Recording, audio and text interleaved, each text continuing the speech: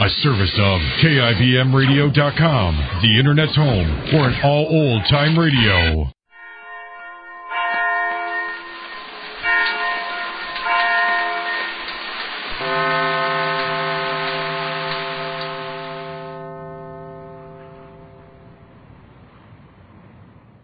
Well, Jane Ace is working now for Mr. Jackson, a bridge teacher, appearing with him at his afternoon classes under the name of Mrs. Average Player.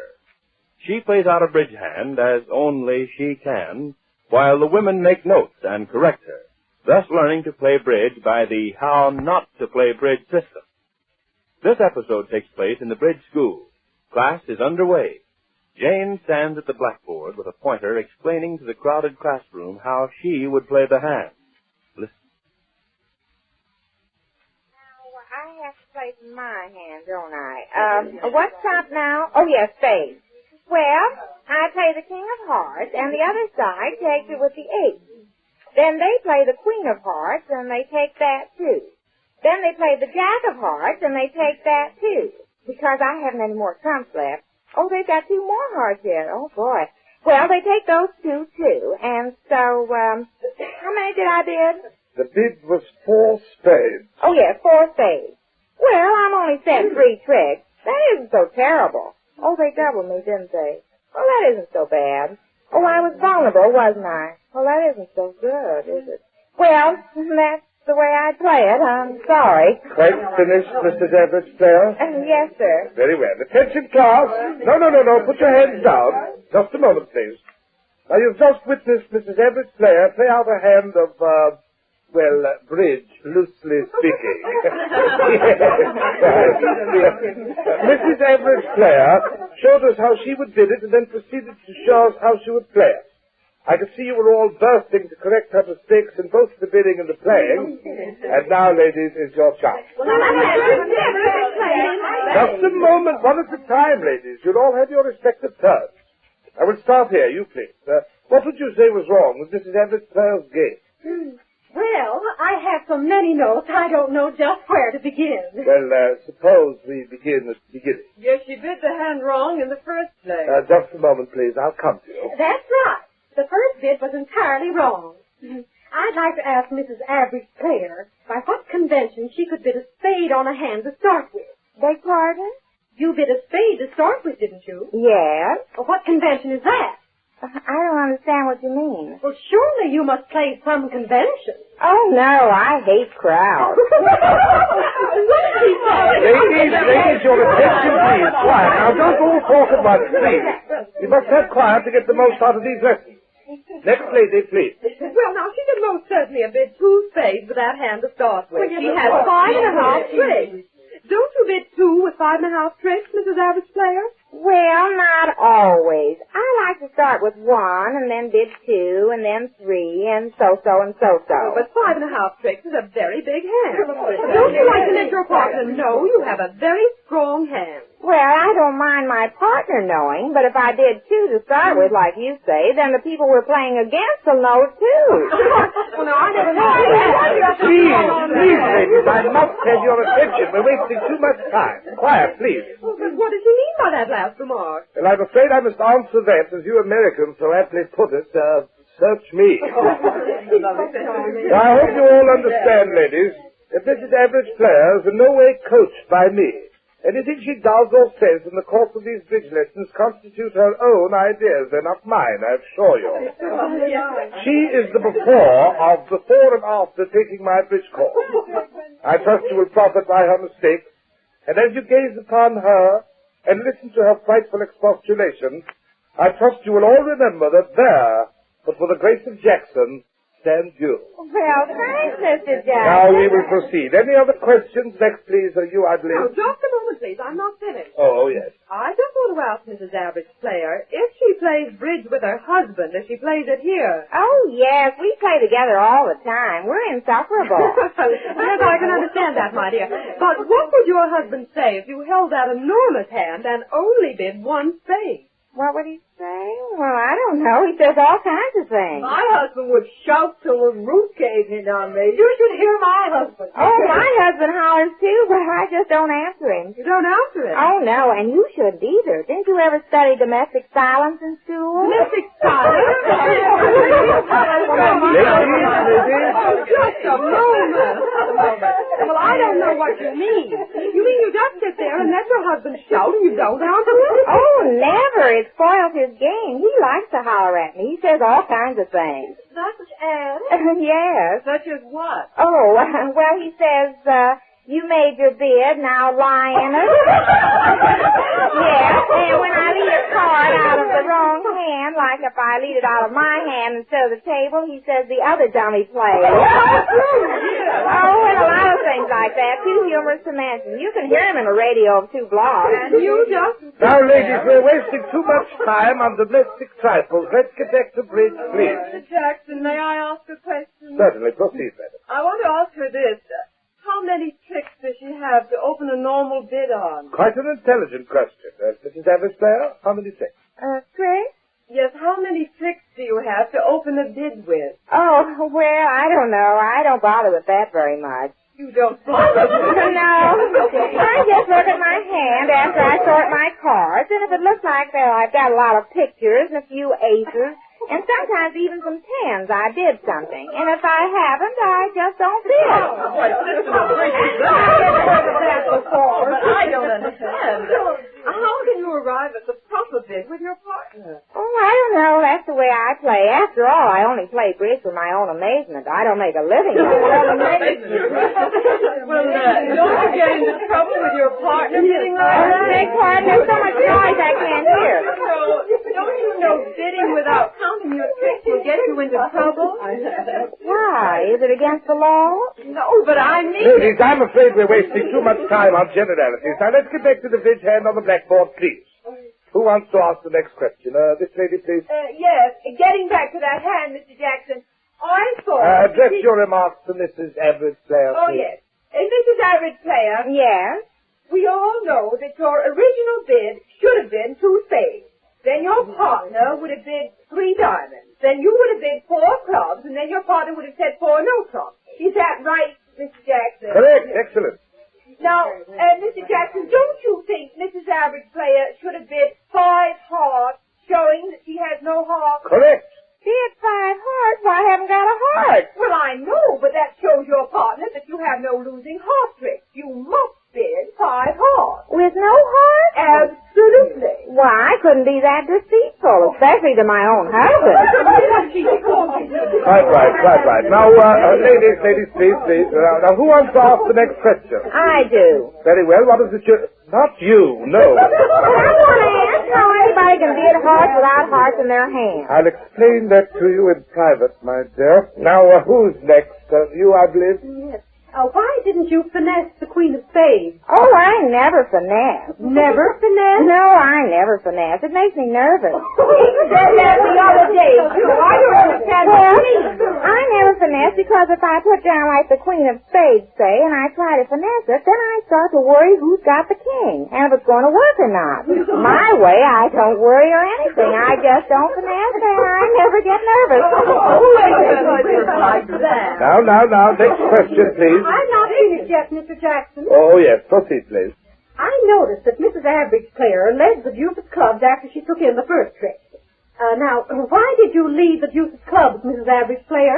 The deuce of clubs? Oh, well, it's the first card on my right. Yes, I always lead that card first because it's easy to reach and it helps me play much faster. But don't you ever lead the fourth from your longest and strongest deuce? Oh, who wants to get a headache figuring out things like that? I only play bridge for my own amazement, I told you. I don't expect to play in any bridge tournaments or anything like that. But is that all right with your husband? Is what all right? Well, if you leave the first card on your right. I guess so. I've been playing with him like that all the time. Just what kind of a bridge player is your husband? Oh, he thinks he's pretty good. I never see him win, though. I've noticed nearly every time we sit down and play together, he always loses. I can understand why. Why? And ladies, we're dealing too much in personalities now.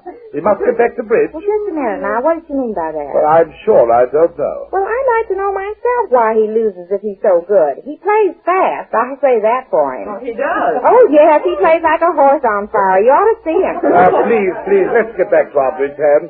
Now, are there any further questions? Yes, I'd like to ask her one question. She says she never bids 2 to start with because she never counts her tricks. Well, how could she possibly arrive at a 6th bid then? Without telling her partner she has 5.5 tricks. Oh, there's those tricks again. Well, but do you and your husband ever bid 6 of anything? Oh, sure. Well, but how can you? If you don't give him the full value of your hand by bidding your tricks. Oh, sure. We did 6 lots of times. You ever make it? Oh, sure. Sometimes. But how can you bid 6 without telling him the full value of your hand? Oh, well, I don't know what you mean, but I do know that we bid 6 sometimes. Well, your husband must be a mind reader to know there's 6 in a hand if you never give him a jump bid or something. Oh, well, he understands me, I guess. We've been playing together so long, he understands me. I wish my husband would understand my bid. Well, we get along so well that he can tell if I've got something or not when I did. What kind of system is that? Well, I guess it's a twin bid system.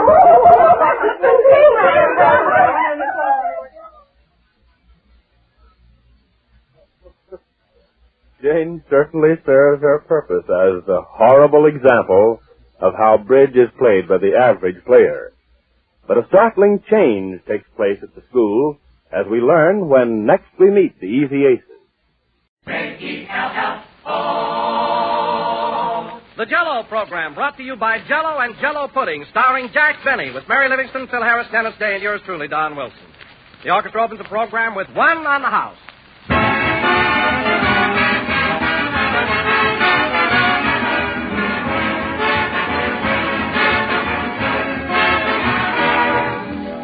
The biggest dessert news in years. That's what folks everywhere are calling Jell-O's new locked-in flavor. Never has Jell-O tasted so rich and delicious. Today, it's even better than ever, and all because of a wonderful new process that locks in all of Jell-O's grand flavor, keeps it from fading, keeps it at full strength till the moment you use it. Today, Jell-O's vivid original goodness is locked right into the tiny Jell-O particles, where time can't touch it. It's protected against fading or changing in any way. And it comes out of the package just as rich and full-flavored as it went in. Prove it for yourself. Open a package of Jell-O. Notice that there's no heavy, fruity aroma, no sign of escaping flavor. But when you dissolve the Jell-O, you unlock its captive goodness. And out it pours for your pleasure. So order Jell-O tomorrow. Look for the big red letters on the box. And be sure to get Jell-O. The flavor never goes away. We put it in, and it's there to stay.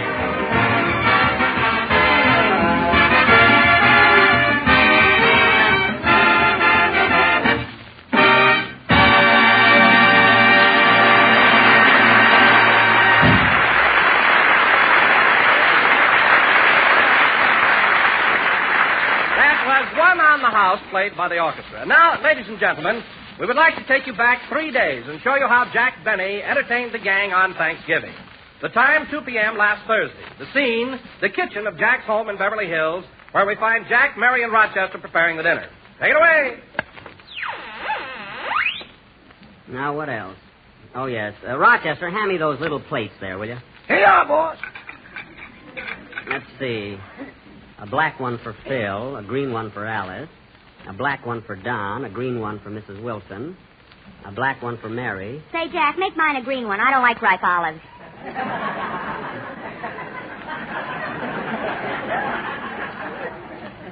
All right, I'll switch you and Don. There. I'm hungry. I think I'll eat mine now. Drop that. I don't want you to spoil your appetite. You know, we're having wild duck for our Thanksgiving dinner. No chipped beef this year, eh? Not unless we run short. Rochester, what are you putting in that dressing? I thought a dash of gin would snap it up a little. What? Who ever heard of putting gin in dressing? On Central Avenue, it's a must.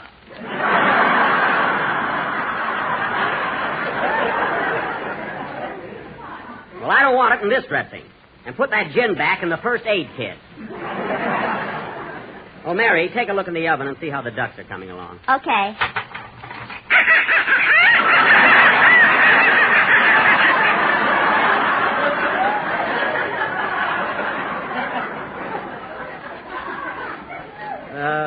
What was that? They're not quite done yet. Now, look, that noise came from some live ducks I got in the basement. These ducks here should be done by now. What time did we put them in the oven, Rochester? About 10 o'clock last night. Let's see, that's 16 hours. They're done all right. They sure look tender, don't they, Mary? Tender? The middle one looks like Humphrey Bogart. What an imagination.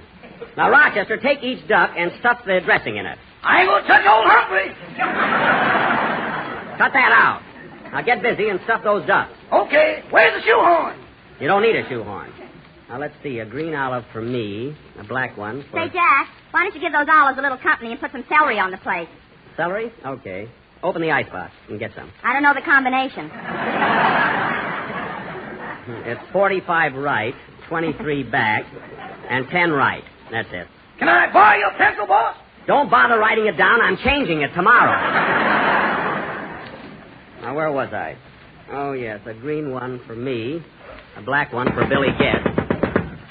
That must be Dennis. Open the back door for him, Rochester. Yes, sir. Send that kid on an errand. He takes all day. Where'd he go, Jack? Over to Ronald Coleman's to borrow something. You ought to be ashamed of yourself. You're always borrowing from Mr. Coleman. That works both ways, Mary. Within the last year, he's borrowed over a dozen of my best eggs. Your eggs? Yes. His chickens laid him in your garage. That doesn't make any difference. That's the same thing as the grapefruit near the fence. What hangs over is mine.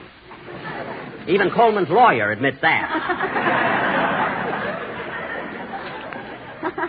Well, don't ever hang your head over the fence or Coleman will pick your toupee. Ha, ha, ha, I'm screaming. Here's the punch bowl you wanted, Mr. Benny. What is that? Here's the punch bowl you wanted. Thanks, kid. And what have you got in that bag? Some corn. Mr. Coleman says please feed it to his chickens.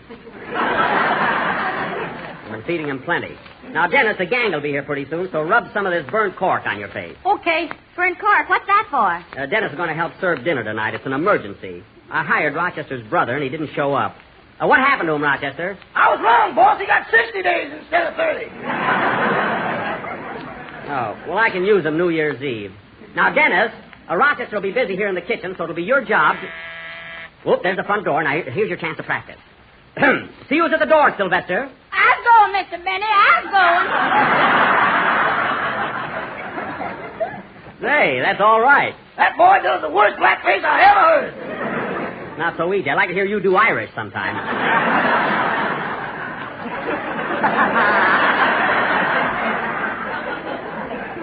Come on, Mary. We'll sit in the music room until the gang gets here. A jukebox and an old fiddle, and you call it a music room.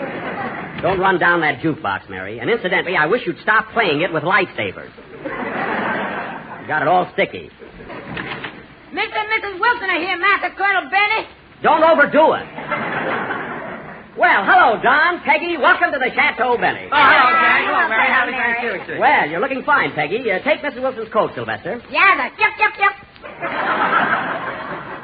I wish he'd hold it down a little. Well, 2 servants tonight. You're kind of putting on the dog, eh, Jack? Well, it's a big party. Gee, Peggy, I'm sure glad you and Don were able to come to dinner today. Yes, I am, too. Don's been gaining weight again, and I'm so happy he's someplace where he can't overeat.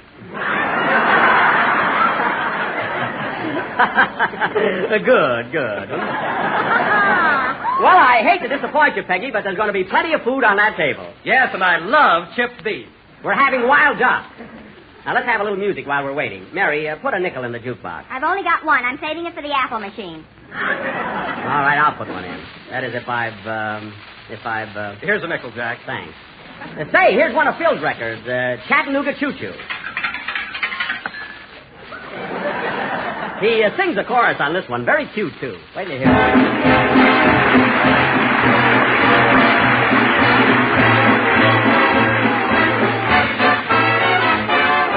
Pardon me, boy. Is that the Chattanooga Choo-Choo? Track 29. Then you can give me a shine. I can afford to board a Chattanooga Choo-Choo.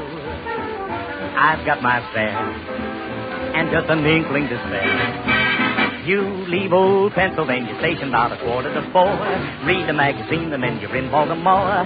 Dinner on the diner, nothing could be finer than to have your ham and eggs in Carolina. When you hear the whistle blowing 8 to the bar, then you know that Tennessee is not very far. Hurry up and coal in, gotta get a rollin'. Hoo-hoo, Chattanooga, there you are.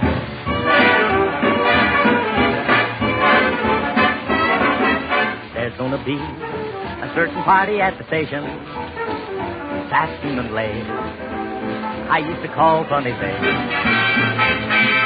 She's gonna cry until I tell her that'll never wrong. Oh, Chattanooga choo-choo, won't you choo-choo me home? There's gonna be a certain party at the station, satin and lace. I used to call my bunny, honey, funny face. She's gonna cry until I tell her that'll never roam. So Chattanooga choo-choo, hooey, hooey. Chattanooga choo-choo, hooey, hooey. Chattanooga choo-choo, won't you choo-choo me home?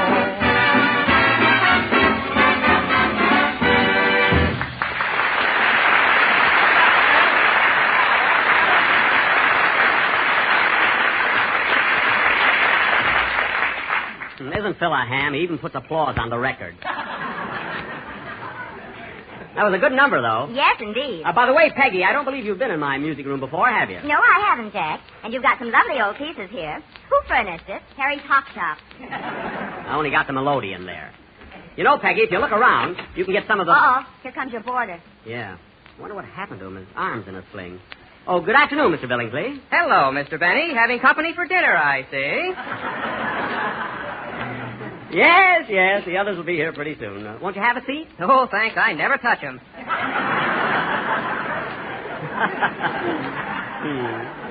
By the way, Mr. Billingsley, I noticed your arm's in a sling. How did you happen to break it? I was putting on my long underwear this morning, and I fell off the ladder. Oh, well, why do you have to climb a ladder to put on your underwear? When I say long, I mean long.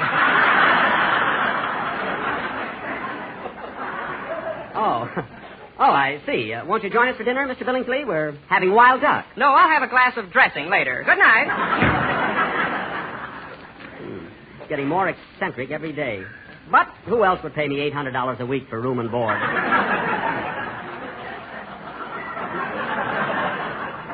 An amazing character, you know. Mr. Benny, can I speak to you confidentially? It's very important. Oh, now what? Excuse me, folks. What is it, Rochester? Boss, those ducks ain't never gonna get tender. Why? What happened? I just stuck a fork in one of them and it kicked gravy all over me. Now, that's ridiculous. It probably slid in the pan. That's all. You may be right, boss, but I don't think it would hurt to shoot them just once more.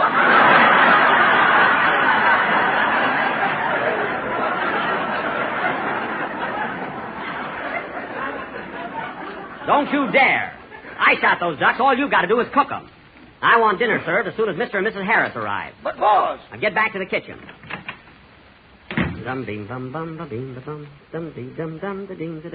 Oh, sorry, folks. What's the matter, Jack? Oh, Rochester's having a little trouble with the ducks. It seems...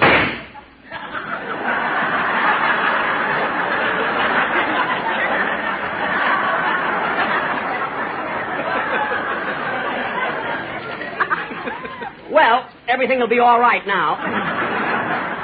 Yes, sir. Jack, what was that noise? It sounded like a gunshot. How do I know? Well, folks, just as soon as There's someone at the door, Sylvester. Sylvester, answer the door. That's no, boss. All right, answer the door. And don't shuffle, just walk. Say, Don, would you like a cocktail before dinner? Eh, Don? Definitely no. Well, I can see who wears the pants in that family. With Don's, there's room for both of them. You said it. Announcing Mr. and Mrs. Phil Harris. Phil! Hiya, Jackson. And Alan.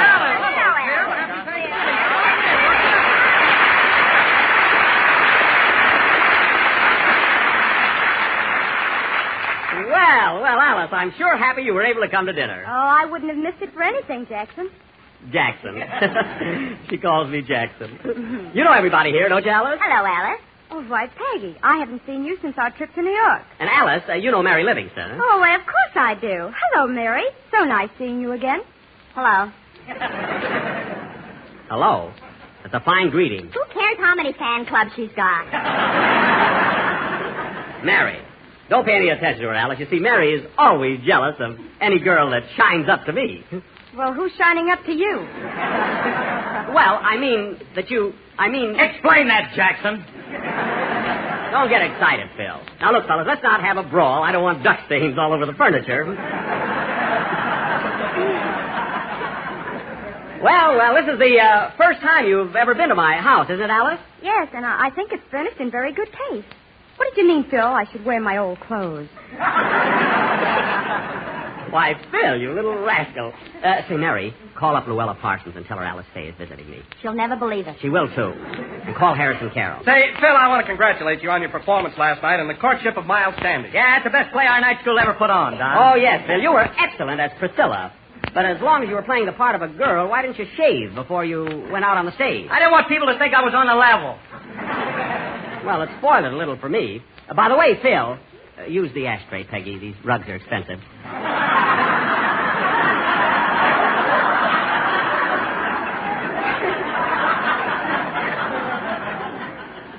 By the way, Phil, that's the girl. By the way, Phil, did you get those flowers I sent you before the performance? Oh, yeah, thanks for the Christmas anthemums. Christmas anthemums? Phil, I told you last night it's one word, chrysanthemum. Oh, lay off, honey. I don't want no lecture on Thanksgiving. Behave yourself, Phil, or I won't read that book to you anymore. Oh, what book are you reading to him, Alice? Oh, you know, Jack. A is for apple, so round and red. B is for butter. You spread it on bread. What, are you kidding? C is for crackers. You eat them in bed. I know them all. Gee, you'll be up to the Rover boys pretty soon. Well, I don't know about you folks, but I'm going to have a cocktail before dinner. Oh, don't, Jack. You always act so silly. I do not. One cocktail and it's... Look, fellas, I'm a Spanish dancer. Oh. A Spanish dancer? By that time, he's wearing a lampshade. Well, someone's got to put a little life in the parties around this town. Oh, Sylvester. Yaga, boss. Go out in the kitchen and tell Rochester we're ready for dinner. I'm going. Hold that barn. Lift up there. Oh, shut up.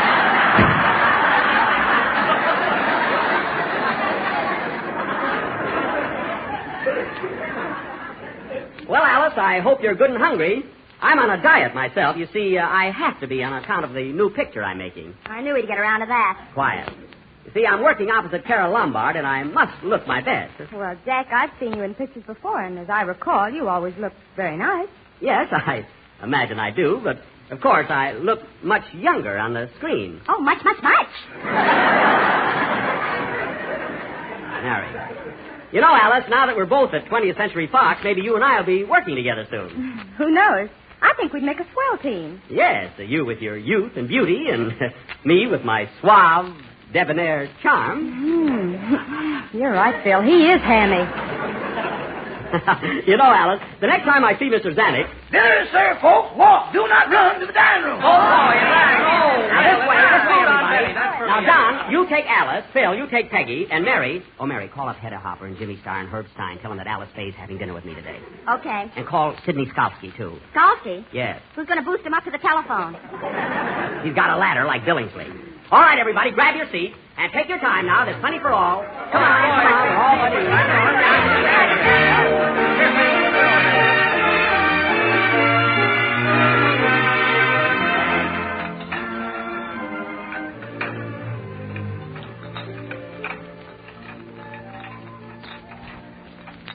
Boy, what a dinner. Say, this dressing is delicious, Jack. I'm glad you like it. Oh, Rochester, serve Mrs. Harris some more duck.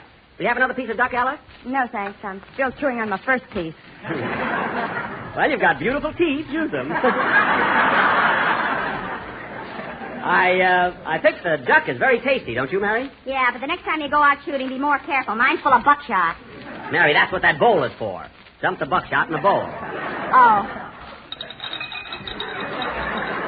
That's it. Personally, I think this is the finest meal. Pass me that bowl, will you, Mary? Here you are, Phil. Thanks.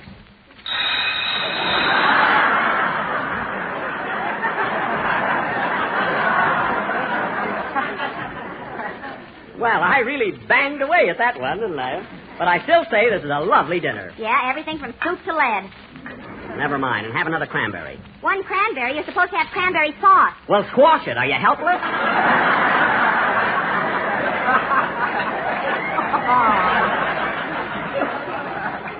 What's the matter with you, anyway? Oh, Rochester. Yes, boss? Bring me a sharper knife. I got Humphrey.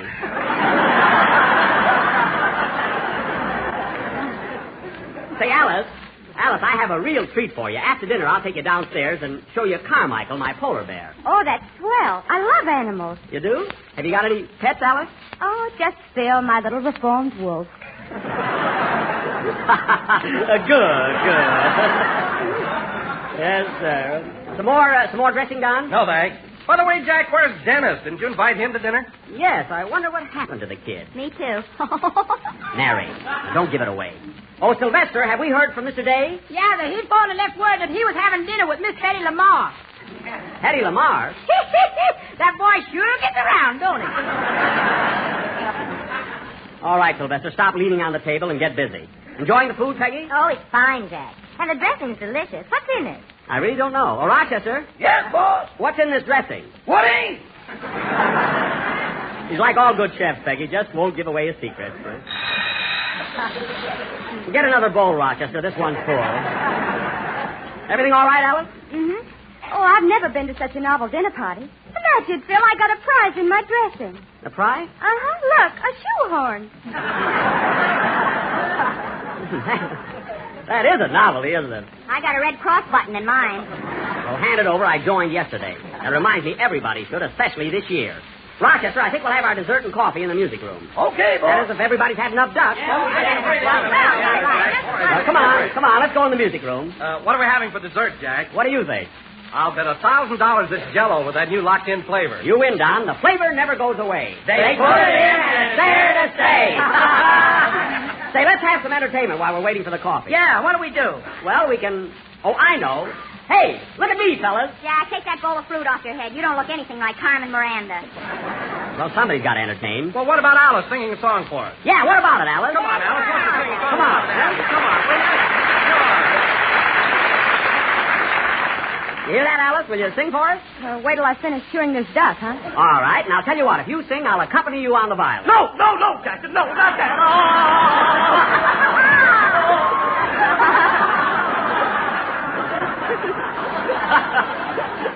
All right. Come on, Alice. What's that song? Alice, what's that song you did in your new picture, Weekend in Havana? You mean Tropical Magic? Yeah, that's it. You sing Tropical Magic, and I'll pull rabbits out of a hat. Quiet, everybody. Alice is going to sing.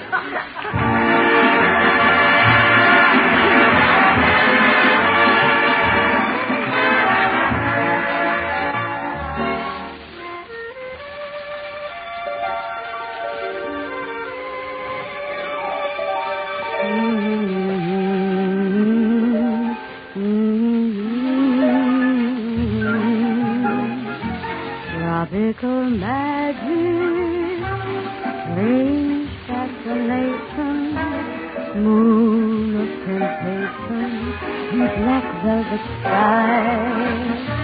Tropical magic, lost in your splendor, love will surrender to a passionate smile.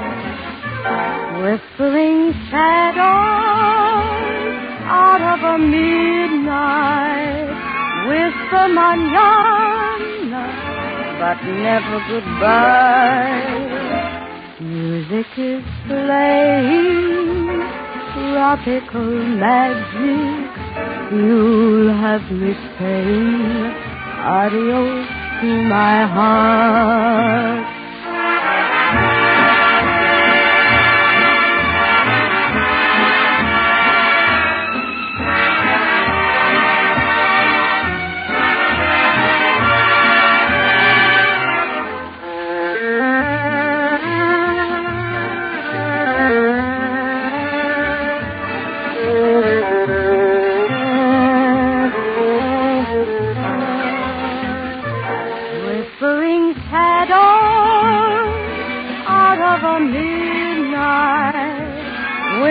Manana, but never goodbye.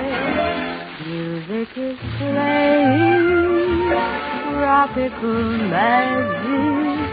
You'll have me saying adios to my heart, adios to my heart.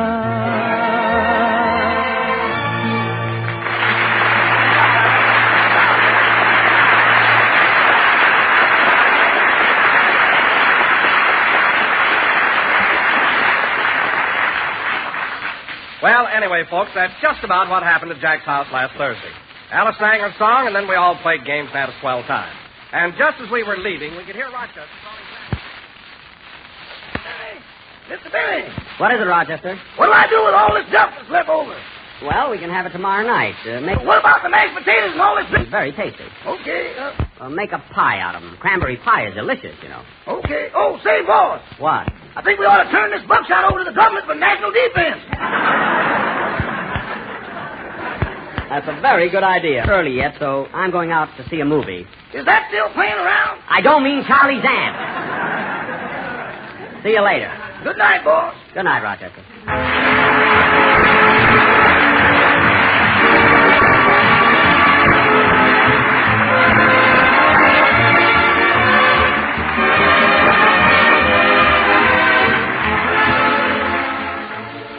One of Mary Livingston's favorite Jell-O desserts is a swell treat called peach and banana mold.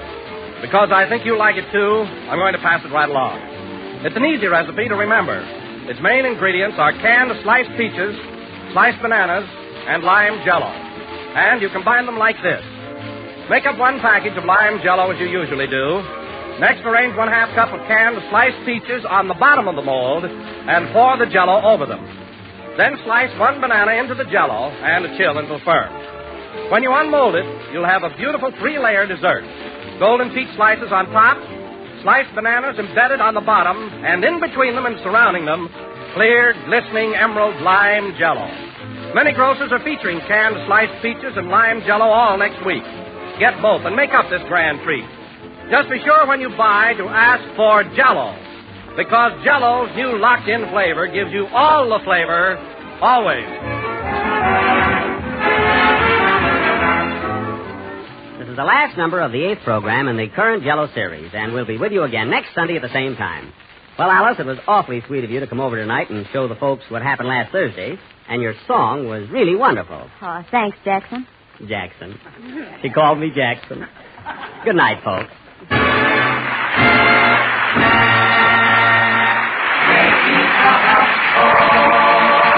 Alice Faye appeared on our program tonight for courtesy of 20th Century Fox Pictures.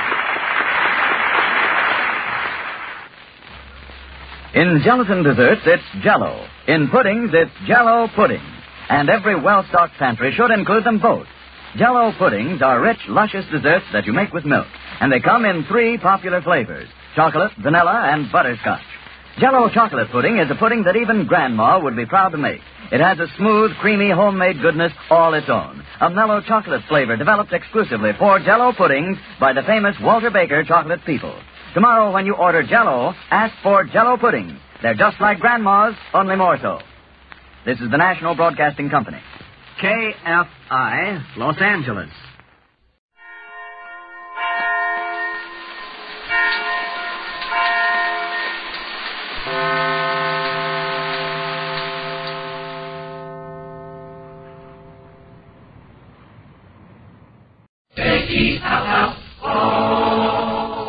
The Jell-O program, brought to you by Jell-O and Jell-O Pudding, starring Jack Benny, with Mary Livingston, Phil Harris, Dennis Day, and yours truly, Don Wilson.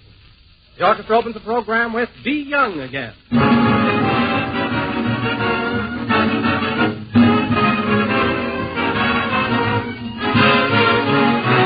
It's new, it's better than ever. It's the new, better than ever Jell-O. Now made even more delicious by Jell-O's wonderful locked-in flavor. A flavor that is locked right inside Jell-O's crystal-like particles where it can't escape. No need to be afraid that your gelatin dessert will leak flavor while waiting to be used. When you open the package, you can be sure that every last luscious bit of Jell-O's grand goodness will be right there, untouched by time, unchanged in any way. By means of a new Jell-O process, all of Jell-O's full, vivid flavor is held captive in the tiny Jell-O particles. Locked there till you dissolve the particles and let their rich flavor pour out into a swell dessert. Several packages of the new Jell-O, my friends, and see what a big difference Jell-O's locked-in flavor makes. In Jell-O, the flavor never goes away. We put it in, and it's there to stay.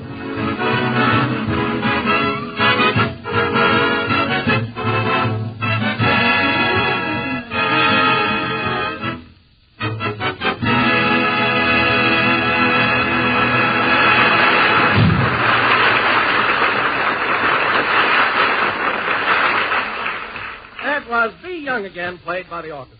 And now, ladies and gentlemen, there being only 24 shopping days till Christmas, we bring you that 24-carat comedian with a heart of gold, Jack Benny.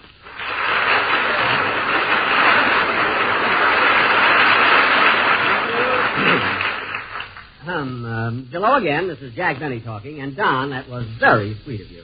Gee, I'm a 24-carat comedian with a heart of gold. Did you like my introduction, Jack? Yes. In fact, if I was an imbecile, I'd fall for it. Every year at this time, you give me that same hooey.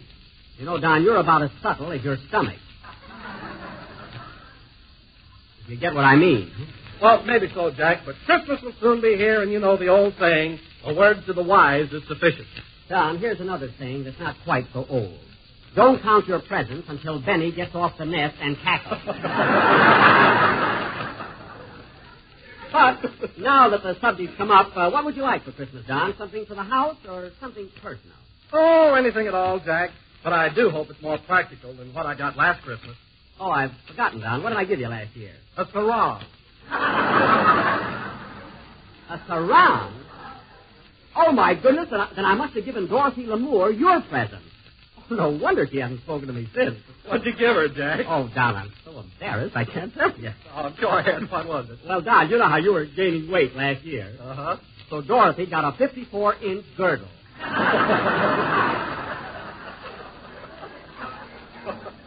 And, Don, here's the payoff. When you pull the zipper, it plays, why don't we do this more often?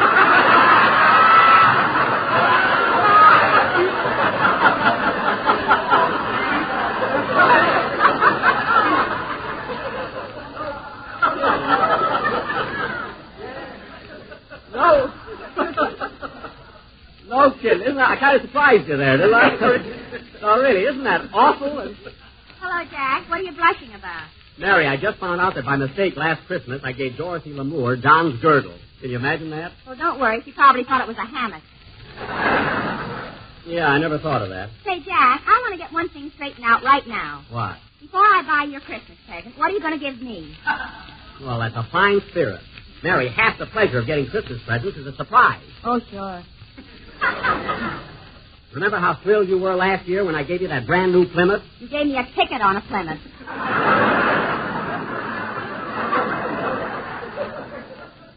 All right, I was just as mad as you were when you didn't win the drawing. Just as mad. Madder, you wanted Congress to investigate. Well, what are they down there for? Anyway, I'm not going to tell you what I'm giving you this Christmas. Well, give me a clue. Is it big or little? Oh, not so little. Well, is it heavy or light? Oh, medium. Well, do you wear it or eat it? Well, you can wear it or you can eat it. Jeepers, a rabbit.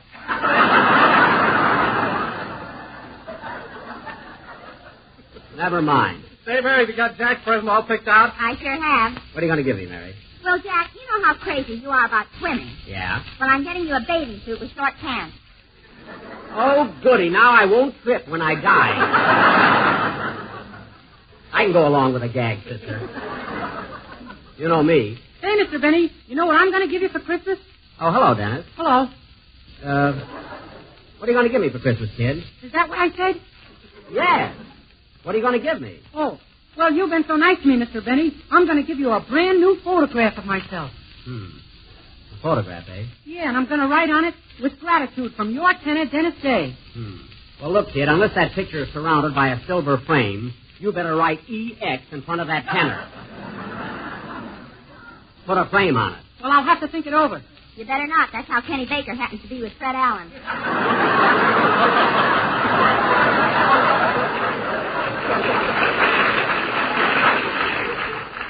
Gee, you're hot today, aren't you? You said it, huh? Why, Jack, I understand Kenny left you because Alan offered him more money.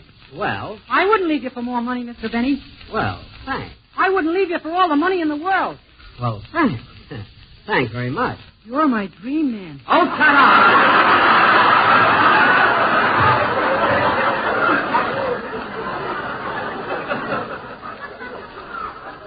Never knows when to stop. And furthermore... Hiya, Jackson. Boy, are you lucky I'm here today.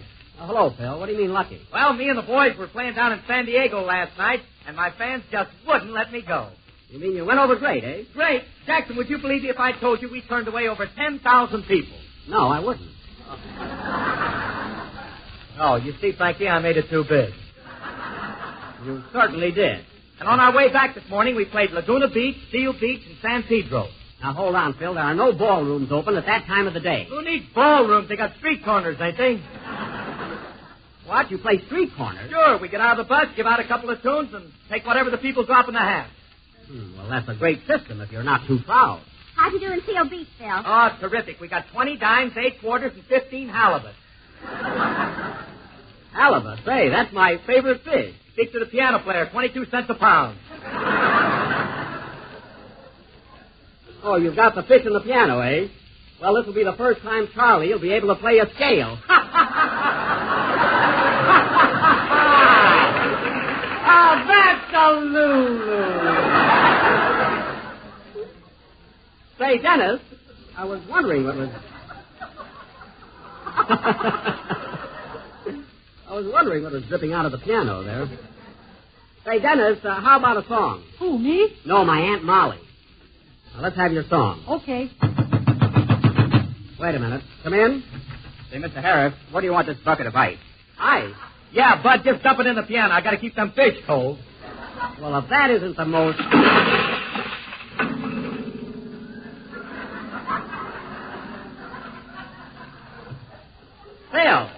Phil, what's the matter with you? That'll ruin the piano. And get a load of that sign. Phil Harris and his orchestra. It's the fish that smell, folks.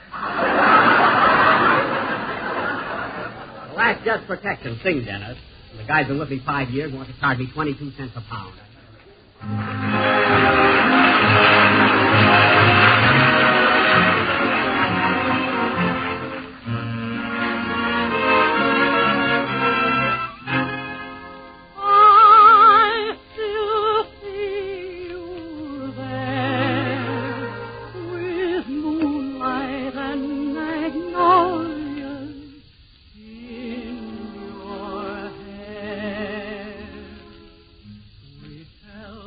Magic of magnolias in the night.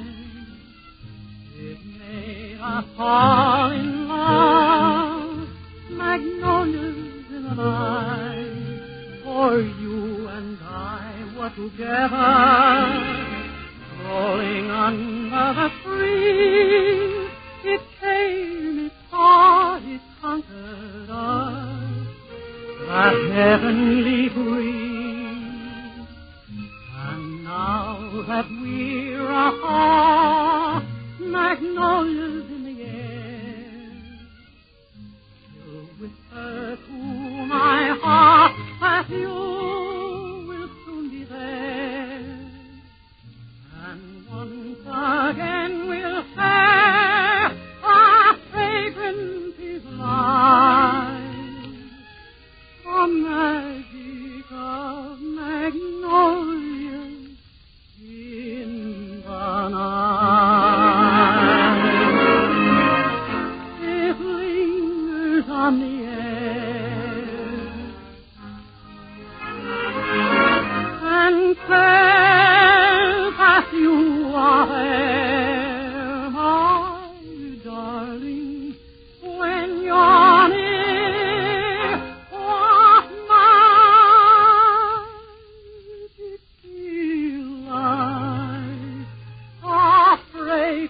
Of magnolias fill the night.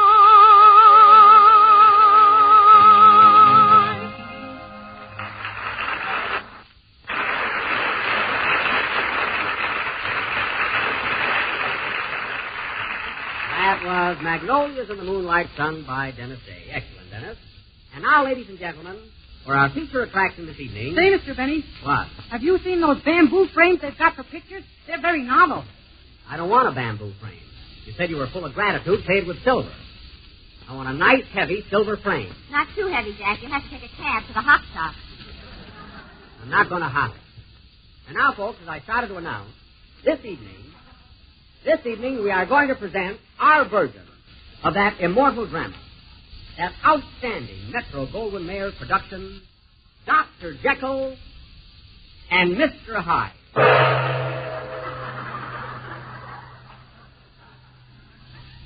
Thank you, boys. You can go back to the Samaritan Institute now.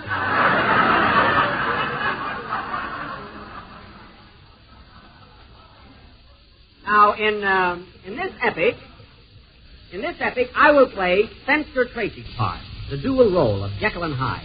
Dr. Jekyll, the kind, gentle, lovable character, who after taking a certain powerful drug, changes into Mr. Hyde, the fiendish, horrible maniac. Gee whiz, Jack, that's pretty hard to do, isn't it? Yes, especially Mr. Hyde, but I'll be all right. I was rehearsing out in the hall before the show. Didn't you see me with my face all screwed up and my tongue hanging out? Was that Mr. Hyde? I thought your feet hurt. Mary, my feet kill me, but not that much.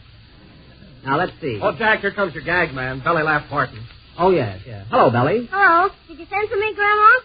Yes, we're doing a play tonight, and I want you to act in it. What do you mean, act? I'm a writer. Listen, Belly. Now, listen, Belly. You've got a 3-way contract with me, writing, acting, and publicity man. You know that. Publicity man? Yes. What does he do, draw your picture on fences? No, he's supposed to get my name in the papers. And incidentally, Phil, will you please stop selling fish during the program?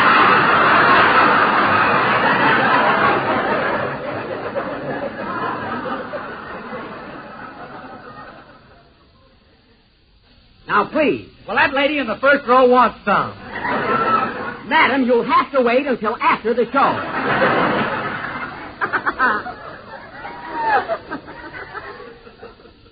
Now, Belly. I'll have to get him another name. Now, Belly, in our play tonight, you're going to be a newsboy. Okay. By the way, did that rabbit gag get a laugh? Oh, it was all right, but you'll have to do better next week.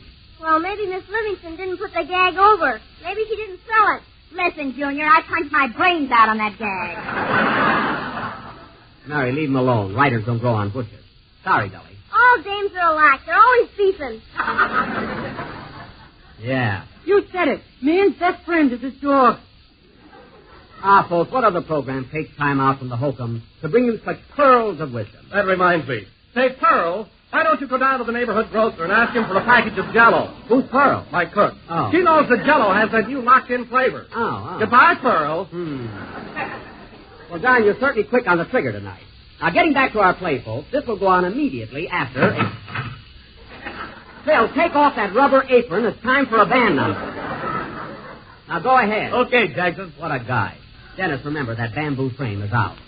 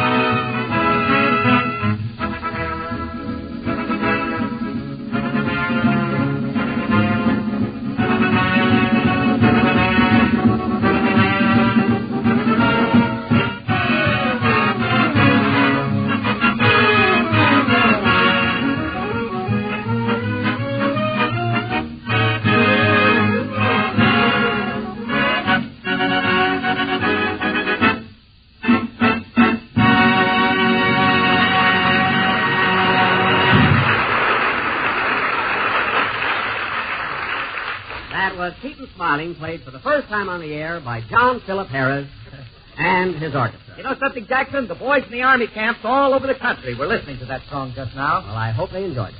And now, ladies and gentlemen, for our play, Dr. Jekyll and Mr. Hyde. Take it down. The opening scene, ladies and gentlemen, takes place in Dr. Jekyll's office in early morning. As the curtain rises, we find his two secretaries seated at their desks. Curtain. Music.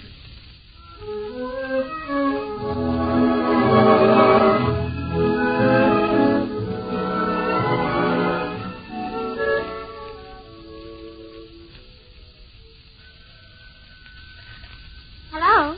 Dr. Jekyll's office. This is the secretary speaking. No, but I expect him any minute. Thank you. I'll tell him. Goodbye. Hello, Mr. Hyde's office. Yeah, this is the secretary talking. Now he isn't in, and if he wants, come and help you. What? Goodbye yourself.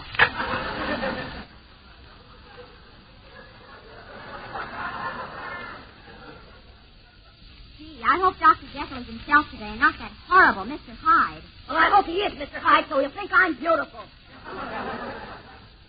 Here he comes now.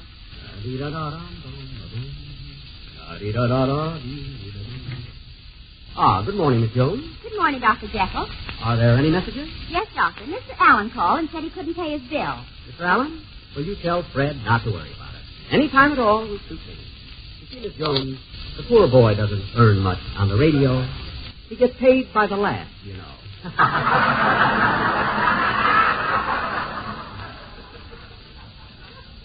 Anyway, don't press him for the money. All right, Doctor. In fact, Miss Jones, just tear up his bill. See how sweet I am, folks, before I take the drug? By the way, Doctor, there's a patient in the waiting room. He's very anxious to see you. All right, send him. Good morning, young man. Good morning, Doctor. My name is Fingerwave. Otis J. Fingerwave.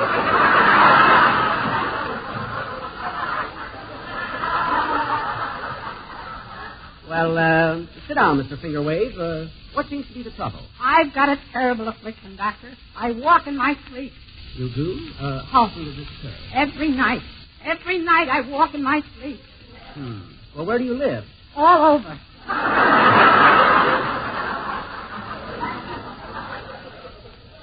That's too bad. Well, look, young man, there really isn't a cure for your condition, but as long as you're here, I'll check you over. Now, stick out your tongue and say, ah. Come on, say, ah. Ah. That'll be $2. Next patient, please. Next. Can I try for the $4 off?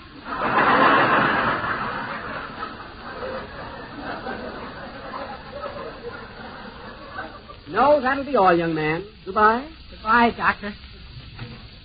Anyone else, Miss Jones? Oh, yes, Dr. Jekyll. Miss Carol Lombard just called and wants you to come over to the house right away. Carol Lombard? What's wrong with her? She's making a picture with Jack Benny, and she can't keep a thing on her stomach.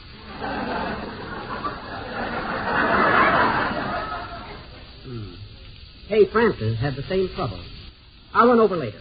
Oh, Doctor, your newsboy is here. Oh, Johnny? Hello, Johnny. Hello, Dr. Jekyll. You want a paper today? Yes. Here you are, sir. And here's $1. Keep the change. Gee, a 95-cent tip. Thanks, Dr. Jekyll. That's all right, Johnny.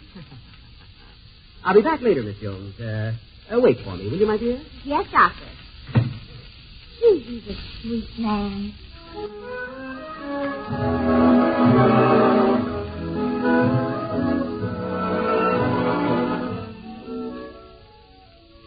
It is midnight, and we find Dr. Jekyll returning to his office after a busy day calling on his patients. Oh, what a hectic day. And goodness, look at the hour. Any calls, Miss Jones? No, but Mr. Fingerwave came by a few moments ago. Oh, was he walking in his sleep? I think so. He had a do not disturb sign pinned on his pajamas. Well, he must get his rest, you know. Miss Jones, I've had a very bad day, and I'm frightfully tired. Will you give me a glass of water, please? Yes, Doctor. And have you seen my powders? Yes, my powders. Oh, Dr. Jekyll, please don't take those powders. It's all right, Miss Jones. Don't worry. But, Doctor, you know what they always do to you. Please don't. Quiet, Miss Jones. Quiet. There. Please don't take that stuff again. Oh, Dr. Jekyll. Oh, Doctor, why did you do that? It's all right.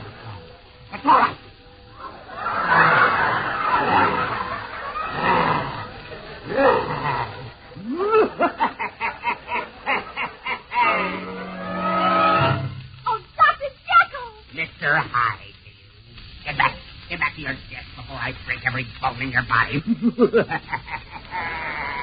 Get back, you little worm. Where's my other secretary? Here I am.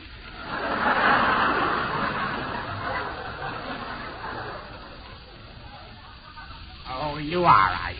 Where have you been? None of your business. Blah, blah, blah, blah. Blah, blah, blah, blah, blah. I'll take a letter to Fred Allen. Dear rat, so you can't pay that bill, okay? Will you get that money here by tomorrow morning? Or I'll put your adenoids back in. That's all. Oh, it's you. You want a paper, Mr. Hyde? Yes. That'll be 5 cents. Take it out of that dollar I gave you when I was Jekyll. Hand over that thing, or I'll kick your teeth out. Before I come back, someone will be dead. Murdered. Murdered. And it may be that fish peddler.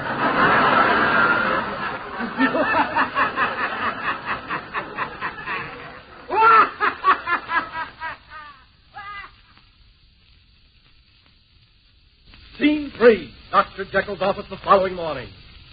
Yes? Yes. I'll tell him as soon as he comes in. Goodbye. Good morning, Dr. Jekyll. Boy, have I got a hangover.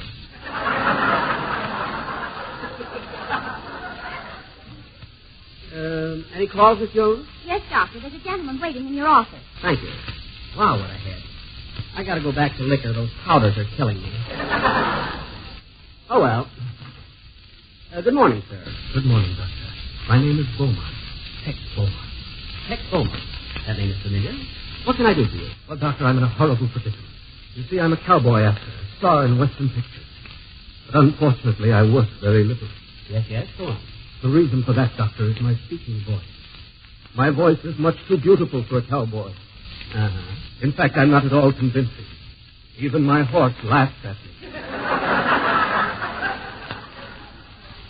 Well, that is unfortunate.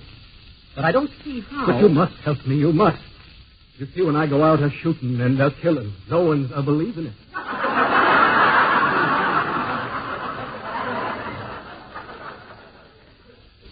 Well, as I say, Tex, I'd like to help you.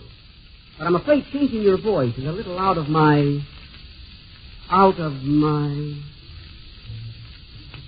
Hey, wait a minute. Maybe I can help you. You see this powder here? Yes? Well, by mixing it with water, an unusual thing sometimes happens. It may even help you. Doctor, what are you doing? I'm not going to take it. Not the way I feel. Now, Tex. Yes, Doctor? I want you to drink this. It may change your voice, your personality, maybe your whole career. Oh, Doctor, I don't know how to thank you for what you're... You can thank me later. Drink. Drink. Drink it all. That's it. Now, just a little more. Good. He's quickened. Now, Tex, how do you feel? Tell me. How do you feel? Well, to tell you the truth, Doc, I feel kind of happy.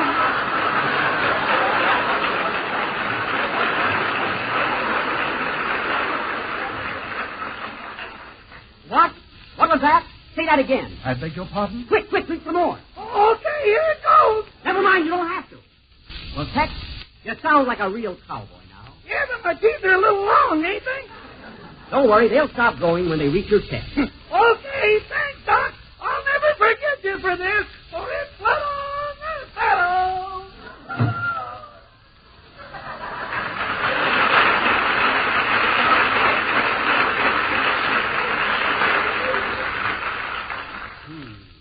That man's voice was strangely familiar.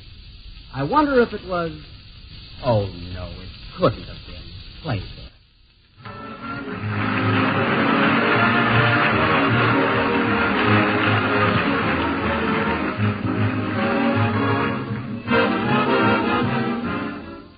Friends, make this test. First, open a box of the new Jell-O and smell it. Notice there's no sweet, fruity odor, no telltale aroma to warn of escaping flavor, because Jell-O's delicious flavor is locked inside the Jell-O particles where it can't leak out. Second, put a few of these magic Jell-O particles on your tongue and taste them.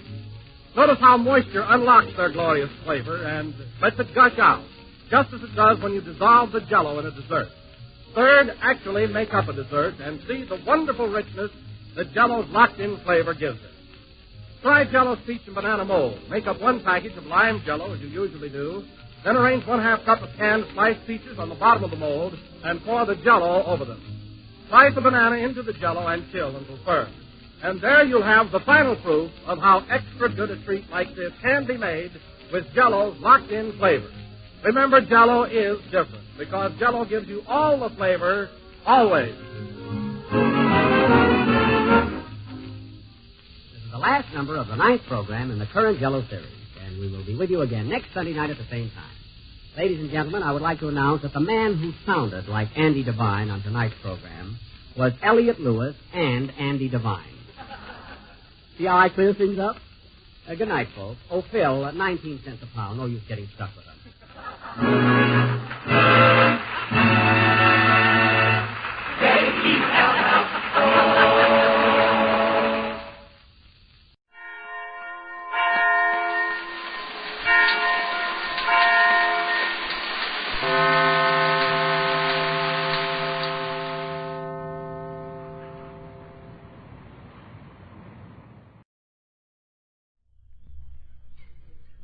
RCA Victor, world leader in radio, first in recorded music, and first in television, presents the Phil Harris Alice Faye Show.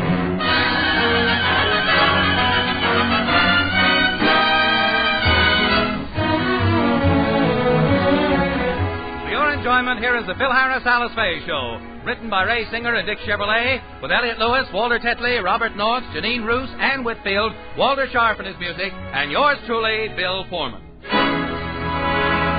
Most parents take a great interest in their children's schoolwork. Today, in the attempt to straighten out a minor difficulty for his little girls, Phil's delicate touch nearly brings the American educational system to a grinding halt. More about that later, but first a word from RCA Victor. It's perfectly clear. The pictures you get with an RCA Victor superset like the Preston are so clear, so strong they defy comparison. You see, the Preston brings you television with picture power, which means you get the best reception possible in any reception area, in the city or in the country. And any way you look at it, you'll be exceedingly proud of the RCA Victor Preston.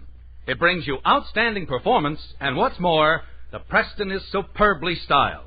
It's a beautiful 17-inch table model superset with a matching consolette base available at modest extra cost. You'll want to have it in your home. And that, above all, is most important. Yes, it's perfectly clear. The Preston is one of the finest television receivers you can buy. It's a superset made by RCA Victor, cornerstone of home entertainment for 3 generations. And now the stars of the RCA Victor program, Alice Faye and Phil Harris.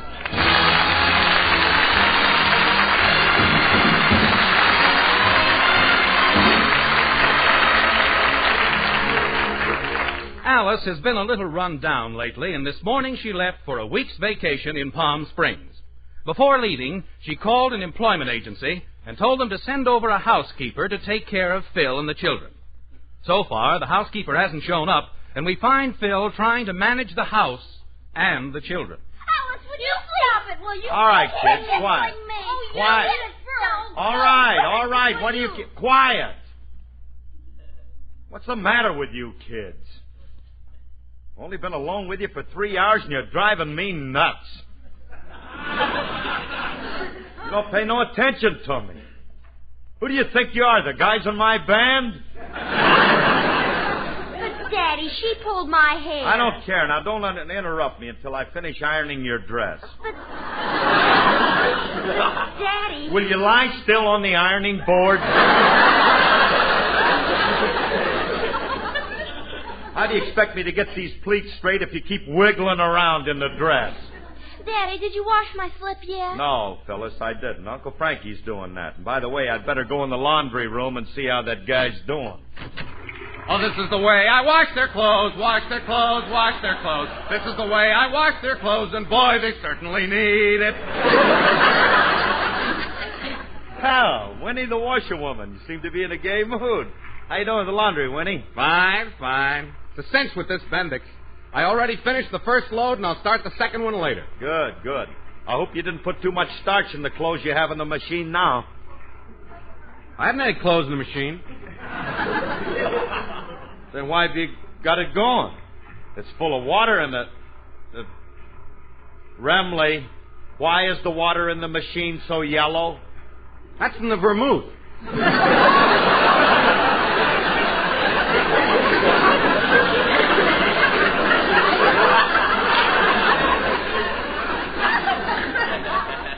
What vermouth? In between washings, I'm mixing a batch of martinis. Really, what's the matter with you? I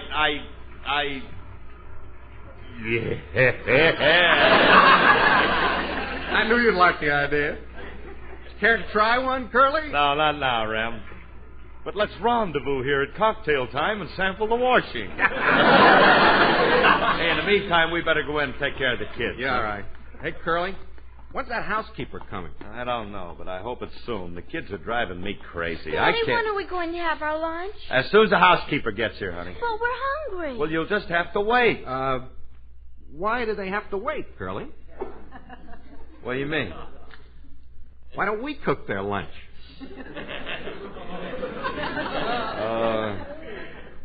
You don't want them to eat out of the Bendix, do you? Yeah. Hey, kids, we'll make your lunch. Well, Daddy, do you and Uncle Frankie know how to cook? Do we know... Hey, can you hear that, Remley? I want to know if we know how to cook. Oh, that silly child. There's one thing I pride myself on, it's my culinary ability. Well, you don't have to do your nails first. Look, girls, I'm going to tell you something. There ain't nothing that me and your Uncle Frankie, there's nothing too difficult for us to prepare. You just name what you want for lunch and you've got it. And I'll take your order and Uncle Frankie will cook it. Now, what do you want? I want bouillabaisse, pheasant under glass, and crepe Suzette. One bologna sandwich coming up. Jack! Hey, waiter. What? What do you put in a bologna sandwich? Liverwurst. Daddy, Mother always gives us something hot for lunch. Hot? Okay. Make it hot liverwurst. Mother wants us to have soup. Soup? Yes, she left a can of tomato soup on the table. You know how to make soup, Remley? Happens to be my specialty. Watch an artist go to work. First, I take the can like so. Then I puncture 2 holes in the top, thusly. There you are, girls. Drink your soup.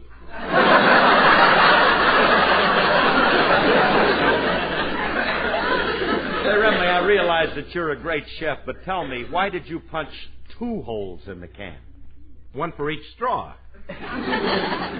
Here you are, kids. Start sipping. But this is cold. Aren't you going to heat it first? Heat it, huh?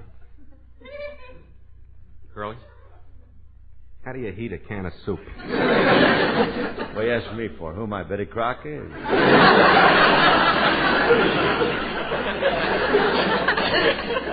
Give it to them cold. But they should have something warm in their stomachs. Yeah. Hey, I got an idea. What? Let them drink the soup cold, and then we'll give them a hot bath later.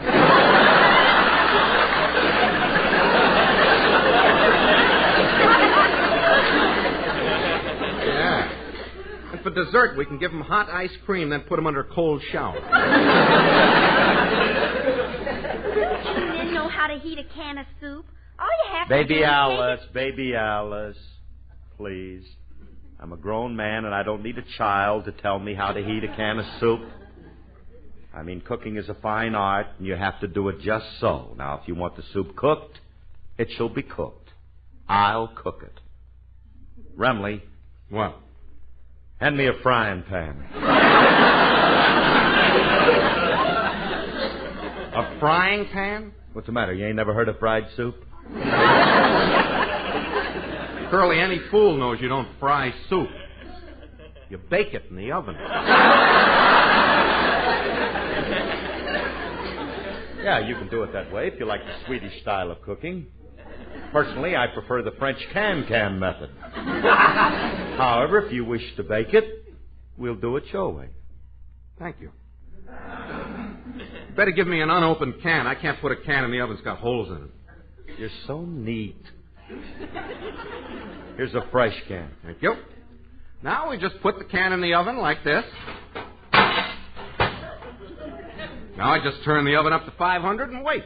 Uncle Frankie, you shouldn't put an unopened can in the oven. The air can't get out. Please, please. I cannot brook any interference in my kitchen. You just go now. We'll call you when your lunch is ready. Say, Remley, how long will it take before it's ready? About 2.5 minutes. Oh, goody. 2.5 minutes. Yeah, that's just time for me to sing my song. Why don't you crawl into the oven and do it from there? Watch the soup at the same time. They call you Lady Luck, but there is room for doubt. At times you have a very unladylike way of running out. You're on a date with me. The pickings have been lush. And yet before this evening is over, you might give me the brush. You might forget your manners. You might refuse to stay. And so the best that I can do is pray. Luck be a lady tonight. Luck be a lady tonight.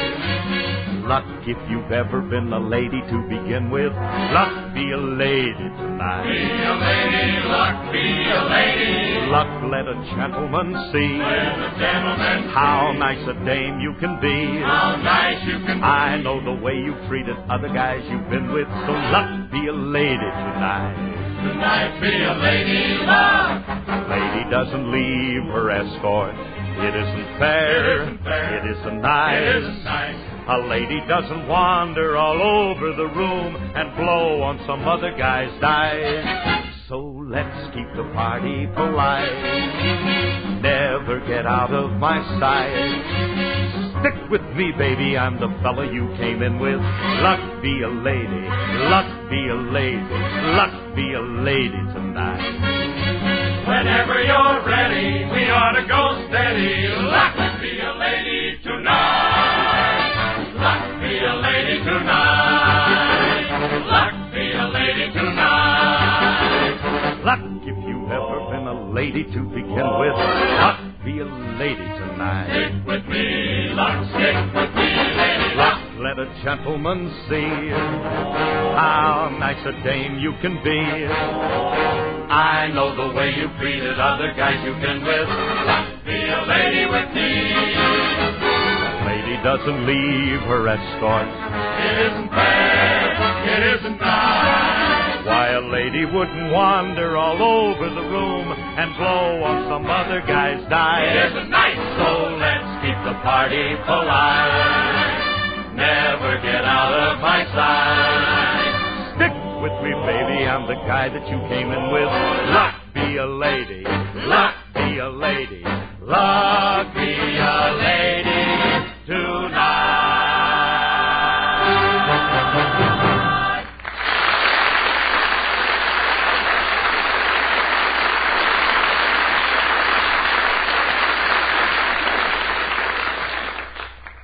Hey, Remley. How my voice sound? Half-baked. You better get back in the oven and finish. Will you be quiet? Hey, when's that soup going to be done? Oh, it should be ready any minute.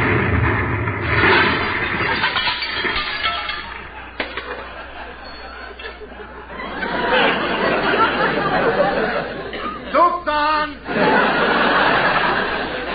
Yes, on the floor, on the ceiling, and on a wall.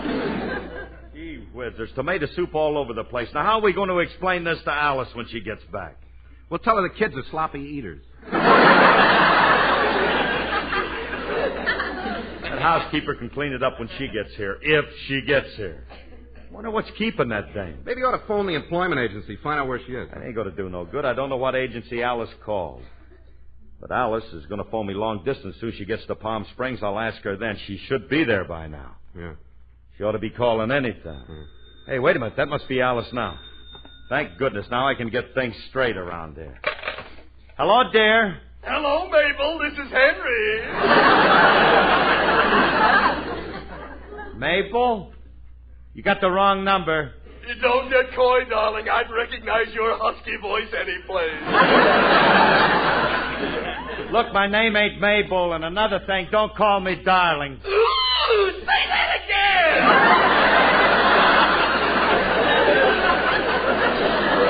You sound just like Tallulah! Look, there's something I have to tell you, Henry.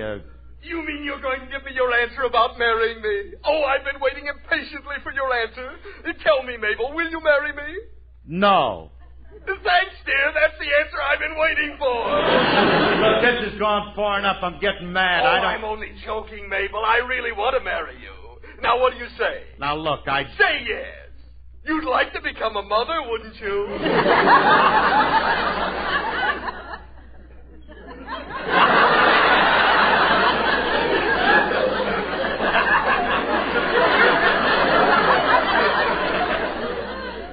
Well, I hadn't thought about it, Hank. Oh, but you'd make such a wonderful mother. Well, I know, but you see, I'm already a father. It might be a little confusing. Don't let that bother you, dear. Just think. You'll be the only one to get presents on both Mother's Day and Father's Day. Look, will you please get off of the phone? I tell you, I wish you were here so I could get my hands on you. Oh, Mabel, you want a nag. I'll be right over. I can't wait to see you either, dear. Tell me, have you changed much since I saw you last? How do you look? I got a broken nose, bags under my eyes, wrinkles, and a 3-day growth of beard. Darling, you're getting prettier. I'll be over soon. Goodbye.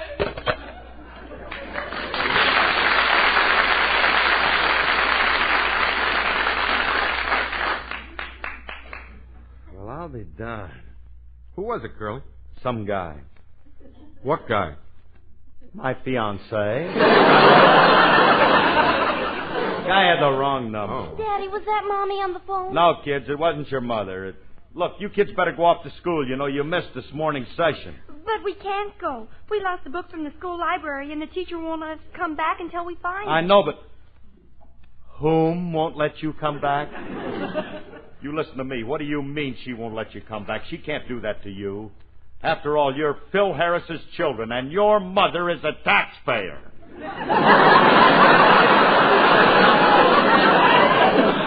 Curly, you going to let the school get away with this? I should say not. Come on, Remley. We'll take the kids to school and see that they get back in class. Yeah.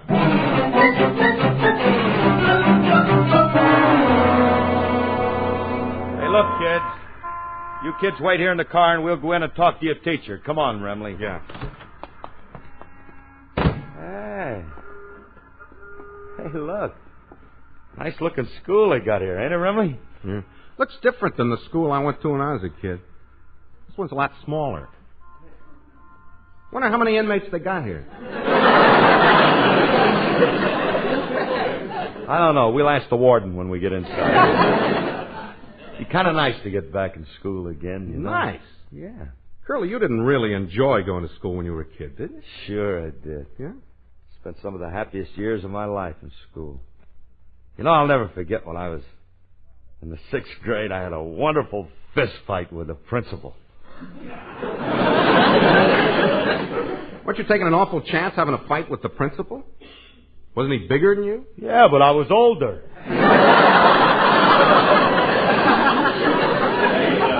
Here's the kids' classroom. Let's go in. Yeah, hey, Curly, when you talk to the teacher, be careful of your choice of words. You don't want her to think you're a dope. Look, Remley, will you stop already? Look, when I have to, I can really toss them big words around. Yeah. My vocabulary's as good as anybody's. Come on. And so, children, when General Robert E. Lee surrendered to General Grant at Richmond, the North won the war from the South. Ooh, what she said. I'm glad my children weren't here to listen to this subversive Yankee propaganda. Now, next thing she'll do is teach them that Columbus discovered America. That she will never get away with. I've already told my kids it was Kay Kaiser.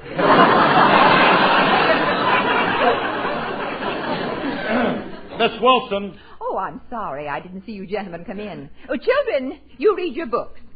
Well, what can I do for you, sirs? My name is Phil Harris. Oh, yes. By the way, Mr. Harris, I didn't have a chance to write a thank you note for the Christmas present you sent me. Don't mention it. I just hope that you didn't receive too many presents just like it. No, you were the only parent who sent me a cider press.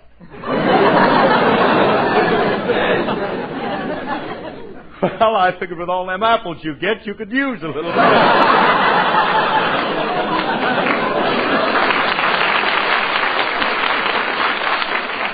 Oh. Well, I'm glad to have you here, Mr. Harris. Oh, and you, sir, are you a parent, too? No, I'm a revenuer. I've come to inspect your still. You'll kindly show me the outlet. Frankie. The sweet cider press. Sweet cider. Now, Miss Wilson, I'm here to see you about my children. Well, what about them? Well, they told me that you won't let them back in school until they return a library book, and, well, why can't they come back? Well, sir, in cases of this sort, we must take disciplinary action. Even you must admit they are guilty of procrastination. Procrastination in a summary sense, perhaps. However, diligently speaking, the disbursement of the disintegrating allegation is entirely unfounded and supercilious.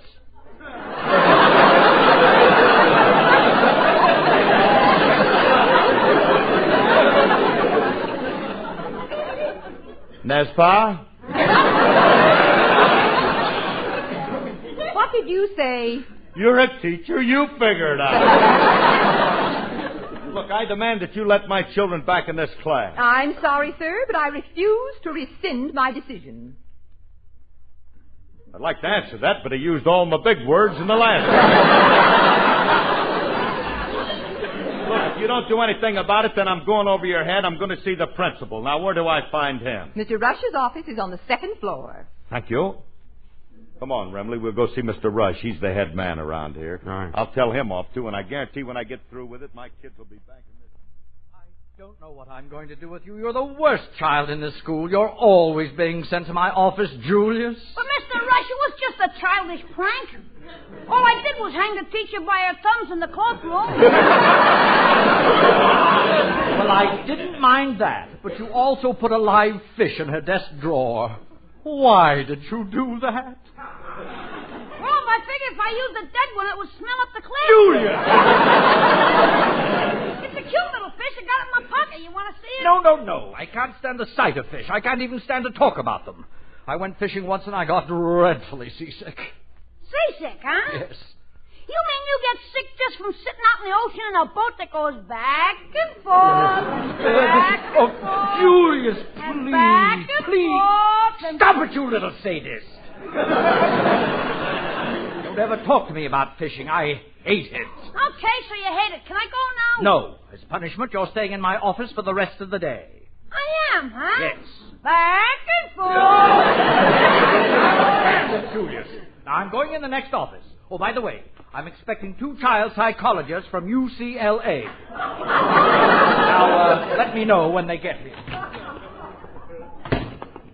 I wonder why he dislikes me. Oh, well, as long as I'm here, I might as well sit behind this desk and act important. Mr. Principal, I want to talk to you. What's on your mind, Mac?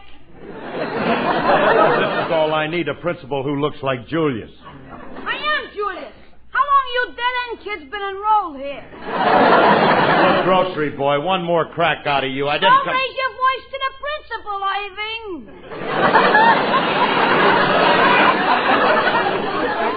What are you guys doing here? Well, the teacher sent us to see the principal. What'd you do, eat one of the kids? Look, Julius, will you get the principal in here? I want you to do something for me, and I want him to do it for me now. I'll tell that guy just... Mr. Harris, you're taking a wrong approach. If you want a favor from the principal, you should try to get on the good side of him. Well, maybe you're right. Julius, how would I get on the good side of him? Well, it's a cinch. Oh, if you want to get him in a happy frame of mind, just talk to him about his favorite hobby. fishing. Well, if he likes fishing, we're the boys who could talk to him about that. Yeah, we're experts. Certainly. We might even be able to give him a few pointers. Yeah, he'd like that. He has a few fishing problems that you guys could help him solve. You wait and I'll go get him. Remember, all you gotta do to talk to Mr. Bush about deep-sea diving and he'll turn green with envy. Anyway, he'll turn green. Okay, we got you, Julius. About fish, huh? Mr. Rush. Oh, yes. What is it, Julius? You know them two child psychologists you was expecting from UCLA? Oh, yes. They're in your office now. Good. I'll go right in and see them. Oh, this should be a very interesting interview. It certainly should. Oh, that laugh. It's positively unsanitary.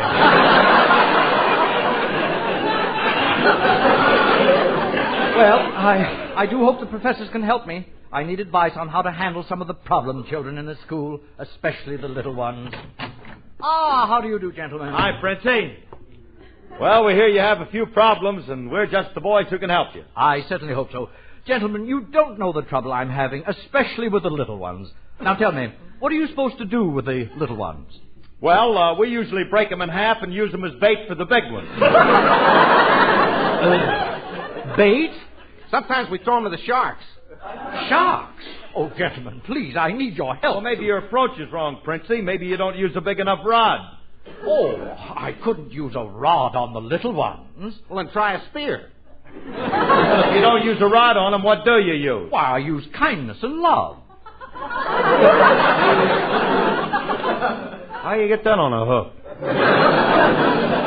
You have good luck that way? Do they respond to your affection? Oh, yes. Why, you should see some of the letters I get from them when they grow up. Oh, this kid's got to go. Here's a guy getting mash notes from flounders. Mr. Rush, let's get back to your problem. Which ones give you the most trouble? Well, I find that the females give me more trouble than the males. You can tell the difference? Well, can't you?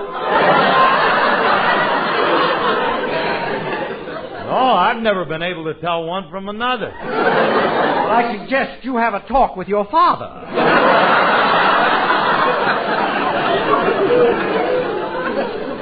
I'm sure Daddy wouldn't know either.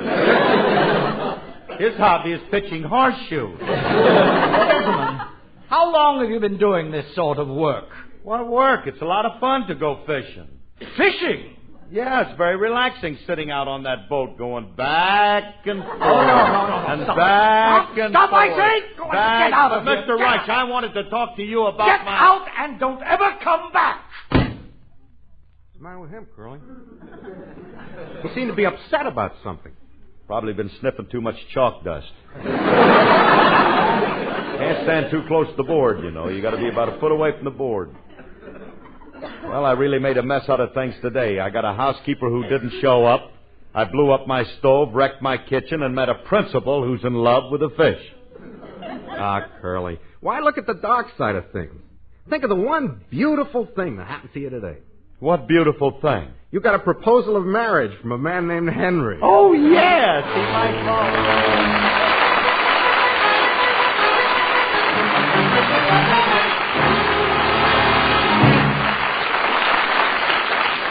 Phil will be back in a moment. In all principal television areas, the knowledge, experience, and resources of the Radio Corporation of America are available to RCA Victor television owners through RCA Service Company factory branches. Whether you live in a city or a suburb or out in the country, RCA Victor factory service is as near as your telephone. And with RCA factory service, you're assured of the finest reception possible, even in the city where there might be interference from tall buildings, or in fringe areas miles from the nearest sending station. If you buy an RCA Victor factory service contract, technicians will select the proper antenna for your location. They'll install and maintain your RCA Victor set and replace any part, including the all-important picture tube. So, inquire about an RCA Victor factory service contract. And remember, when you own RCA Victor television with an RCA Victor factory service contract, you have television's greatest combination. You said that right, Bill. Folks, this is Phil again. I'm sure we would all listen carefully if a child of ours asked, Daddy, can I walk tomorrow? Thousands of such children will walk someday if you help them. Your National Foundation for Infantile Paralysis provides them with all the care they need, paying for everything from hospitalization and treatment to braces and crutches. So join the March of Dimes. Send your dimes and dollars to your local 1952 March of Dimes headquarters now. Do that for me, won't you? Thanks, and good night, everyone. Remember, whether you're buying a television set, a radio, a Victrola phonograph, or a record, put your faith in the cornerstone of American home entertainment for 3 generations. RCA Victor, world leader in radio, first in television. Next, Theater Guild on the Air, starring Dorothy McGuire on NBC.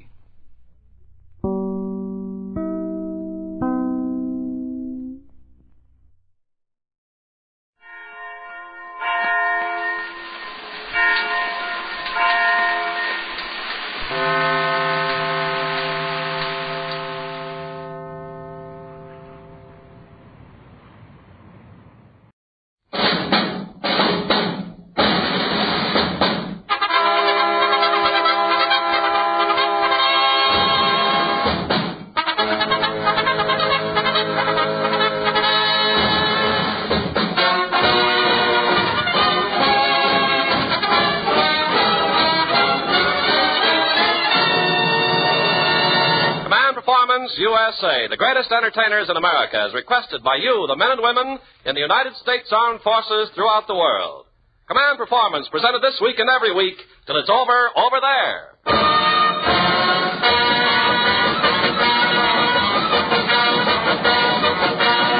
Hi there, gang. This is Ken Carpenter, taking Command Performance out on the leash again, as per your request to Armed Forces Radio Service, Los Angeles, USA.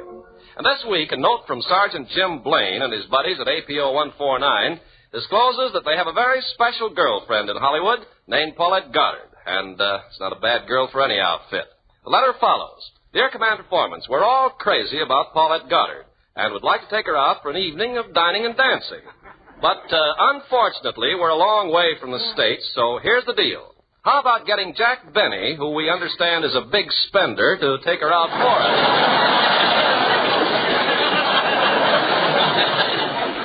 Well, I never knew Jack was a big spender, but since no command is too big or too small, our magic microphone now picks up Mr. Benny as he rings Miss Goddard's doorbell in answer to this request. Gosh, I'm nervous. I hope Miss Goddard is home.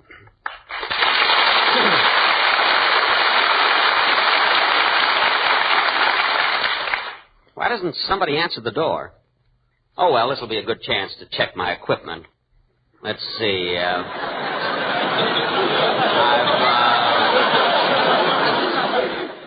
I've got some flowers, my Sensen, my Kiss Me in the Dark necktie that lights up, and a pint of lipstick remover. Wow, what a night this is going to be. Yes? Good evening. Is Miss Goddard at home? Oh, Jack, I'm so glad to see you. Come on in, sugar. No, none of that, baby. You know, you're cute, but I came to see Miss Goddard. But I am Miss Goddard. Oh, Paulette.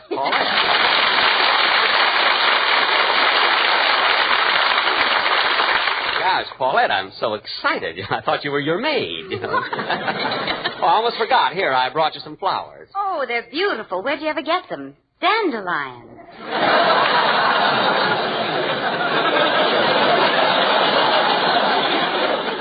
Oh, my yard is full of them. And when they wither, Paulette, don't throw them away. They make wonderful wine.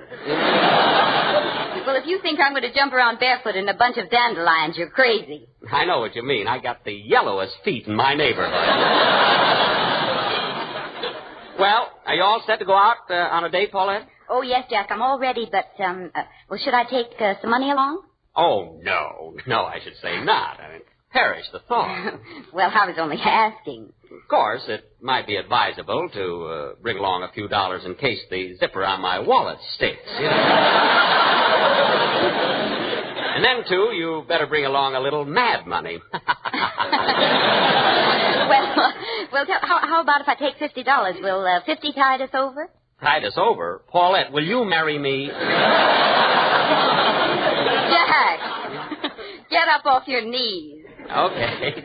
Give me a hand. Come on, up you go.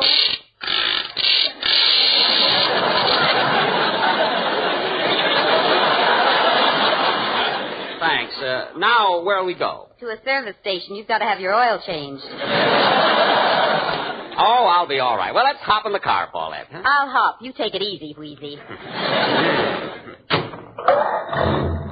Well, we're off.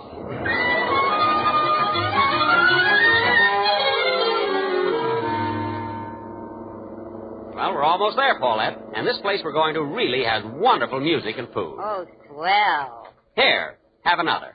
Jack, you're taking me out to dinner. I don't want another peanut butter sandwich.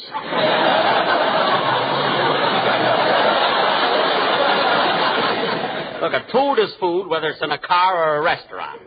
But don't you understand? I'd like to have some hot food. Well, why didn't you say so? I've got frankfurters in the radiator.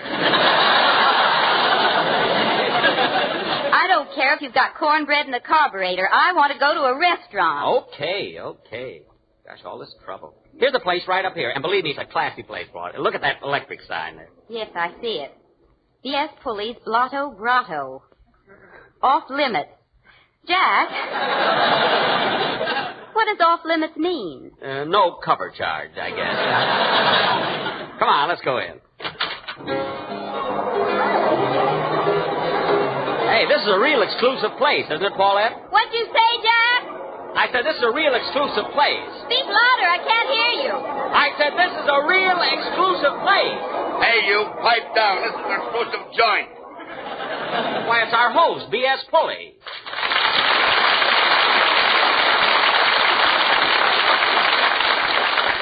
Well, Pulley, how about a ringside table? You want a table or a boot? What's the difference? With a boot, you get curtains.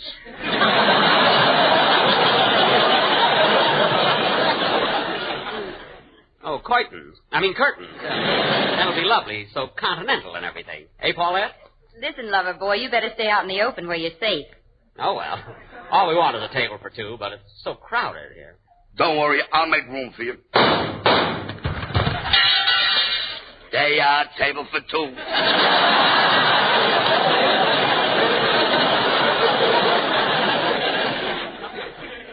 Gee, these seats are still warm. Come on, I feel like dancing. No, thanks. My feet are killing me. Not you. I mean Paulette. Oh, Jack, I'd love to dance, but I think Miguelito Valdez is going to sing. He's out there on the floor now. Well, that's all right. We can dance around him. Come on. Sit down, you barracuda, or I'll bite your throat. The floor show's about to start. Ladies and gentlemen, the Latin American sensation, Miguelito Valdez.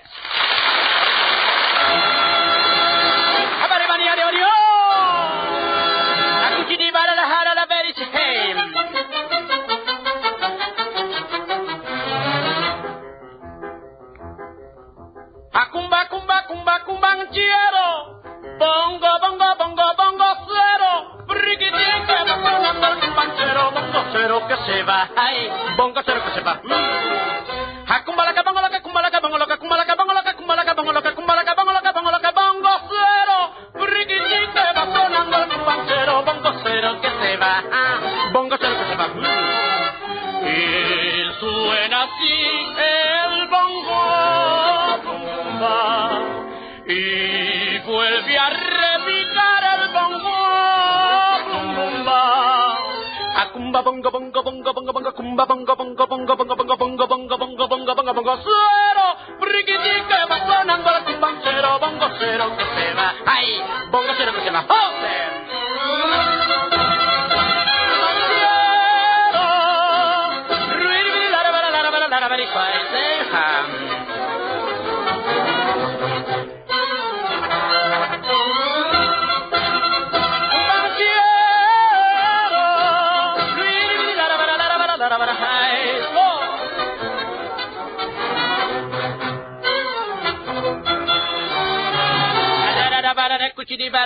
I know what I say. Then I figure you come by my motherfucker. hijo, Castavalo mamá, Miguelito de mi vida, mira papi que me muera yo bailando la rumbita caliente, sabrosita de la piguiti, con mamá, Castavalo mamá. Cumanchero.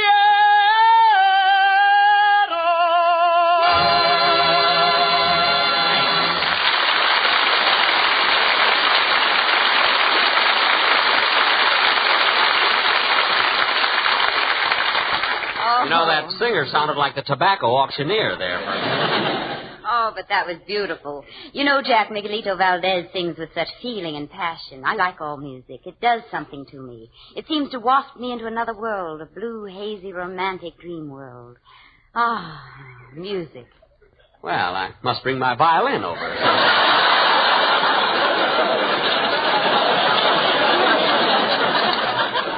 What's that got to do with music? Plenty. You know, Paulette, I'm awfully glad the fellows overseas chose me as the guy to take you out. Gosh, being with you seems to waft me into another world. A blue, hazy, romantic dream world. As I look into your eyes, do you know what they say? Yeah, let's eat. Darn, I left the sandwiches in the car. Oh, Pulley. Oui, monsieur. Miss Goddard is hungry. Would you run out to my car and bring in that bag of sandwiches on the front seat? What do you think this is, Griffith Park? No, but I'm just not too sure about the food here. What do you mean? Our food is filled with sanitation. It's untouched by human hands. Untouched by human hands, eh? Yeah, we got an ape for a cook. He's a cousin of mine, once removed and twice by the sheriff. Jack, I think we'd better go someplace else. Say, I know a cute little place down the street. You know, on the night they have Spanish food, the waitresses wear Spanish costumes. Oh. And on the night they have French food, the girls wear French costumes. Well, don't expect that around here. We got raw oysters.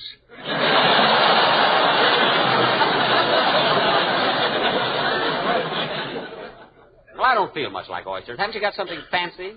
How about some nice breast of guinea hen? Breast of guinea hen. Is it under glass? What do you think? It's under a sweater? I'll tell you what, Pulley. Sounds a little like Fred Allen. I'm not kidding. Pulley, just bring us some drinks now, will you? Okay. How about trying our overseas egg cocktail? Overseas egg cocktail? Yeah. One drink and you're powdered. I'll take a chance on that. How about you, Paulette? Well, sounds like a Mickey Finn, but it may be jolly. Damn murder, lady. And now to introduce the next act in the floor show. The gentleman from Indiana himself, singing a melody of some of his famous song hits, Hoagy, Carmichael.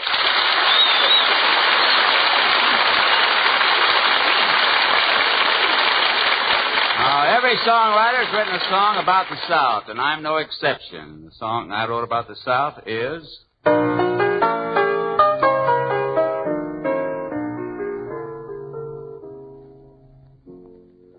Georgia, Georgia, the whole day through, just an old sweet song keeps Georgia on my mind, Georgia on my mind, each day, Georgia, my honey. A song of you comes as sweet and clear as moonlight through the pine.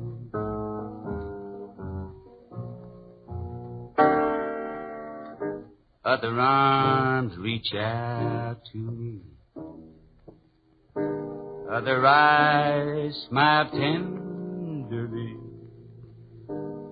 Still in peaceful dreams I see the road leads back to you, my pretty Georgia, pretty Georgia. No peace I find, just an old sweet song keeps Georgia on my mind.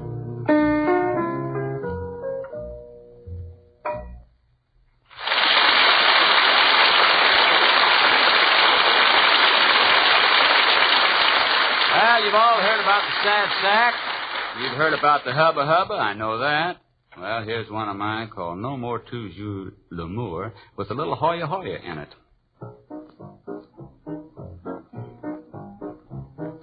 Hoya, Hoya, Hoya, Hoya.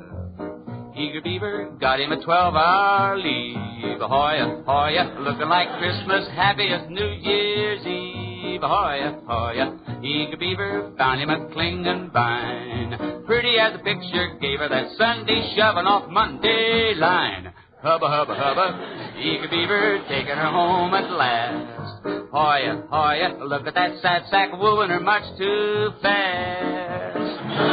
She's soaring, locking the door. No more toujours l'amour. Ain't it a shame he got the wrong dame, 'cause the night is damp. Damp, damp, he's overdue at camp. Tramp, tramp, and it's 22 miles from town. Hubba, hubba, hubba, 22 miles from town, boy.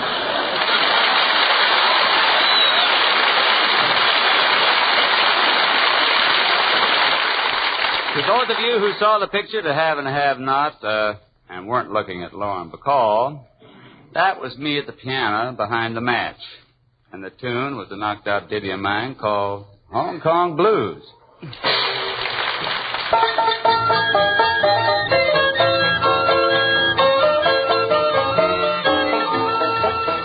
It's a story of a very unfortunate music man who got arrested down in old Hong Kong.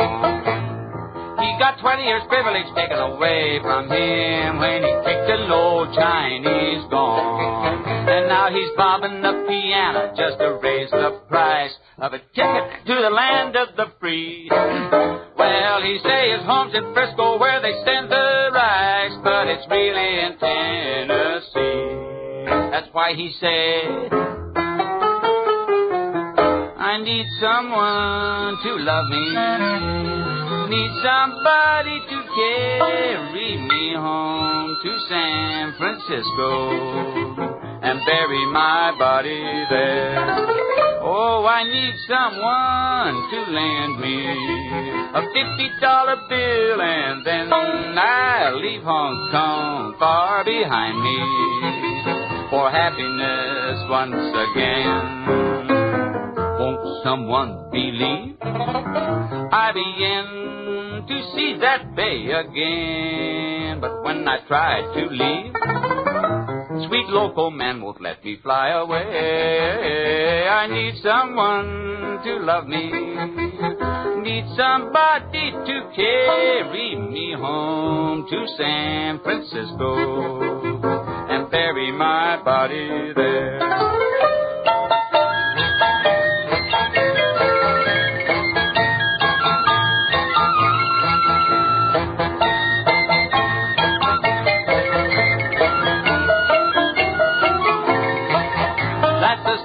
Of a very unfortunate music man who got arrested down in old Hong Kong. He got 20 years privilege taken away from him when he kicked an old Chinese gong.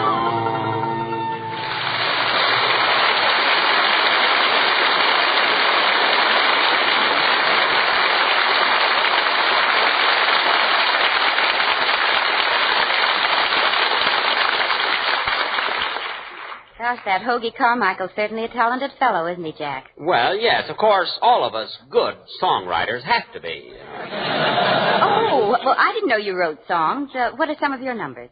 Well, I wrote Runnin' to the Roundhouse Nellie, the brakeman can't corner you there.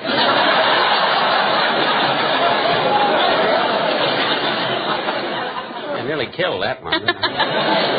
Then I wrote, She Works Down in the Laundry, but She Never Holds the Bag. Have you heard that one? I've got a new novelty tune coming out. Oh, well, what's that one called? Be a good sardine, Junior, and help your mother out of the can. Hiya, folks. What's cooking?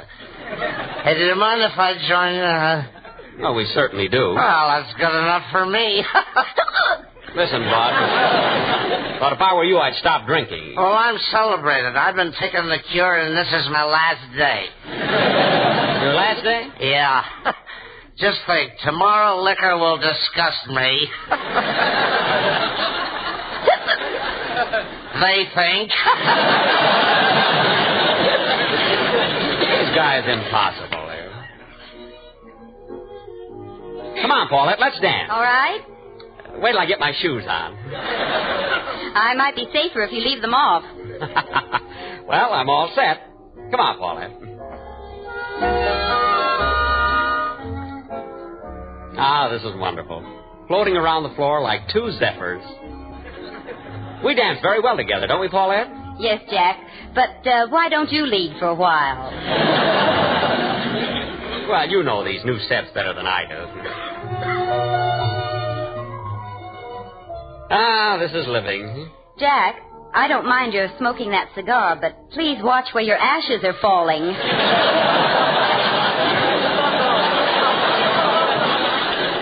Oh, pardon me. Now, all you dancers will get back to your tables and start spending some money. Our chanteuse, Miss Jerry Sullivan, will sing.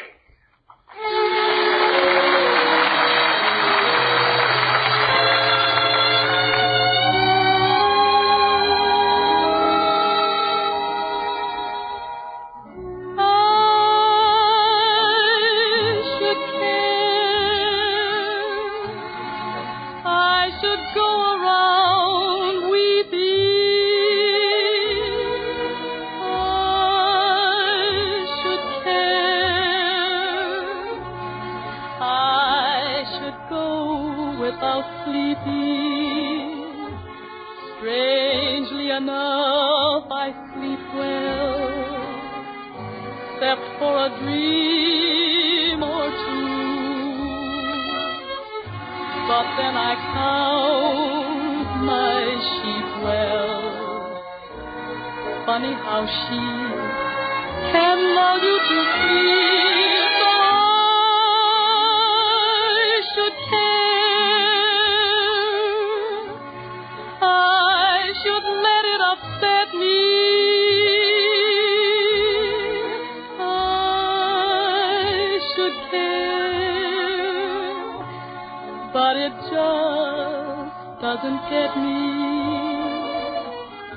Maybe I won't find someone as lovely as you.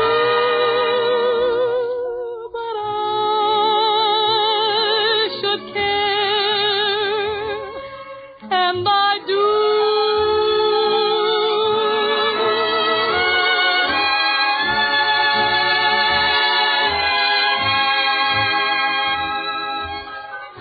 I should let it upset me.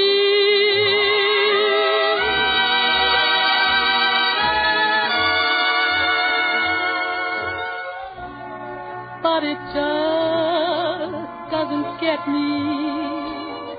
Maybe I won't find someone as lovely as you. But I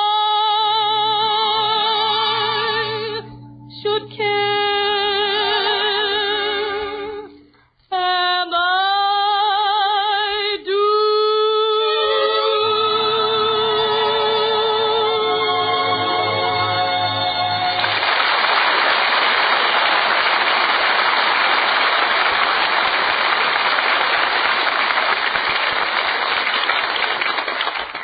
Paulette, you get a lot of entertainment here, and the price is right, too. Yes, up to now it's practically a USO for you.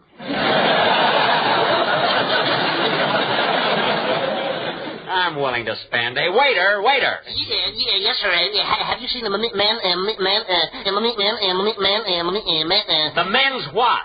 Oh, yeah, no, I mean, have you seen the man? For goodness sake, sing it. Yeah, have you seen our menu, our own special menu? And I Oh, I'm so hungry I could eat a cow. Are you really? Waiter, have you got any cows? Sing it. One meatball.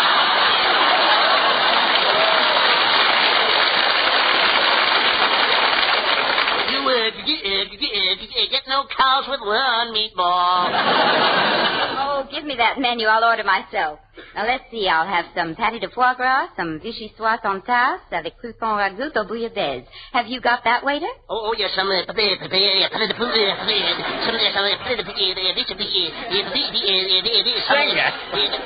can't sing in French. What does all that mean in English, anyway? It's sausage on a shingle.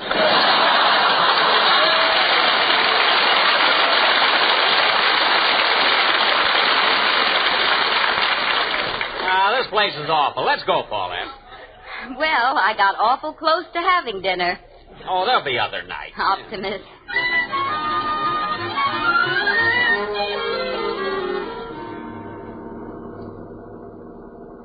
Well, Paulette, we're on our way home.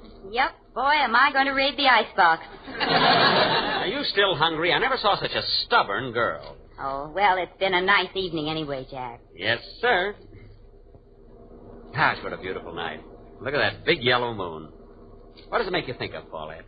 Cheese. I'm starving. Well, there's some sandwiches left in the bag. Why don't you take one?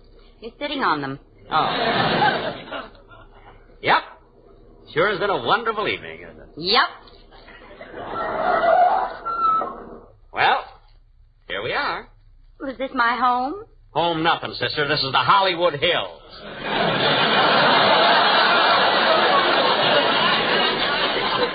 Why, Jack Benny, what are you parking here for? Now, listen, Paulette, don't try and act like Margaret O'Brien.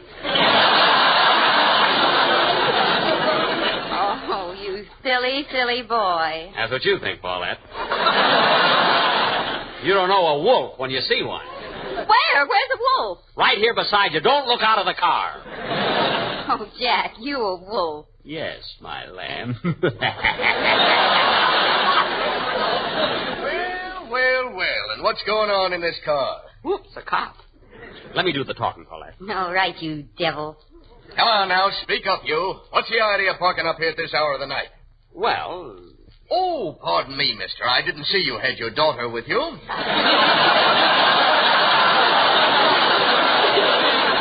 is not my daughter. Say, wait a minute. Ain't you Jack Benny? Look, I'm not Bob Hope. I know that. He's parked around the corner.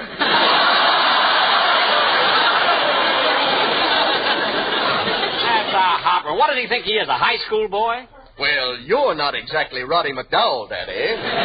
Listen, officer, I didn't come here to be insulted by you. Just take it easy, Breezy. By the way, if you need some vitamin pills, just honk your horn 3 times. Thanks.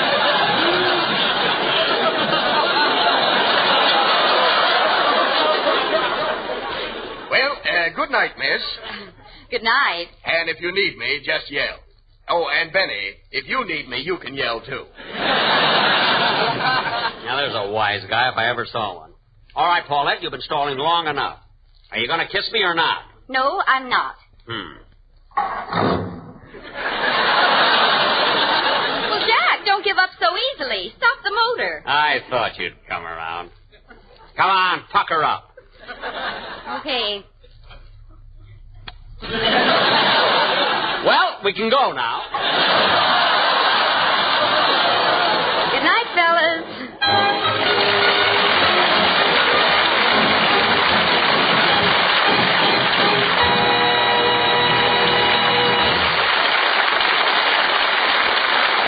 Well, gang, this is Ken Carpenter winding up another command performance from us to you.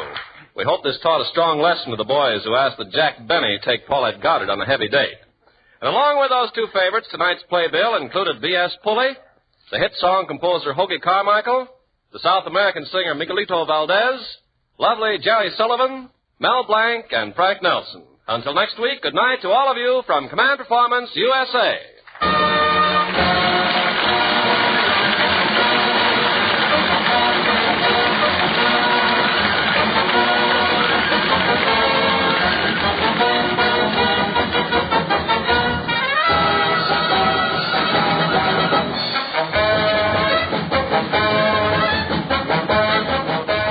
This is the Armed Forces Radio Service.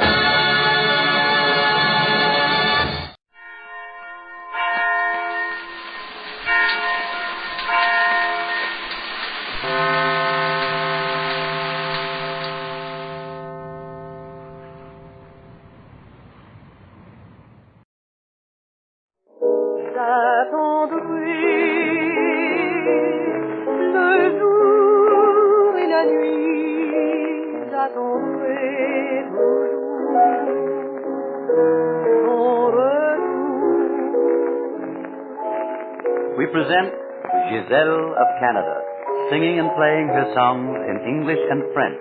How do you do, ladies and gentlemen? Mesdames et messieurs. Gisele will have as her guests in this series some of the greatest names in the entertainment world. Jack Benny, Ava Gardner, Eddie Cantor, Helen Hayes, Sergei Kuzovitsky, Ozzie and Harriet, Edward Arnold, Bob Hope, Herbert Marshall, Burns and Allen, Ronald Coleman, Joan Fontaine, and Ray Milland. Our first guest is our great, good, gifted, and generous friend, Jack Benny. Well, Mr. Benny doesn't seem interested, Rupert. Jack? Oh, of course he is. Go ahead and sing.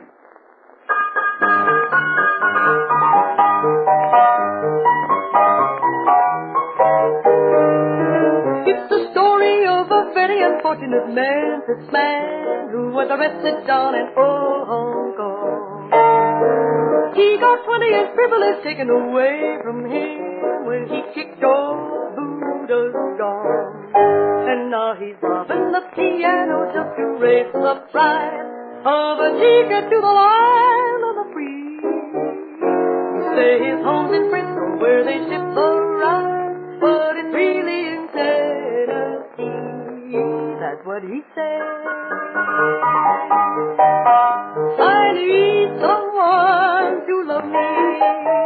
I need somebody to carry me home to San Francisco and bury my body there.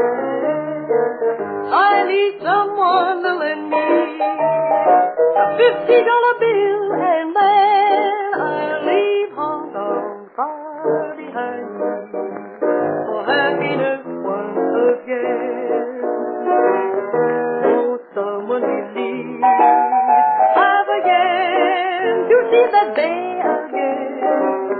But when I try to leave, oh, local man won't let me fly away. I need someone to love me. I need somebody to carry me home to San Francisco and bury my body there. It's the story of a very unfortunate man, this man who was arrested down in old Hong Kong. He got 20 years privilege taken away from him when he kicked old Buddha's gone.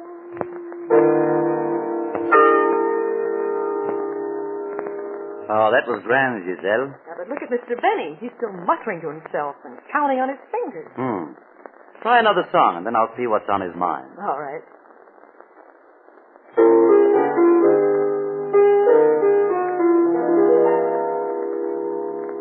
There's a guy named Chico Chico who's the toast of Puerto Rico, especially when it comes to making love. You'll be speaking Puerto Rican, and your heart is sure to weaken when you meet the guy I'm speaking of. Chico Chico from Puerto Rico, every chick in Puerto Rico chases Chico. Chico Chico is full of Rico. Oh, they all think Chico Chico pretty slicko. He's got ego, this amigo. Every cute muchacha wants to go where he go. When he hears rumba or bolero, he do better job than Singer Romero. He likes to flirt, but he no fighter do. No, he might get hurt. Say he's nobody's fool. Chico Chico from Puerto Rico. He's a wolf who isn't timid, shy, or meeko. And when you know all that I know, lady, you give Chico back to Puerto Rico. He's not afraid to marry you. Of course, you'll have to wait, cause he can't get divorced. Chico Chico from Puerto Rico. Every chick in Puerto Rico chases Chico. Chico Chico is full of Rico. Oh, they all think Chico Chico pretty Chico. He likes to kiss and say romantic words after you miss some money from your bird. Chico Chico from Puerto Rico. He's a wolf who isn't timid, shy, or meeko. And when you know all that I know, lady, you'll get Chico back to Puerto Rico. Now, let's see. New York has a population of about... Why so thoughtful, Jack? Don't you like Giselle's song? Oh, yes, they're great. But I had a business matter on my mind. Canada's a very big country, isn't it, Rupert? Canada? Yes, indeed. And a good investment field? One of the best, Jack.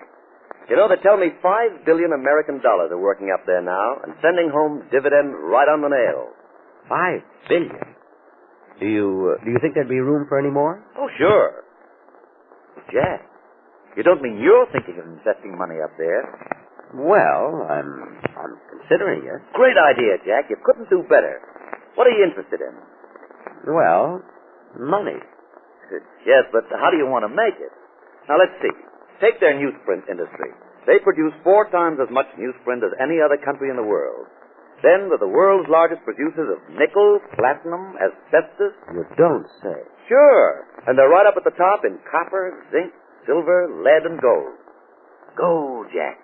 Think of it. I am. Then you take the Athabasca tar sands in Alberta. There's more oil in them than there is in all the rest of the world's fields. 250 billion barrels, they say. That's a lot of oil. And all the water power you'd ever need. Jack, you couldn't find a better place than Canada to have your money go to work for you. Well, yes, I'd like to give it a lot of healthy outdoor exercise. In a gold mine or an oil well. Sure. Or put it into a factory. Jack, can't you see your name up in lights over a big factory? The Jack Benny Manufacturing Company. In letters 7 feet high, 10 feet, 15. Jack Benny Manufacturing Company. 15 feet high. Rupert, it's an idea.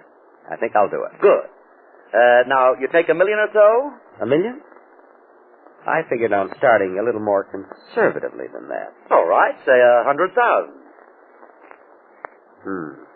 Well, 10,000, no?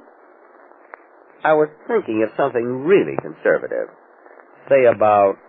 Well, say it, Jack. Well, sort of like opening a savings account. But, of course, I'd go higher than $1. Say $1.50. Oh, say $1.35. I see. Well, Jack, you go ahead. They're just as glad to see the small investors as the big ones.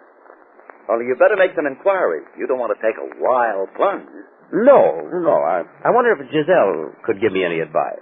Well, I don't know how she is in these big business deals, Jack, but she certainly must be an admirer of yours. Look at her next song. Mon cœur est un violon. My heart is a violin. Well, that's appropriate.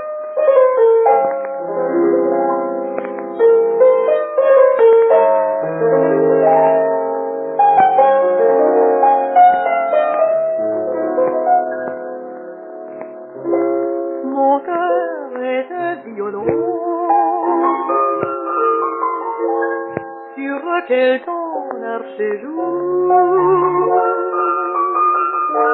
et qui vibre tout du long appuyé contre ta joue dans ton air vif gai comme un refrain de folie en douleur sans fatiguer traîne avec mélancolie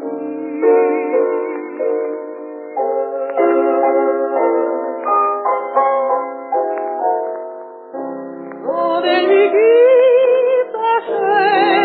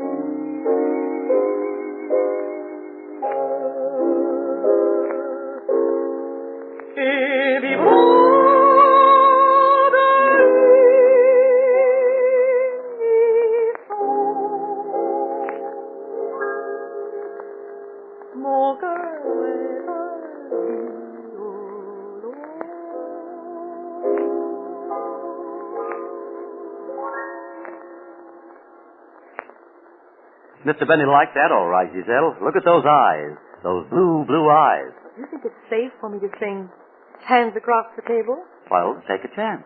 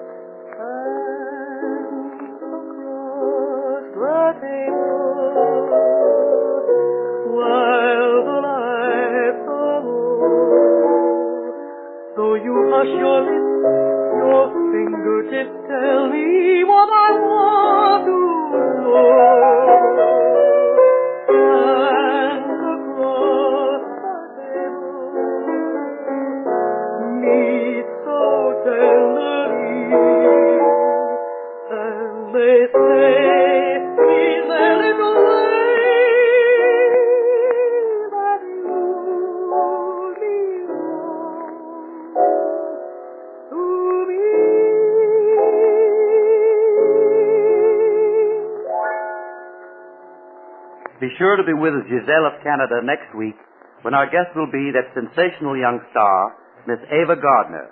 This is Rupert Lucas saying au revoir.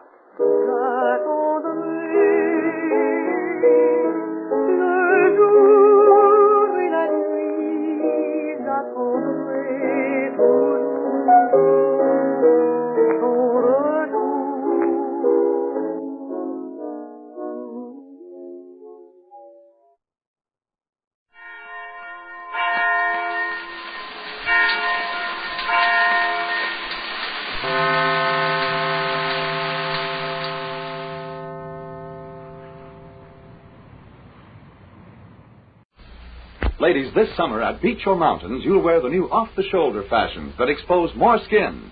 You'll want to be a bare-skin beauty, beautiful all over. So use big, thrifty bath-size Palmolive soap in tub and shower. See if regular cleansing with Palmolive doesn't make your skin softer, smoother, lovelier. Because it gives you Palmolive's famous complexion care all over. Get bath-size Palmolive soap today.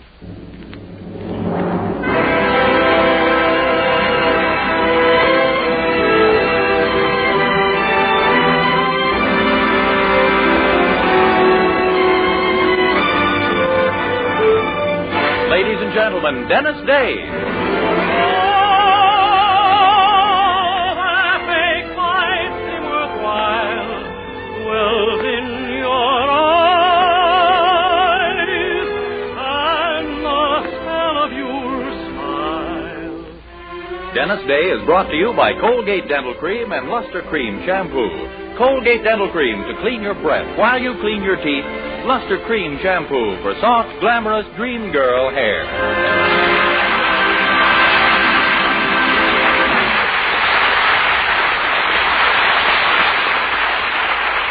Heller, B. Benaderet, Dink Trout, Charles Dant in the orchestra, and yours truly, Vern Smith, is written by Frank Galen and stars our popular young singer in A Day in the Life of Dennis Day. Dennis to sing the new Irving Berlin tune, A Feller with an Umbrella.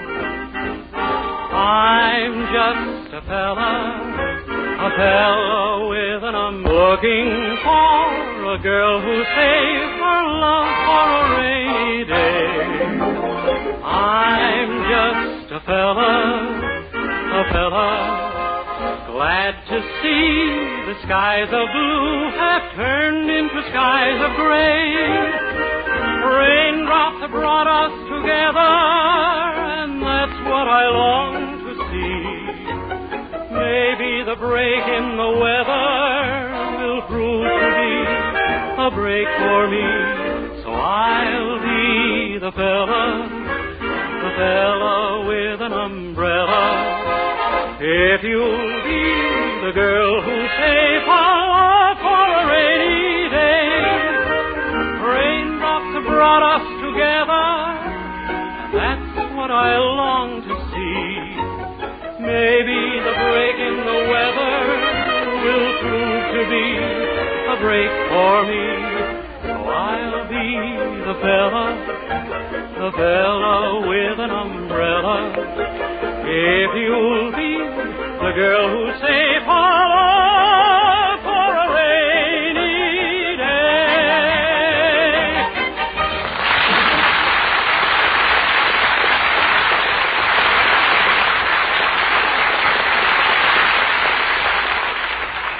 Colgate Dental Cream cleans your breath while it cleans your teeth. No other toothpaste does a better job of cleaning teeth than Colgate Dental Cream. For Colgate Dental Cream has a safe polishing agent that cleans your teeth both gently and thoroughly, brings out their natural sparkle and beauty. You can actually see and feel the difference. And scientific tests prove that Colgate Dental Cream cleans your breath while it cleans your teeth. Yes, actual scientific tests prove conclusively that in 7 out of 10 cases, Colgate instantly stops unpleasing breath that originates in the mouth. Colgate Dental Cream is famous for its wonderful wake-up flavor, too. Nationwide tests of leading toothpastes prove that Colgate's is preferred for flavor over every other brand tested. Yes, preferred over every other brand tested. And no wonder. For Colgate Dental Cream is the result of constant effort to produce the finest toothpaste in the world today. For cleaning teeth, for flavor, for sweetening breath. So see if you don't agree with the millions who have made Colgate Dental Cream America's favorite toothpaste. Try Colgate Dental Cream to bring out the natural sparkle and beauty of your teeth. For a wake-up flavor you'll thoroughly enjoy. And always use Colgate Dental Cream after you eat and before every date to clean your breath while you clean your teeth.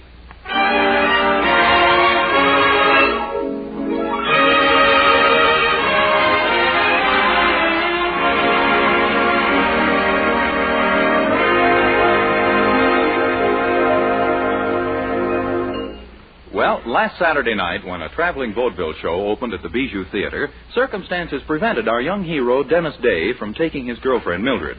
Nor could he make it Sunday nor Monday.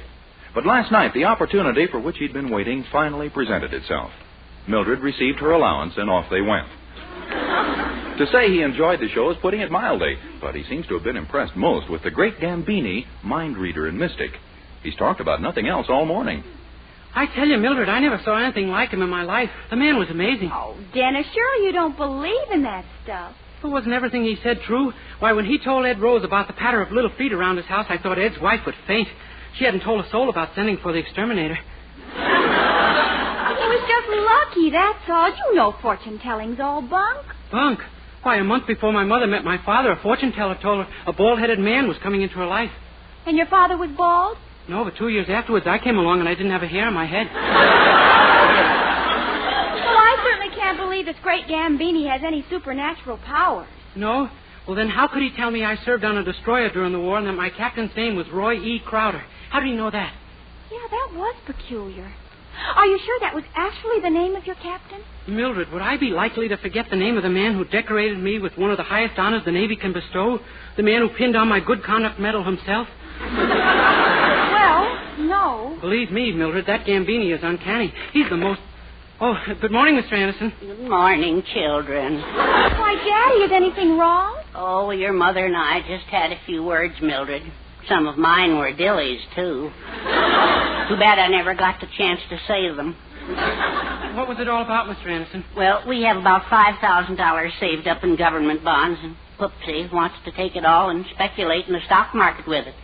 She says now's the time to make a big killing. Oh, my gosh, you mean she...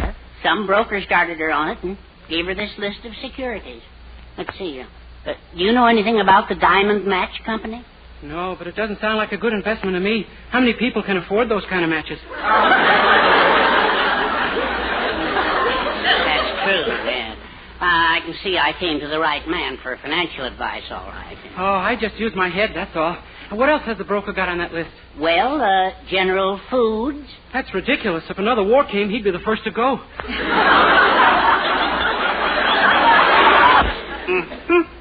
Take the advice of one who knows. Take the advice of one who knows, Mr. Anderson. Stay out of the market. Now, wait a minute. This broker may be perfectly right, Daddy. Maybe the stock market is going way up. Well, that's what Pupsy says, but how's a man to know? Oh, if there was only some way to predict the future. Yeah, it's a... Hey, wait a minute. Is that all you need to have the future predicted? Why, it's a cinch. What? Oh, no, Dennis. Don't tell me you're going to... That's just where I'm going. The great Gambini knows all, sees all. Are we going to be rich? Hoo-hoo-hoo-hoo!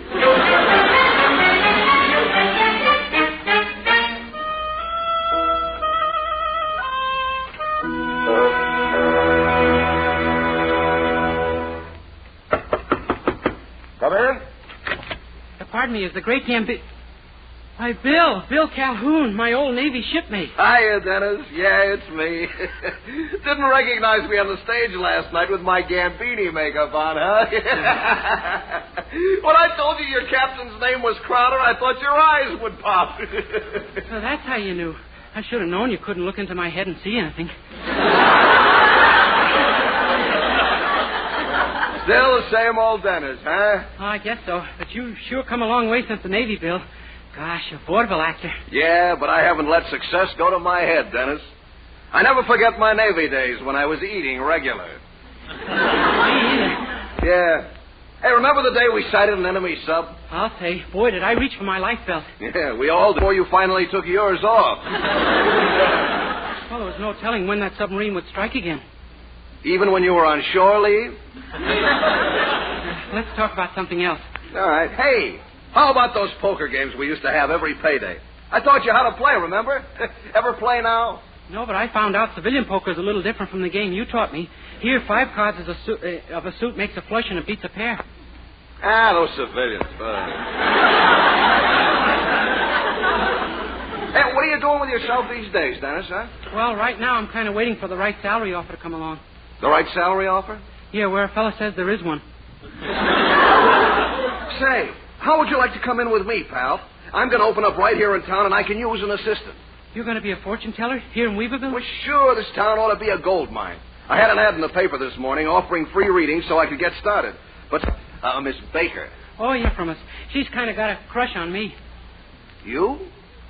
She said it was a dark, vital, dashingly handsome man with a physique that left her breathless. Well?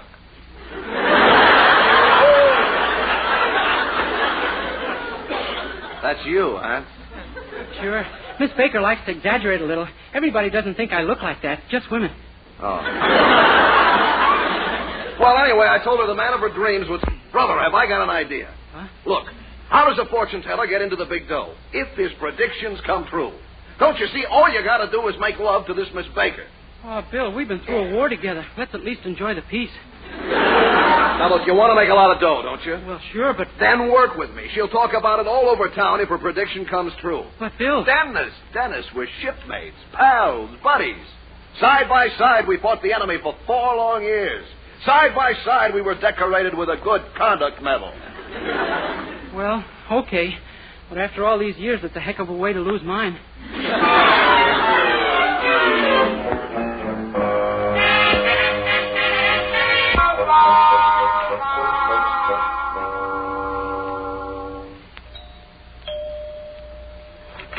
Yes?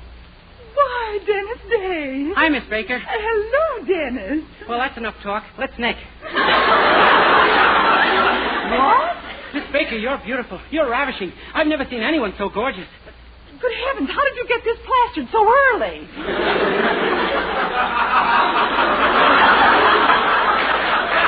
I'm not plastered, Miss Baker, and I mean everything I say. You're the most heavenly creature I've ever set eyes on. My gracious, what's gotten into you? And how can we keep it there?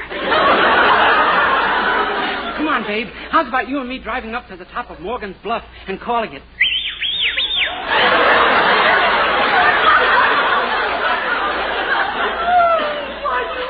At me. Well, how could any man help whistling at anyone? You really think I'm beautiful? Oh, thank you, you darling. Oh. I'm going to break every mirror in this house. That's the way to talk. Come here, babe. Park it next to me. Dennis, you really think I should? Well, why not? You know what the 14-day Palmolive plan does for a woman, don't you? Yes? Well, I can do it in 10. This is also... I mean, it just...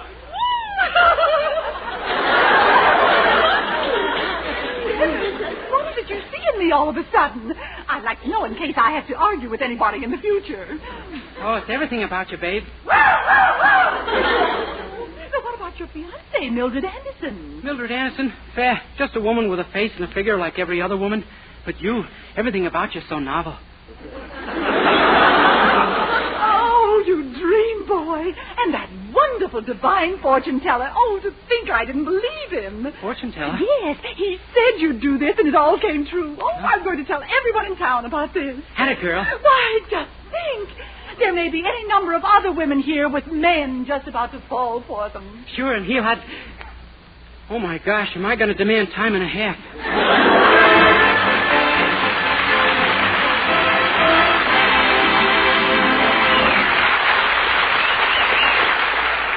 We'll be back in a moment to continue this day in the life of Dennis Day. Meanwhile, here's Dennis, aided and abetted by our own Herbert Anderson, to sing Tooly Ooly.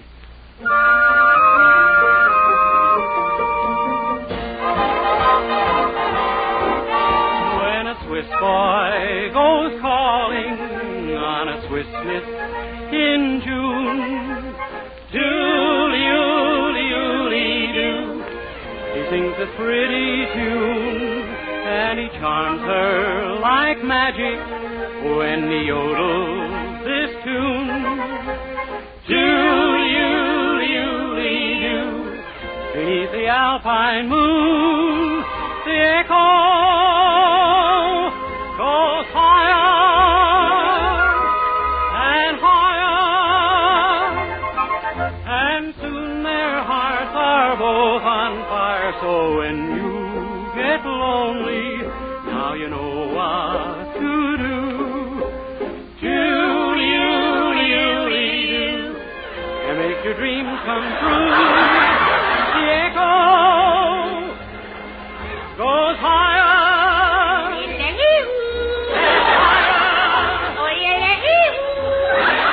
Their hearts are both on fire. So when you get lonely, now you know what to do. Doodly-oodly-oodly-doo. And make your dreams come true. Just tooly-ooly. Oh, yeah,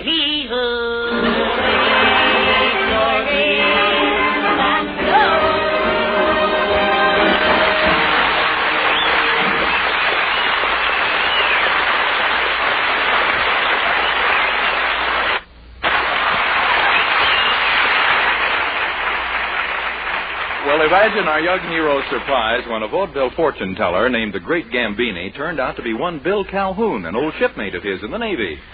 Bill is set up in business in Weaverville now with a new angle. Makes them come true.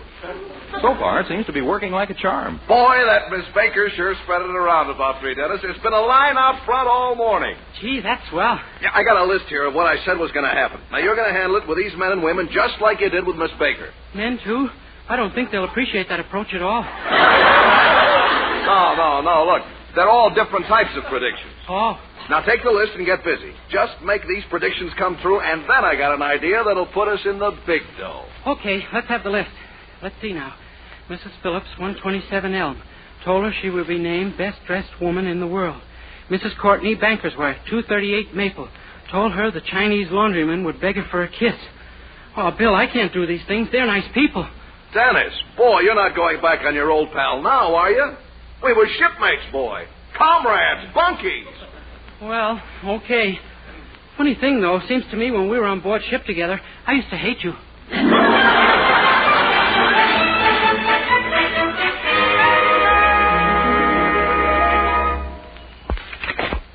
Yes?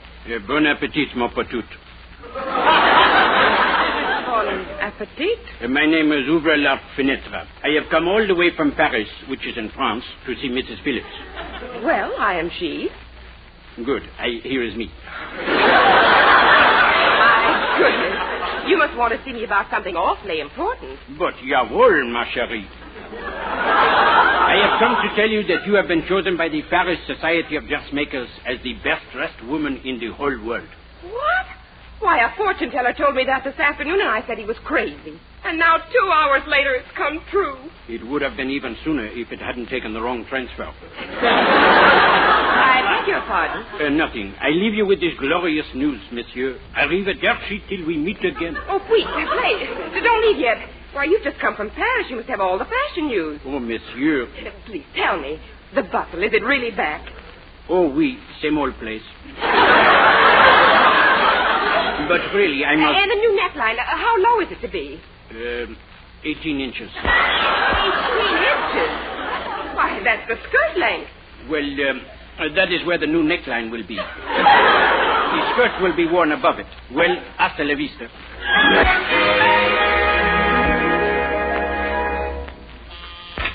Yes? Hallo. Me alle time hippies laundry down split. Me alle time too... Oh, no, you don't.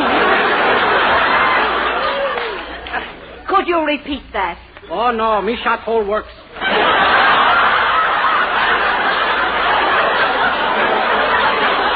Well, what is it you want, Me come over all the same love noses with you. Love noses with me? Sure. Chinese way to kiss you better. Oh, big fun. Wanna make, huh? Good heavens. That fortune teller was right. But who'd ever dream that a Chinese laundryman would actually ask me for a kiss? Oh, not so strange. You pretty nice-looking coolie. Wanna make? Get out of here.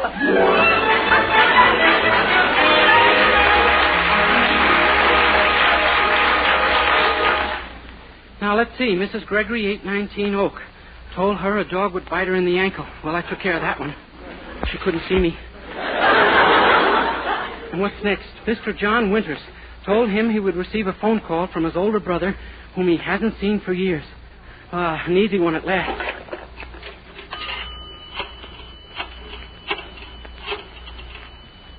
Hello? Hello, long distance calling. Here's your party. Hello?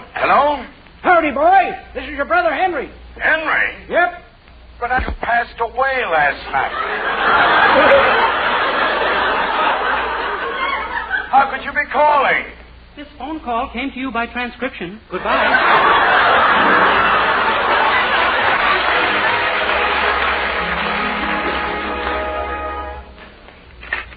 Herbert, is that you? No, it's me, Mrs. Anderson. Gosh, what's the matter? You seem all excited. Oh, I am, Dennis. Have you heard about the new fortune teller in town? It's just a miracle. Everything he says comes true. Yeah, He told Mrs. Gregory she'd be bitten by a dog, and sure enough, she was. And it must have been a very unusual dog, too, in Mrs. Gregory's answer. Yeah, I know. The man's uncanny. Well, I know now that I did the right thing. Huh? Well, what do you mean? Well, I kept $5,000 to invest for me. Isn't it wonderful? Mrs. Anderson, Why, Dennis, what is it? You're turning green. I know. When they bury me, I might as well blend with the landscape.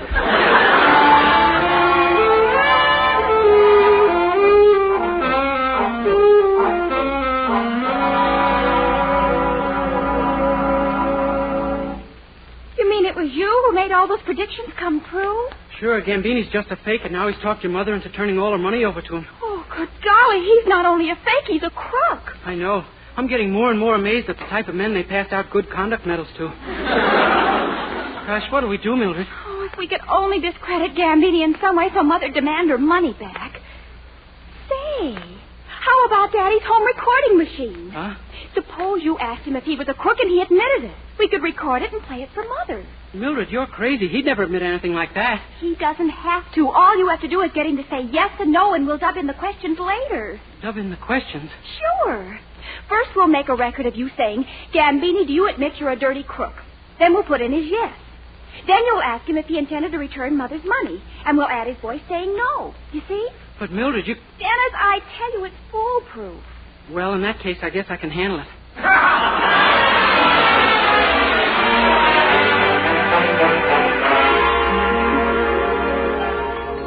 Well, Mildred, here he comes up the walk. All right, now don't get nervous. First, you ask him a question he has to say yes to, and then you ask him a question he has to say no to. Have you got it? Yeah. First, I make him say yes. Right, or sure, anything like that. And... Oh, don't worry. I know what to do. Get out of sight quick. Hi, Dennis. Well, I just wanted to talk to you, Bill. Is everything going all right? Not bad. And, you'd say things have been going pretty well so far, huh? That's what I'd say.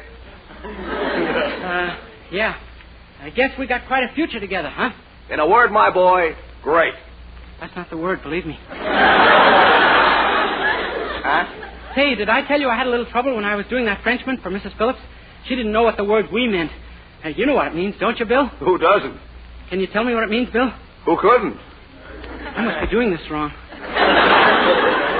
Oh, no, you're doing a fine job, Dennis. Why, if things keep up like this, I'll soon be sending for the wife and our little one. Gosh, I didn't know you had a little one. Tell me, is it a boy? I wouldn't say so. That must be a girl, huh? A matter of fact, we don't know what it is. It's a canary. This is murder. Well, I'll see you around, Dennis. I better be getting along. Yeah, I guess you might just as well. I give up. Did you have a hat with you? Yes. Wow, I finally hit pay dirt. Come on back and sit down. I thought our conversation was all over. Oh, half of it is. Now let's clean up the rest of it. This should be a cinch. One question. What are you talking about? Bill, tell me something. Is it true that your wife's maiden name was Honeysuckle Goldfarb? Well, by golly, how did you know that? You mean it was? Well, sure, but I've never told a soul outside of my folks. Only to me could this happen. You must have heard it from my mother because my father isn't living. Your mother shot and killed him, huh? Yeah, it was in all the papers. I surrender. Well, I really have to be running along, Dennis. Yeah, okay. This your hat? No. Wow, I did it again! Huh? Thank you, Bill. After all these years, I finally found out what the hat trick is.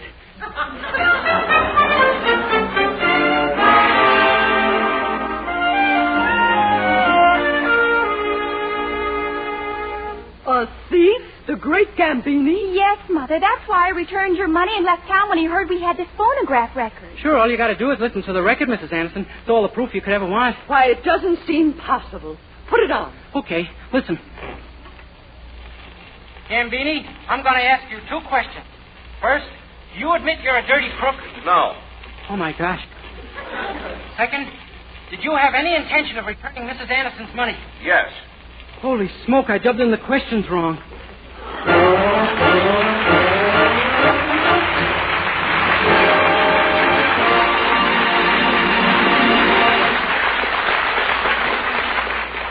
Dennis Day will be back in just 1 minute to sing Mama Makushla. But first... Dream girl, beautiful luster cream girl, hair that gleams and glistens from a luster cream shampoo. Yes, for soft, glamorous dream girl hair, try Luster Cream Shampoo. Now in convenient tubes or jars, whichever you prefer. Luster Cream Shampoo leaves hair with a new 3-way loveliness. Fragrantly clean, glistening with sheen, soft, easy to manage. Not a soap, not a liquid, but an utterly new, rich lathering cream shampoo. A blend of secret ingredients plus lanolin. 4-ounce jar, $1. Smaller sizes, tubes or jars, 49 and 25 cents. Be a dream girl, a lovely luster cream girl. Dream girl, beautiful luster cream girl, you owe your crowning glory to a luster cream shampoo.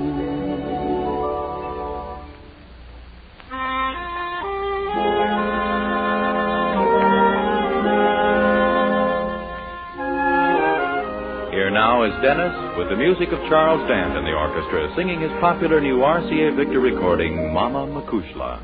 You'll always be within this heart of mine, Mama Makushla. Mama Makushla, you'll always be there. You're more to me than all the stars that shine, Mama Makushla. You are the answer to my every prayer. In you I have an angel ready to guide me,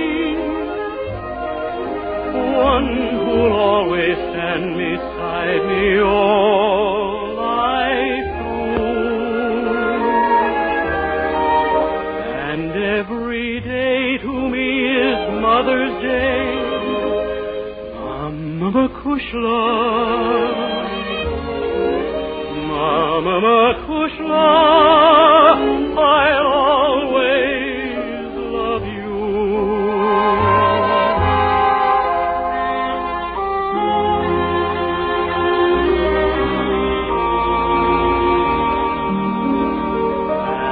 And every day to me is Mother's Day. Mama Kushla, Mama Kushla, I'll always love you.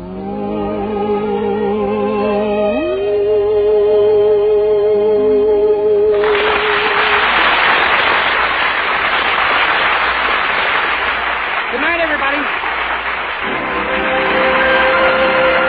Next week, tune into another Dentist Day show brought to you by Colgate Dental Cream to clean your breath while you clean your teeth, and Luster Cream Shampoo for soft, glamorous dream girl hair. And be sure to read the true love story of Dentist Day and see a full-life picture in the July issue of Radio Mirror, now on sale at your newsstand. Vern Smith speaking. Good night.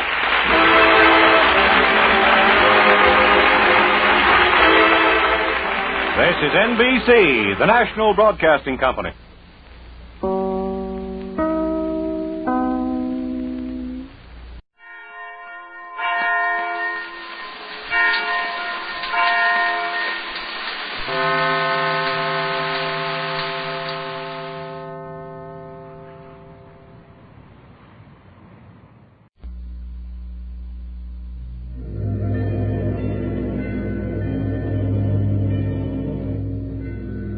Ladies and gentlemen, the Joseph Schlitz Brewing Company of Milwaukee, Wisconsin presents The Halls of Ivy, starring Mr. and Mrs. Ronald Coleman.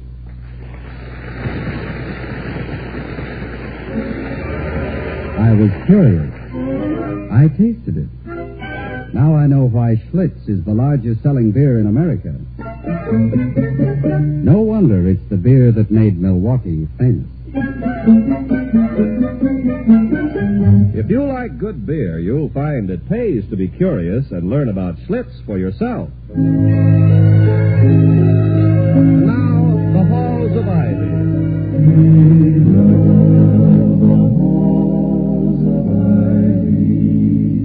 That surround us here today, and we will not forget though we depart away. Welcome again to Ivy College, that is, in the town of Ivy, USA. As most of us know, teachers are intensely concerned with books. Many of them write books, too. Dr. William Todhunter Hall, the president of Ivy, is one of these. He finished writing a book early this spring, and with mounting anxiety has been waiting to learn of its acceptance or rejection by his publisher. At the moment, Dr. Hall and his wife, the former Victoria Cromwell of the English stage, are in the living room of their home. It's shortly past noon. Dr. Hall says, What do you suppose is the matter with Carter? He promised to let me know definitely by the end of the week whether or not he'll publish my book, and here it is Friday and no word from him. There's no point fretting, Toddy. Friday isn't over yet. Well, I suppose I should have known better than to rely on the promise of a man who has all his drinking glasses inscribed with the word whoops.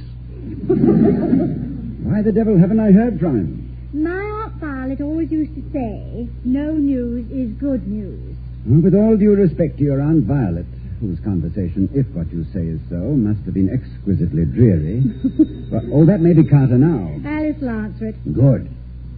I'll give him a few moments with Alice first. He deserves it, having kept me waiting so long. That'll teach him a sharp lesson. Oh, she's terrifying, isn't she? Well, anyhow, we're just trying her out. She was the best I could do in the way of a housekeeper on such short notice. Oh, I'm not complaining. She's an excellent housekeeper, and she scares the life out of me. But I'm sure she must be unique in Carter's experience. I mean, there couldn't be two Alices in the world, could there? Very doubtful. Took 20 years as a master sergeant's wife and 5 years in the wax to produce even one. To produce Alice at all is a major miracle. It's the machine age. She wasn't born. She just came off an assembly line with 2 trucks and a jeep. And At ease, darling. Yes, Alice. Someone for the doctor, ma'am. Mr. Carter? Well, I don't know, sir. When I answered, a man at the other end started to stutter. I couldn't make out what. I told him, pop to and sound off, mister. And he said he wanted to speak to Colonel Hall. Dr. Hall, fast. Excuse me, Victoria. I'll see who it is. He hung up. Hung up? Yes, sir. He said he had a message for you and tried to pull rank on me when I told him it'd have to go through channels. Well, I chewed him out a little for that. And he said, never mind, he'd be right over. Be right over? Well, then it couldn't have been Carter. He's in New York. Well, chow will be ready in half an hour, ma'am. Oh, yes, good. Maybe a little more than half an hour. I never cooked for less than a company full strength. Takes time to divide all my recipes by 200. Well, it's quite understandable, Alice. Yeah, but it's all right. I'll bracket the roast and be on target at 1,300 hours. As you were. Frightening. Well, it's almost 1 o'clock. If Carter intended to publish my book, I'd surely have heard from him by now. Perhaps I should have worked on it another year or so. Oh, nonsense, Toddy. The book is beautifully written. It's one of the most exciting biographies I've ever read. Oh, and perhaps the subject's been found uninteresting. After all, Jonathan Gilly was a rather obscure scientist, even in his own time. You know, it's been claimed that the 3 most fascinating subjects for books are Abraham Lincoln, doctors, and dogs. And that the ideal title would probably be Lincoln's Doctor's Dog. You know, perhaps I should have called mine Victoria's Husband's Hobby. Let's wait another hour or so, and we can take a Dr. Hall. Oh, Mr. Merriweather, come in. Come in. Good heavens, man. What? Congratulations. Congratulations. Thank you very much. What for? You mean you don't know? Know what? Oh, let me catch my breath. Ran all the way from the club. Tried to reach you by phone, but that female top kick of yours tried to route me through the Pentagon building. There's a chair. Sit down. No, you better make Dr. Hall sit down. Well, sit down, William. Why should I sit down? Because if you don't, this is likely to knock you down. I haven't been so happy about anything since my doctor told me to stop working. Oh, I tell you, it's wonderful. Congratulations. Well, thank you again, but for what? Oh, this is marvelous. He doesn't know. No, what? Well, I was in the club library reading my newspaper and listening with half an ear to the radio when I heard the news. Wonderful news.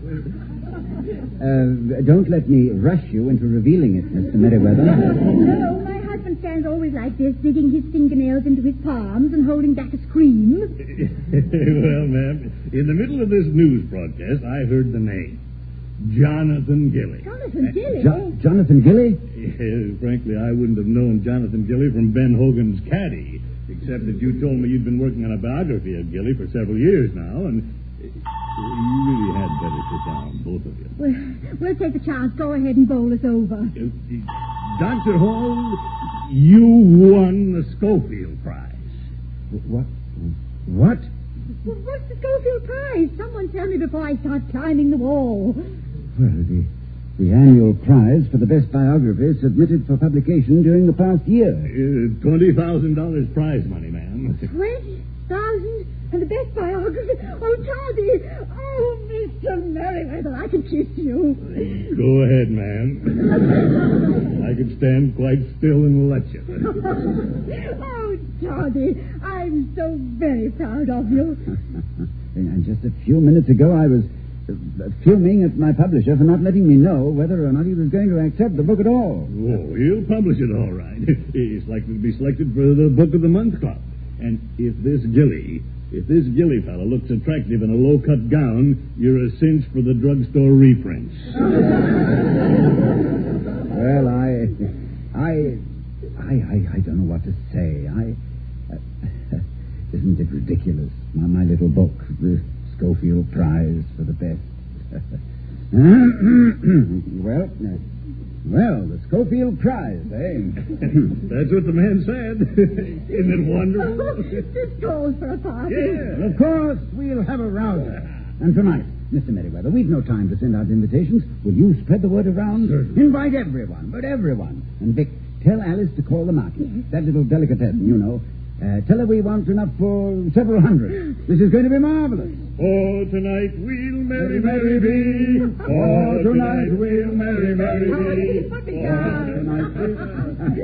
What do you do with all your money, Doctor? Oh, endow a home for old college presidents. Well, for one of them, anyway. Get one of those new Scotch plaid dinner jackets. I wouldn't dare wear it, of course, but it'll lend a dashing air to the coat closet.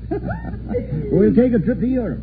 Buy a new car. Pay the income taxes. Yes, Victoria, please, not while we're celebrating. Hey, Colonel. Colonel who? Where? Oh, me. Oh, yes. What is it, Alice? Mr. Harry Crane calling. Says he's from the Ivy News, a reporter. Oh, have him come in. Mr. Merriweather, would you be good enough to take care of him while we go upstairs and freshen up a bit? You're glad to, man. Take your time. Come on, Toddy. We'll only be a moment. Oh, tonight we'll merry be. Dr. Hall? No, my name's Merriweather. I'm on the Board of Governors. Oh. No, the halls will be down in just a moment. Oh, well, I'm Crane of the News. How do you do? You hear about the Scofield Prize? Yes, it's great, isn't it? Well, break for me, anyway. I'm the local AP man. I make a few bucks extra on it. Oh, that's fine. You used to enjoy your radio program, the A&P Gypsies, wasn't it? Fine music. No, you're thinking of a grocery chain. I meant the Associated Press. Huh? But about this 20 grand, what's a kid his age going to do with all that folding money? Kid? Dr. Hall's not old, but he certainly isn't going to spend the money on marbles and lollipops. Oh, I'm not talking about Dr. Hall. I'm talking about that senior here. What's his name? Buckley, who won the Scofield Prize. Huh? Who? What are you talking about, son? Buckley, Jared Buckley, the one who just caught the Scofield Prize with a biography of Jonathan Gilly. Oh, no. No, it couldn't be. Are you sure? Well, sure, I'm sure. It came in on a teletype just a few minutes ago. My instructions are all you can send on Buckley. I'm hoping to get a statement from Dr. Hall to sort of round off the story. Good Lord, what have I done? Set up a Christmas tree and decorated it with mouse traps. Huh? I thought the news broadcaster said it. I must have misunderstood. You excuse me, please, Mr. Crane. I don't want to be here when they come down. Say, you look awful. What's the matter, headache? Heartache. I really couldn't stand seeing the faces of it. Excuse me, please. Sure. Take it easy. A lot of that virus X making the rounds, you know. Well, if anybody deserves it, I do. Mr. Crane, good afternoon. I am Dr. Hall. Afternoon, Doc. Victoria, may I introduce Mr. Crane of the News? How do you do? Good afternoon. Dr. Hall, I won't take up much of your time. I just would like a statement from you on this award of the Scofield Prize. Well, I first heard of it through Mr. Merriweather here, who took... Oh, by the way, where is he? Well, he seemed a little upset. He just left. Just left? Oh, that's too bad. I thought he was going to... The excitement was probably too much for him. Oh, I hope he's well by this evening. I want everyone to feel as happy as I do. Well, you really take this big, don't you? Well, naturally. I'm very gratified by the news. You might make that part of the statement. And please add that much of the credit is due to my wife. Your wife? Really? Oh, yes, indeed. As a matter of fact, I doubt very much if the book ever would have been written without her encouragement and tender solicitude. You don't say. Oh, no nonsense. I merely nagged until the book was finished. I wouldn't stop talking about it all hours of the day and night. All hours of the... You don't say. I promised him that as soon as he's finished, we'd go away together for a whole week. Well, didn't you have anything to say about that, Doc? Yes, of course. Yes, I told her I thought it was a good idea. You don't say. Yes, and it was a good idea. Well, yeah, but you got to draw the line someplace. It was only a week. You certainly are broad-minded. If it was my wife, I'd be frothing at the mouth. Really? I may say so. It seems a very odd reaction. Not in my circle. And I thought you people led such quiet lives. Oh, well, who am I to point a finger? Well, thanks for the statement, Doctor. You mean you have all you want? Oh, I got even more than I bargained for. The story will be about Buckley anyway. This is just sort of fill in and fluff. Buckley? Who's Buckley? Are you kidding? Jared Buckley, the student who just topped the Scofield Prize with his book about Jonathan Gilly. Oh, Toddy. Buckley? He did a biography of Gilly? His biography won the prize? Well, yes. Didn't you know? What did you think I was talking about? I thought that... You see, My husband has a biography of Jonathan Gilly in his publisher's hands now, and we were under the impression... No, it's Buckley's book. Oh, I see. Well, you thought that I was getting a story from you. Oh, this is a rotten break, Doc. I'm sorry. Holy cow, what a story. No, please, forget it, please. Right. Thank you. Well, good afternoon, Doctor. Good afternoon, Mrs. Hall. Good afternoon.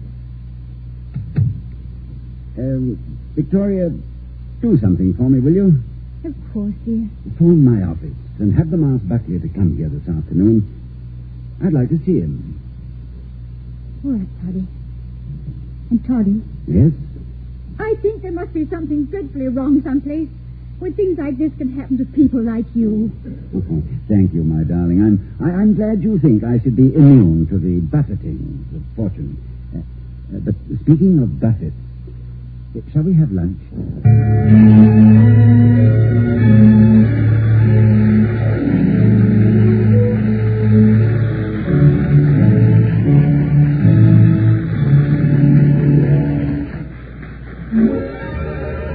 I was curious. I tasted it. Now I know why Schlitz is the largest selling beer in America. No wonder it's the beer that made Milwaukee famous.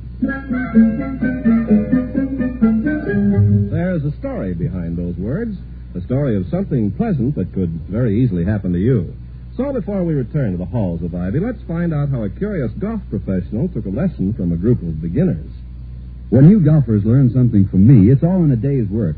But when I learn something from you golfers, well, that's like the man biting the dog. The man bites dog incident I'm going to tell you about took place shortly after I became the golf pro at an exclusive club in Connecticut. One of my first jobs was to help some new members work on their game. Now, these men were beginners who spent more time in the rough than they did on the fairway.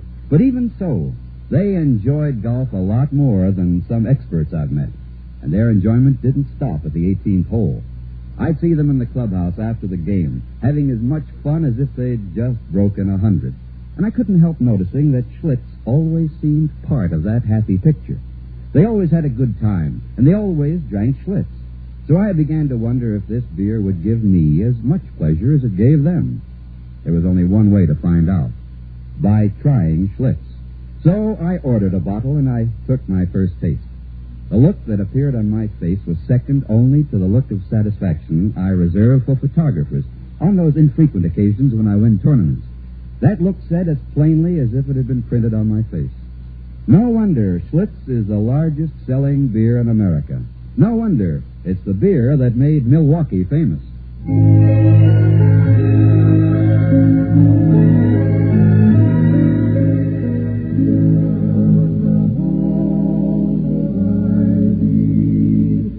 That's around us here today. Returning to the halls of Ivy, we find a saddened Dr. and Mrs. Hall awaiting the visit of Jared Buckley. Is there anything I can do for you, Toddy? Thank you, no, darling. I hope you don't think I'm crushed by the news, because I'm not. It would have only been a bother to win the Scofield Prize anyway. Yes. Reporters interrupting your routine with requests for interviews. Yes, and having to make speeches at banquets. And radio and television programs. Oh, there's no doubt about it in my mind at all. No, it's just as well I didn't win it. Better, in fact. Yeah, much better. What are you thinking about? I'm trying to decide which of us is the bigger liar. I think we're very evenly matched. Give or take a pound or two. It doesn't work, does it? I must confess I'd love having my routine interrupted. Well, you'd be inhuman if you didn't. I was going to surprise you with a fur coat. The prize money, you know. Oh, darling, you are sweet. What a lovely surprise. Thank you very much. I was going to exchange the fur coat for a trip to Europe for both of us. You were? Oh, thank you, Vicky. Thank you. I should have enjoyed that. Toddy, how did it happen that Buckley should have written a book on the identical, very obscure subject you did? It was merely a coincidence, of course. Literature is dotted with cases where writers, widely separated in space, have written similar works almost simultaneously. Reaction to identical stimuli, I suppose. Yes, Alice, what is it? A telegram for you, Colonel. Thank you. I hope lunch was all right, ma'am. You didn't eat much. Oh, yes, it was very, very good, Alice. The chocolate layer cake was heavenly. You must give me the recipe so I can pass it on to the other faculty wives. Oh, well, thank you.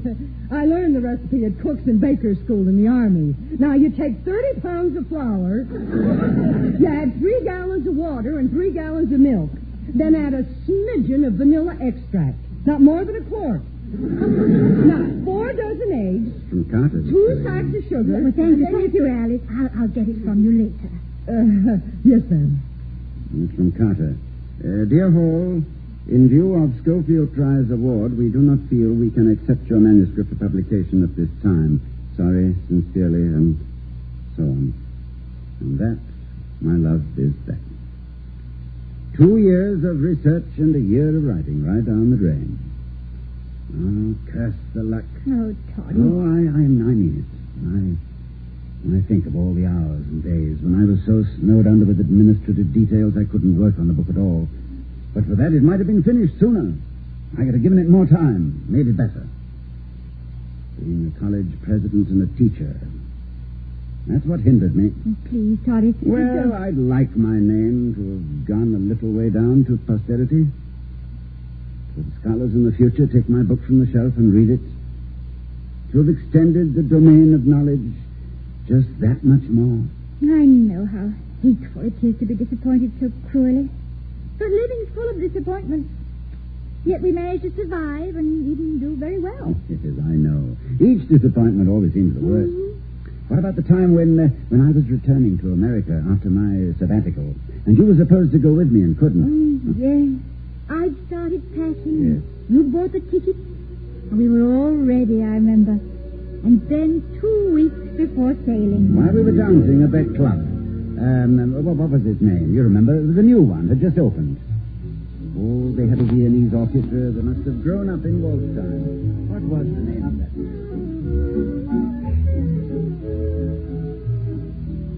I think you waltz beautifully. So do you. Is there much waltzing in America? No, not much. When I left, everyone was doing something called the Big Apple. Oh, Vicky, it's marvelous. 2 weeks more, then goodbye, London. 5 days later, hello, America. You know, when the customs inspector asks me if I have anything to declare, I shall say, only my love. Toddy? Yes, Vicky? Suppose I couldn't come with you to America. Oh, then all sorts of dire things would take place. It would rain for 40 days and 40 nights. The ice caps at the poles would move toward the equator. Baseball would be banned. But why imagine such a nightmare? I mean, when you are coming to America with me. But I'm not. What? I'm not. I can't. Oh, Toddy, please don't look at me like that. Well, you're not joking, are you? I wish I were. Only I wouldn't make such a joke. Yes, but I don't understand. Well, the management have asked me to change my mind and extend the run of the show until business warrants closing it. But why? Well, if I don't, I'm throwing almost 60 people out of work. I couldn't refuse them. Oh, but Vicky, I had plans for it. Oh, they were beautiful plans, darling. And they'll be fun to carry through. But we'll have to wait a bit. I'll join you later. You see, they all tell me the show can't go on without me. It won't go on for me without you either. Toddy, it wasn't an easy decision to make. Oh, I know. I just feel as though the wind had been knocked out of me, that's all. It's been a wonderful trip for you, though, isn't it? Oh, my dear. And it's been happy, ain't it? I mean, until now? Happier than I ever imagined possible. And it's going to make all the days away from you seem very dreary. I shall feel the same. But Don't let's talk about it. We've another 2 weeks. Let's enjoy them. All right, darling, we'll raise the roof and paint the town red. Because we are two very special people. Special and irreplaceable. Kiss? Colonel, Mr. Buckley's calling. Please, not now. I haven't the time. Who knows how long it'll be before we see each other again. Buddy, it's Jared Buckley calling. Will you send for him Makes here? no difference. Every moment with you is precious. Well, thank you. It's very flattering, I'm sure. But what about Buckley? But who? What? Oh, Buckley. Oh, Jared Buckley. Yes. Yes. Have him come in, Alice. Yes, sir. Audrey, you were daydreaming again. There were stars in your eyes. There was one in my arms as well. Mr. Buckley, sir. Good afternoon, Good afternoon. I'm sorry it took me so long. Buckley, we're very proud of you. Congratulations on bringing the Scofield Prize to Ivy. Oh, thank you. I was coming to see you anyway, Dr. Hall. I wouldn't have had this honor if it hadn't been for you. For me? Yes. As a matter of fact, I wouldn't have written the darn thing at all. You're responsible for it, you know. I am? Yes, sir. Remember that seminar you conducted 3 years ago? The one on American colonial history? Yes. Yes, I do. Well, that's where I first heard of Jonathan Gilly. From you. I'll never forget how you talked about him. This convinces me that I talk too much. Oh, no, sir. It was wonderful.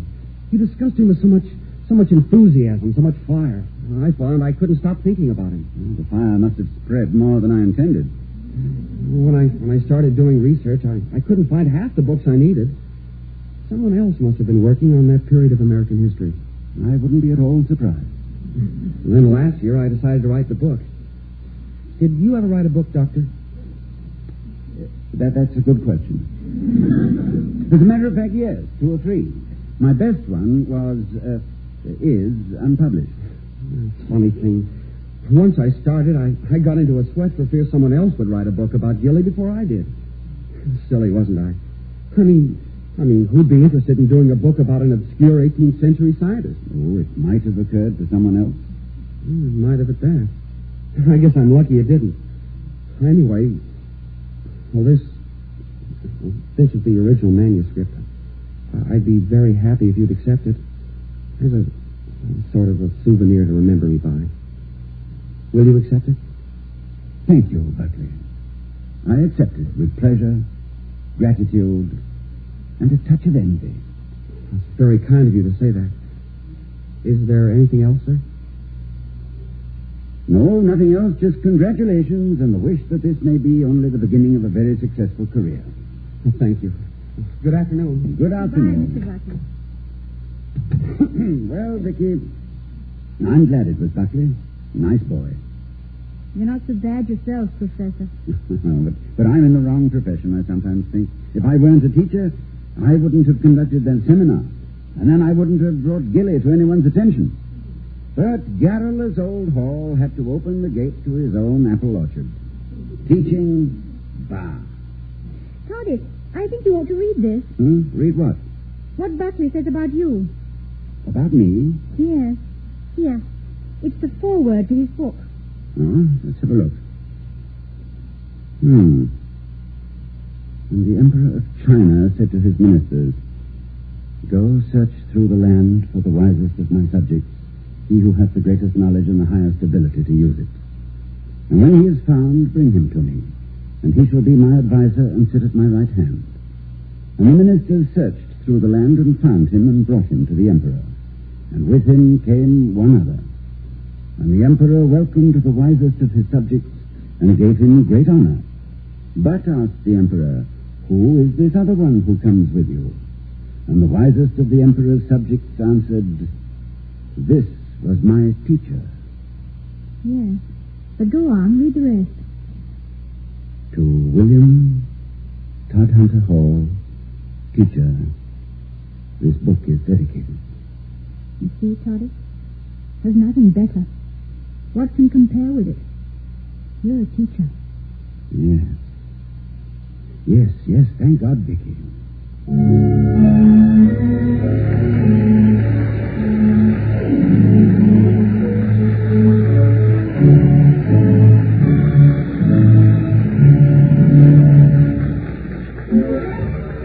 I was curious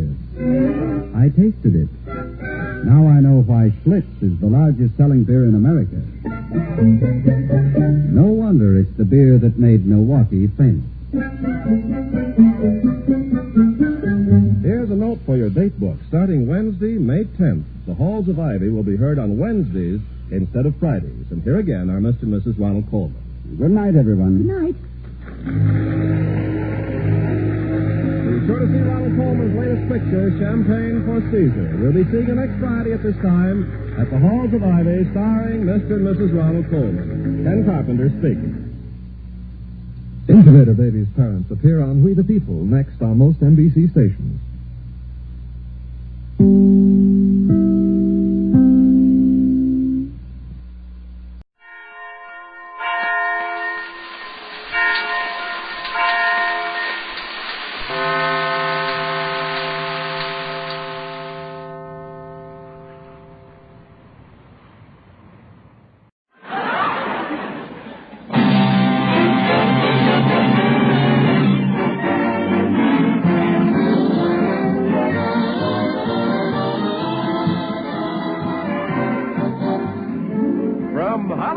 Colgate Tooth Powder presents the Mel Blanc Show, written by Mac Benoff, with Mary Jane Croft, Joe Kearns, Hans Conried, Alan Reed, Jill Walker, the sportsman, Victor Miller and his orchestra, and starring the creator of the voice of Warner Brothers' Bugs Bunny. What's up, Doc?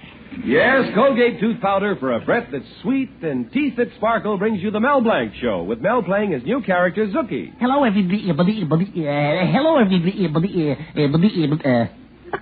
Hi. And starring himself in person, Mel Blanc. Hi, folks. Ugga, ugga, boo, ugga, boo, boo, ugga.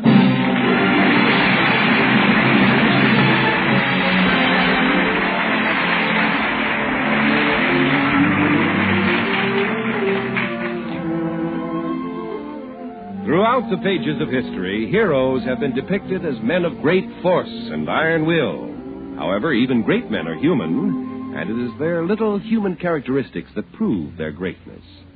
For instance, in 1491, Queen Isabella said, Christopher, will you put down that globe and pay some attention to me? Nothing doing. Not until I find a new route to the Indies. And in 1775, on a cold, bleak day, Martha Washington said, George, come into the house. It's cold. Nothing doing. Not until I win this battle of Valley Forge. And today, in the home of Betty Colby, Betty speaks to another great man, her boyfriend, Mel Blanc, and says, Mel, come down off that chandelier. Nothing doing. Not until that mouse is gone. Well, the mouse got tired of waiting, so he left. Mel came down, and just before he and his girlfriend Betty left for the picture show at the Bijou, Betty said, Oh, Mel, you're such a coward, afraid of a mouse. I am not a coward. I never told you about the time I was held up in my fix-it shop. I said to that crook, all right, put your gun on the table and scram. And what did he do? He told me to go jump in the lake. Well, what happened? I don't know. When I got back, he was gone. Now, you're just a weakling. Oh, is that so? I'm tired of all this talk. The next one who calls me on the telephone is going to get it from me. I'm going to tell him off. I don't care who it is. Answer that, Betty. Huh? Oh, all right, I'll answer it. Hello, Betty Colby's house. What? Now, listen, fathead. I don't want to be bothered with you. If you call up again, I'll beat your brains out. Do you hear? I'll come over there and mop up the floor with you. Goodbye.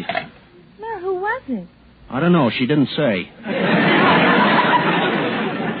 And that's only the beginning, Betty. I'm going to be big. Get my name in the papers. How? Working in your fix-it shop? You'll never get your name in the papers by fixing things. Oh, no? What about those New York gamblers? Betty, I'm going to do big things in this town. I'm going to get in Who's Who. And everybody in town will say, there's Mel Blanc. Who's Who? We knew him when he was What's That?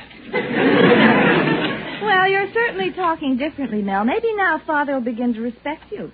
And as far as your father's concerned, Betty, there's going to be a new deal. From now on, I'll show him who's boss. Hello, Betty. Hello, Mel. Hello, Father. Hello, boss. Mel Blanc, what are you doing here in the parlor with my daughter, Betty? Well, as a matter of fact, Mr. Colby, we were just leaving for the movies. Now, listen, you giggling idiot. Before you go, I want to talk to you about that electric fan you fixed. I put it up in my supermarket this afternoon. Well, did it go fast enough? Fast enough? I hung it up right over the apples, pears, bananas, and plums. Well, what happened? I got a market full of fruit salad.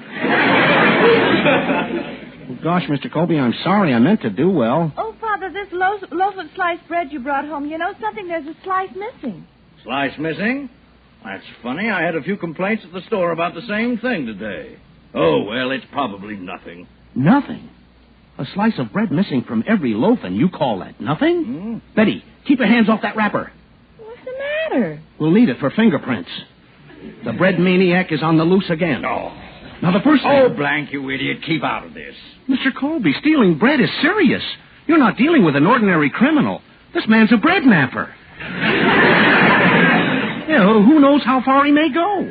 What do you mean? Why, tomorrow we may be siphoning the custard out of your chocolate eclairs. Now, stop being so silly. It's only a slice of bread. Betty, you think I'm a coward. Well, I'm going to show the both of you what a big man I really am. Oh, you idiot. Forget it. You hear me? Yeah, we've got to head him off. This thing is too big for the local police. I'll go to the FBI. I'll go to the Army. I'll go to the Navy. I'll go to the President. Mel Blanc! I'll go. Oh, Betty, you coming? No, Mel, you go on ahead. I'll meet you at the movies. Huh. Go on alone. She thinks I'm afraid. I'm not afraid. I'm going to solve that bread case. Guy may be very tough to catch. By now, he may be sticking the white bread under a sun lamp and selling it as pumpernickel. Uh-oh, there's Professor Potchnick, piano teacher. Hey, Professor Potchnick, wait for me. Hello, Mel. Professor, what are you laughing at? I just came from the movies where I'm seeing that Bugs Bunny. He's funny. The way he says, what's up, comrade? Professor, don't tell me about the picture. I'm going to see it with my girl Betty. Besides, right now, I've got to find the bread thief. Please allow me to interrupt. Then I saw another picture, Duel in the Sun. So many actors. There's that fellow, not 100% wool. Not 100% wool? Yeah, Joe Cotton. And then there's that Jennifer Jones. Her part I couldn't understand. All through the picture, she is wearing a blanket. So help me, never once went to sleep. But what love scenes I saw. Even in the balcony. But in the picture, first Gregory Peck kisses Jennifer Jones. Then she's kissing him, then he's kissing her, then she's kissing him. Will they go on kissing all through the picture? Why not? You should see the muscles in Gregory Peck's lips. So long, Mel. Well, goodbye. That's funny. Wasn't even interested in the case of the missing bread slice. I wonder. Maybe he took it. Mr. Colby threw me out. Maybe he has a reason. Even Betty. But love mustn't stand in the way. Everybody's a suspect. Wait a minute. Mel Blanc, where were you on the night of February the 18th? What am I talking about? I can't even eat bread. I'm on a diet.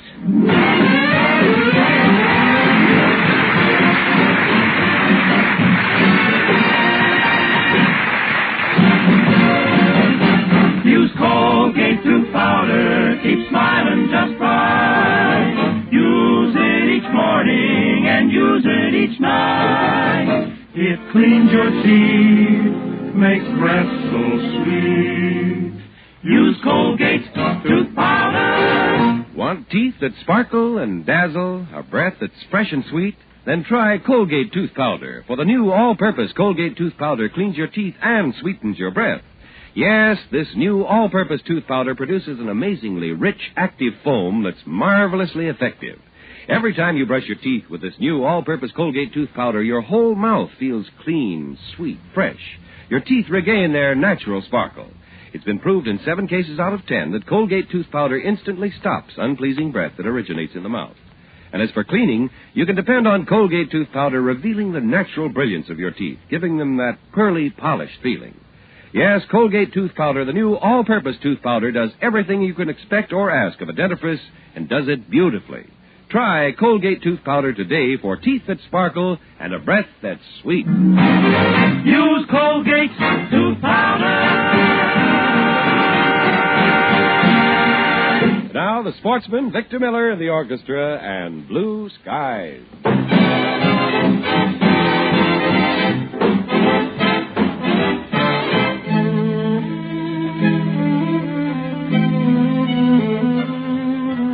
Blue skies smiling at me. Nothing but blue skies. Do I see? No, nothing but blue skies with bluebirds singing a song. Nothing but bluebirds all day long. Never saw the sun shining so bright. Never saw things that were going so right. Noticing the days are hurrying by. When you're in love, my mind they fly high. Blue days, troubles, all of them gone. Nothing but blue skies from now on. Blue skies smile at me.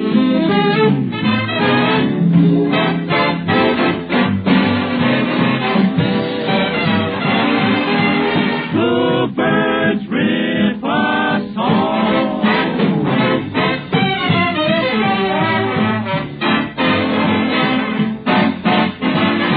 Well, I never saw the sun shining so bright. Never saw things that were going so right. Noticing the days hurrying by when you're really in love. My mind is fly high. Blue days, all of them gone. Nothing but blue skies. Blue skies from now on.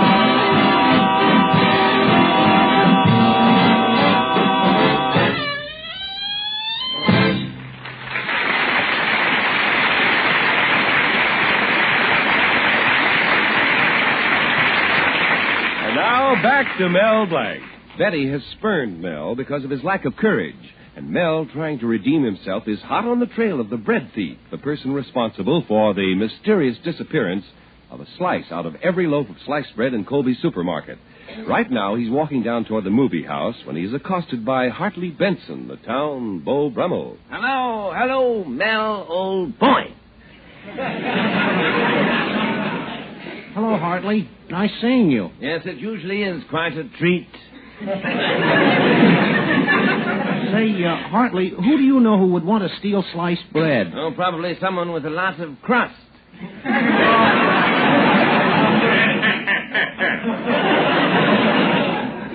Can't you help me out? They stole one slice out of each loaf. Yes, well, let me think now. One slice out of each loaf. Lana Turner, Betty Grable, Rita Hayworth. What's Lana Turner and Rita Hayworth got to do with it? Well, as long as I'm thinking, I might as well enjoy myself.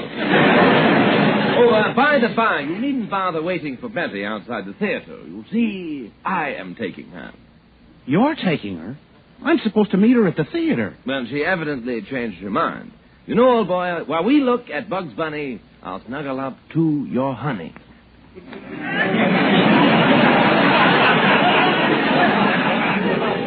Bugs Bunny. Well, Betty isn't going with me because she thinks I'm a coward. Now, just a second now. If you want to know why she's not going with you, look at your suit. Who made it? Schaffner and Marx? Hart, Schaffner and Marx. Oh. Come now, old boy. Nobody's heart was in that job.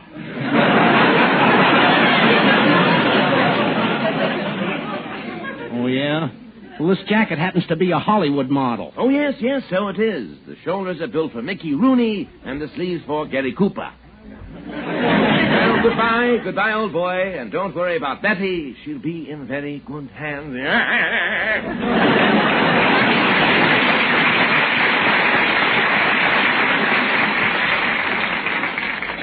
Yeah, what a character.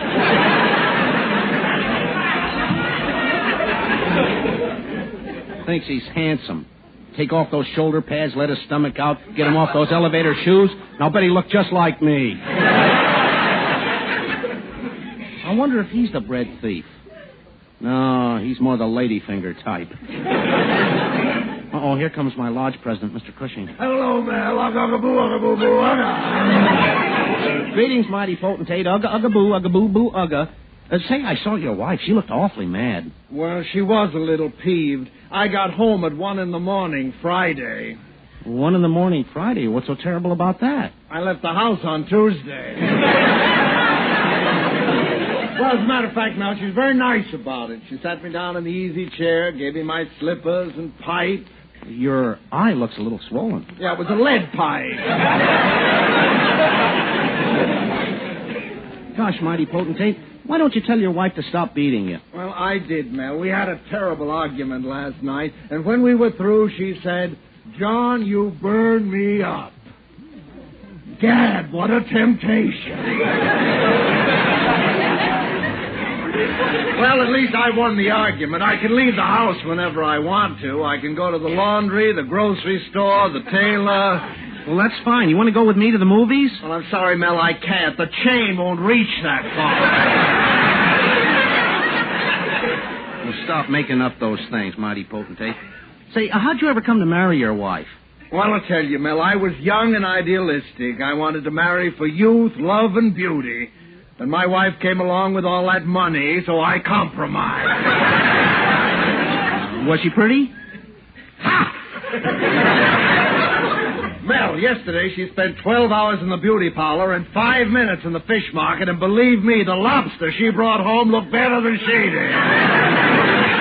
Oh, your wife isn't that ugly. No, Mel, they say that some people have a face that'll stop a clock. Well, the other day, my wife looked at our cuckoo clock.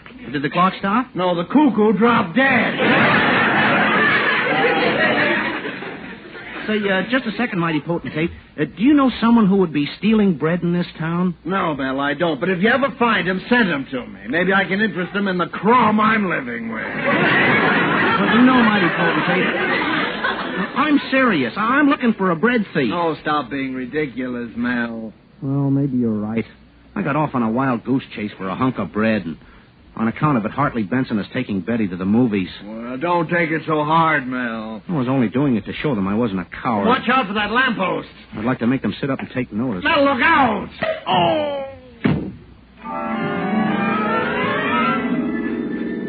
Oh, slice of bread. Colby, Betty, Bugs Bunny, missing slice of bread. Bugs Bunny, slice of bread. Hear ye, hear ye. The court of rye, white, and whole wheat will now come to order. Court will rise and general session of the missing slice of bread will now begin. Learned judges now entered the court, proceeds to the bench, and will now speak up. What's up, prosecutor? Here's the affidavit, Your Honor. The plaintiff Colby contends that the defendant, Mel Blanc, dispatched the firm's errand boy, one Zuki, with 12 cents to purchase one loaf of sliced bread. The aforementioned Zuki returned with the aforementioned bread and one slice was missing. The aforementioned defendant, Mel Blanc, was not refunded the aforementioned 12 cents, although he made an aforementioned big stink about it.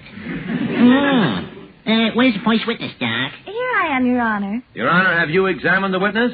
Yeah, certainly, Doc. What is your opinion? Step up, miss. Put your right hand on this white bread. Swear to tell the loaf, the whole loaf, and nothing but the loaf, so help you right, Chris. I do. Cross your knee and hope to die. Cross my knee? Oh, Your Honor, doesn't he mean cross my heart? Judge, the prosecutor knows what he's talking about. Well, I object, Your Honor. I want to cross-examine the defendant's assistant, Zuki. Okay, Zuki, take the stand. Now, young man, tell us. What's your name? John Doe. What's your occupation? Well, see, I'm a radio announcer. A radio announcer? Yeah, listen. Doctor, I have a lady in the Doctor, I have a lady in the I have a lady in the Never mind, she went home. Is that all you announce? No, I also give the time. Well, how do you do that? Like this. It's 5 o'clock.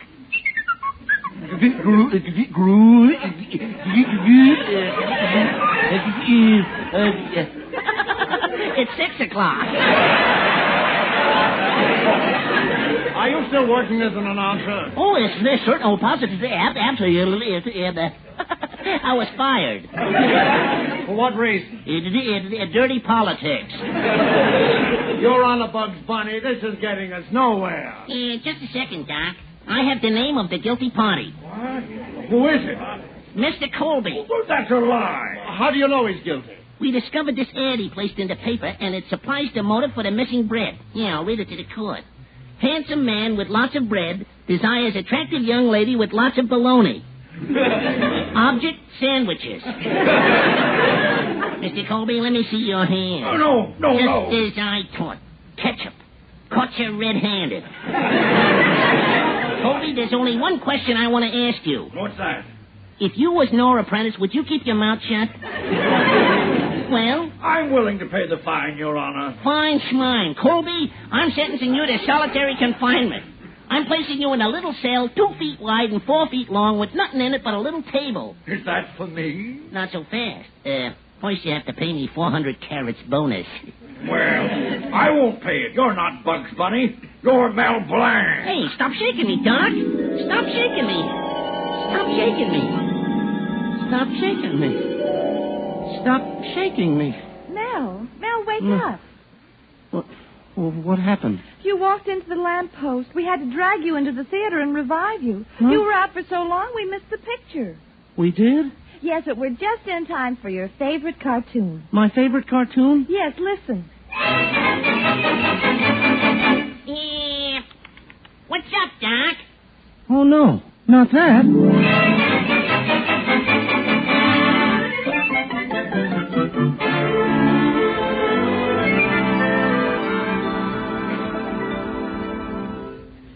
Oh, Mel, stop talking about Hartley Benson. I just made him say that to get you jealous. And besides, you're home with me, aren't you? Oh, Betty, I made a mess of everything with that bread thief business. I wonder what you see in me. Oh, I don't know. I guess I love you for the little things about you. The little things? Yes, put your head on my shoulder.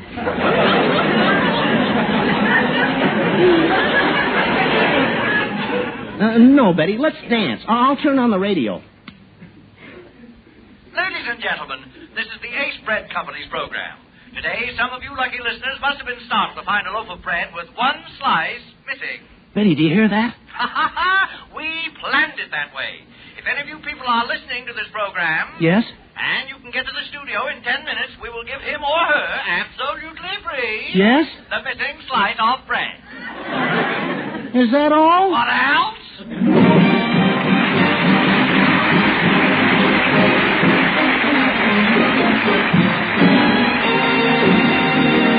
Mel Blanc will be back in just a minute. Use Colgate tooth powder, keep smiling just right. Use it each morning and use it each night. It cleans your teeth, makes breath so sweet. Use Colgate tooth powder. Lively, active, marvelously effective. That's Colgate Tooth Powder, the new all-purpose Colgate Tooth Powder. It cleans your teeth and sweetens your breath. Yes, every time you brush your teeth with this new all-purpose tooth powder, your whole mouth feels wonderfully fresh, sweet. That lively, active foam swirls around your mouth, cleans in all the corners. In 7 cases out of 10, it's been proved Colgate Tooth Powder instantly stops unpleasing breath that originates in the mouth. And when it comes to cleaning your teeth, why, Colgate Tooth Powder does a thrilling job. For it leaves teeth gloriously clean, reveals their natural brilliance. Try Colgate Tooth Powder, the new all-purpose Colgate Tooth Powder today, for teeth that sparkle and a breath that's sweet. Use Colgate Tooth Powder. This is Mel Blanc saying thanks for listening. Good night, Andy. That's all, folks.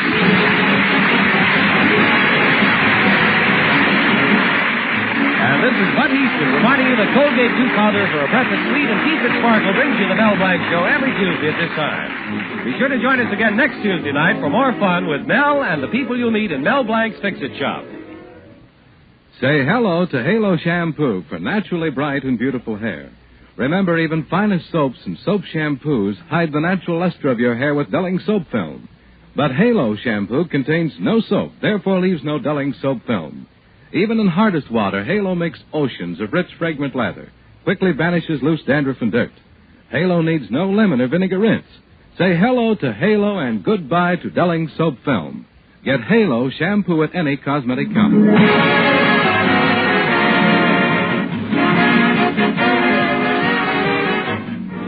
Ladies, right now there is a worldwide shortage of fats and oils. That is why the women of America are asked to keep on saving used fats. Keep on selling it to your butcher. Your butcher is now paying more for your waste cooking fat.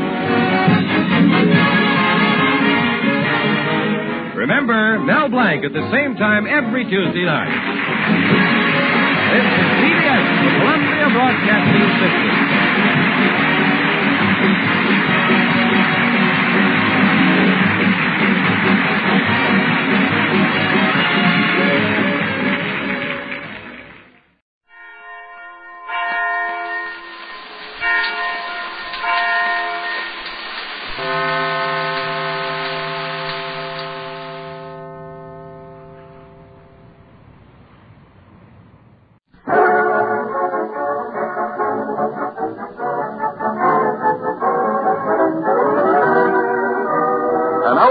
In Town Hall tonight, folks, 60 minutes of fun and music brought to you by Ipana Toothpaste and Salapanica. Ipana for the smile of beauty, Salapanica for the smile of health. Fun with our star comedian Fred Allen, music by Peter Van Steeden, and our special added attraction, the Town Hall Variety. New music, new voices, new laughs. It's Town Hall tonight.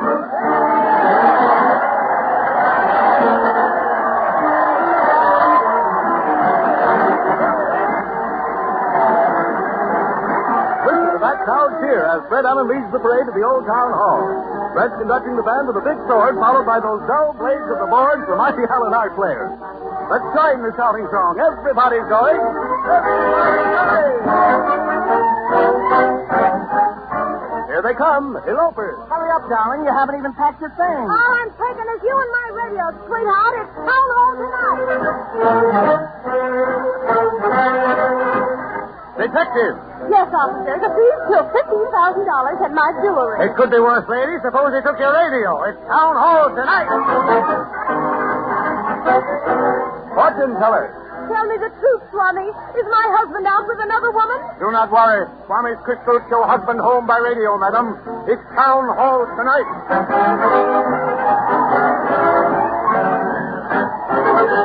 Well, sir, here we are before the Old Town Hall, and there's Fred exchanging iambic banter with the crowd. Let's listen. This year's kisses may not taste as sweet, folks, but we didn't come to neck. We're here to open up the Old Town Hall. Step lively, please. Hi, Fancy Stockings. Hello there, Buster. Evening, Tattlemouth. Hi there, Sister Nag. Step right in. You'll laugh, you'll weep, you'll fall asleep on the inside. So hurry.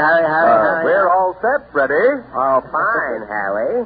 We're opening the show Baby Talk, huh? We're opening the show with Boo-Hoo. Righto, let it go, Peter.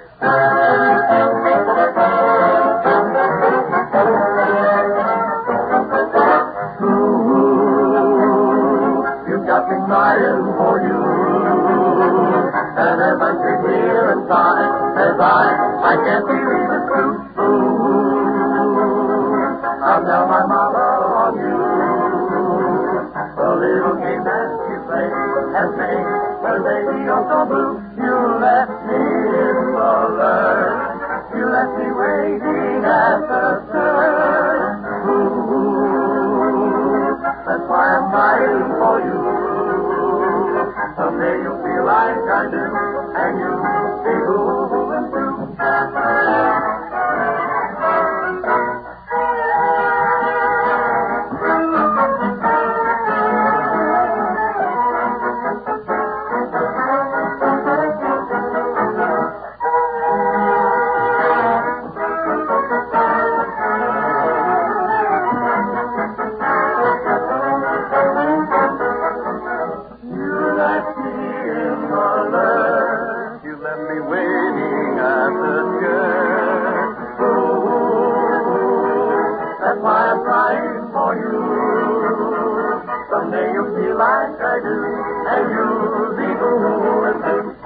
Presenting that Goliath, that gargantuan, that great big giant of jest, jubilant, jive, jocose, jamboree, jovial, the Jubilee Pan Gambrum, Fred Gallant in Jason.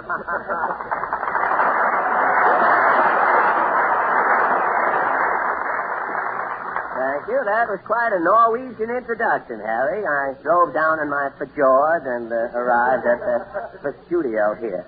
Good evening, ladies. Good evening, ladies and gentlemen. Now, before the man from the Social Security Office gets here to see about enrolling the jokes, I'll read you the town hall bulletin for tonight. Hard White, the first grocer to get into trouble with the SPCA for breaking the tusks off elephants in his animal crackers, has a special announcement. Hard says you customers have got to quit scratching matches on the cigar counter. The cigar case has just been varnished, and Hard says, men, if the seats of your pants are so thin you're afraid a match will raise a divot, just say the word when you want to light up, and Hard will bend over and oblige. So much for friction around the county seat. And now for the town hall news. The curtain, Harry. Root down, Fred. The lights go out, and we bring you the latest news of the week. The town hall news sees nothing, shows all. Hollywood, California. The Academy of Motion Picture Arts and Sciences makes its annual awards for best performances of the year. Town Hall News, following in Academy's footsteps, presents its annual awards to outstanding underdogs of the film industry. Tonight we pay tribute to little patrons who did big things in movie theaters during 1936. A Town Hall Award goes to Mr. Caswell Slink. Mr. Slink. Hi, public.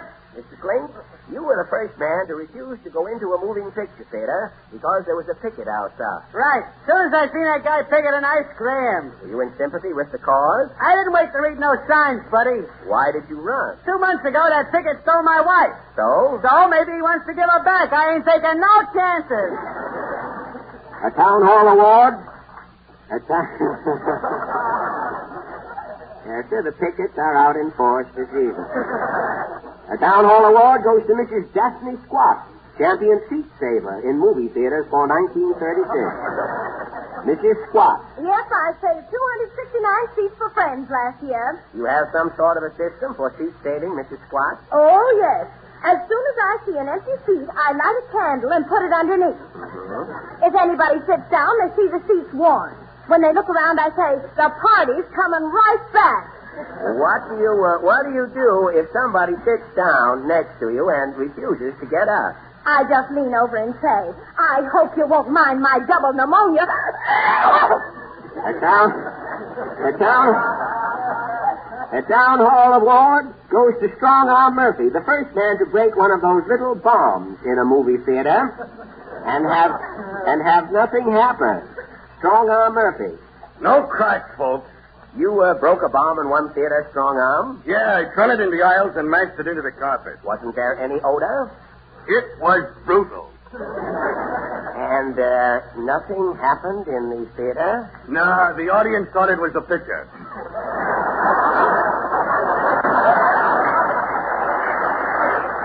A Town Hall Award goes to Mr. Manuel Singh, the most unusual organist to appear in a movie theater during 1936. Mr. Singh. Thank you, my friend. Why are you the most unusual organist for 1936, Mr. Singh? I played the organ all year with my feet. How come? Well, in all movie theaters, the organ comes up on a hydraulic platform. They put on the brake, and the organ stops. I see. Then the organist comes up on a hydraulic stool. He's supposed to stop even with the organ. Why couldn't you play with your hands? All year, the stool is stopping 4 feet higher than the organ, so what can I do? I play with my toes. A Town Hall Award goes to Mrs. Hilda Wonk, the luckiest woman moviegoer for 1936. Mrs. Wonk. Oh, I'm lucky, all right, folks. How lucky are you, Mrs. Wonk? Well, I left my gum under my seat one week and came back the next week. And the gum was still there? You said a mouthful, mister. A Town Hall Award goes to Mr. Dabney Bleak. Mr. Bleak. Just a minute, Mr. Bleak. You are the loudest singer in the movie theater audience there? Well, I ain't here to brag, bud. Now, what is the loudest you have ever sung, Mr. Bleed? Well, last week at the Paramount, they let down the song sheet. The song was Moonlight and Roses. Well, sir, 4,000 people started singing the lead. I give them 4 bars head start, and then I started my baritone. How did you come out, Mr. Bleed? On 43rd Street.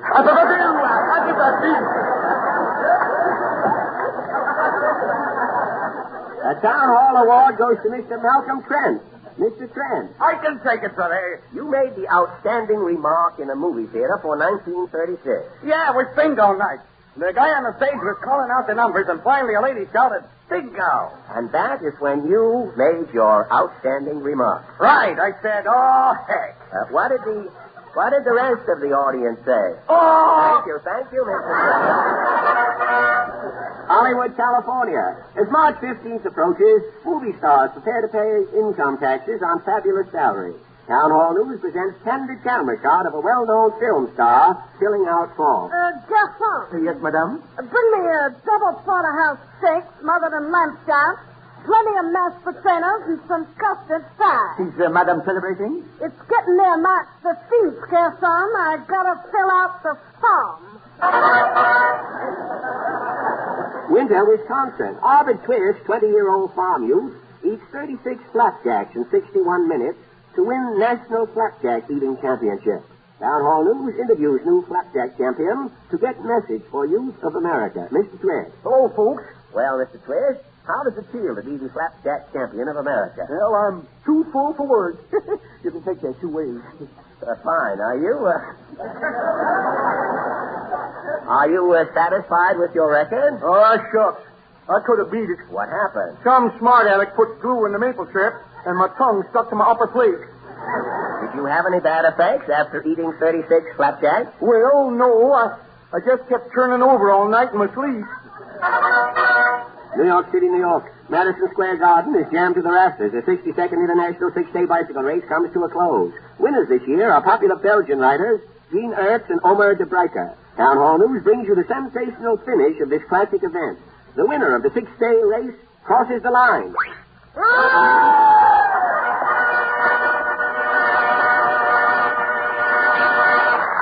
Thank you, ladies and gentlemen, thank you. And now for the mighty Allen sacrifice. To prove that the college professor who said people can transmit their thoughts to each other was right, I lay what passes for my mind on the altar of science. I shall allow a young man who never took a lesson in his life to look me firmly between the eyes and read my mind. You ready, Mr. Von Zell? Ready, Mr. Allen. Now, concentrate, please. Let me see. It always takes a moment or two to clear away the dead timber. Oh, yes, now I have it. You were thinking that if you had next week's show written, you could skip away for the weekend and relax. By gad, Von Zell, it's uncanny. I did have that truant thought. Your skill savors of decremency. Oh, it was nothing, Fred. You could do it yourself. Well, not with everybody, Harry, but I think I could tell you what you're thinking about. All right, try it and see. Oh, I know you, Harry. You're thinking about a red and yellow striped tube. Ipana toothpaste is on your mind, isn't it? Right, Fred. And Ipana is on the mind of everyone who believes that a good toothpaste, like a good dentist, is never a luxury. And Ipana is constantly growing in popularity because of its extra benefits. It not only cleans and brightens your teeth, but when used with massage, gives your gums the toning and stimulation they need to help keep them firm and healthy and guard against gum trouble. Since our gums do not get that stimulation from creamy, well-cooked foods, we earnestly suggest this daily routine. Every time you brush your teeth with Ipana toothpaste, put a little extra Ipana on your brush or fingertip and massage your gums with it. You'll have lovelier teeth, too, and a far more attractive smile if you'll always remember Ipana, for the smile of beauty.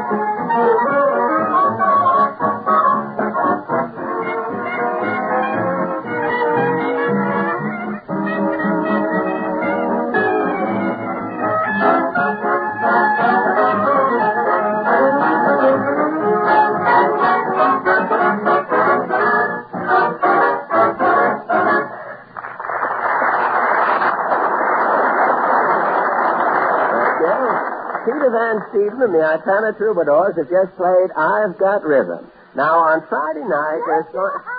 Oh, God. Now, quiet here. Whoever's raising that hub and bub, one thing at a time, if you'll be so kindly. Hello?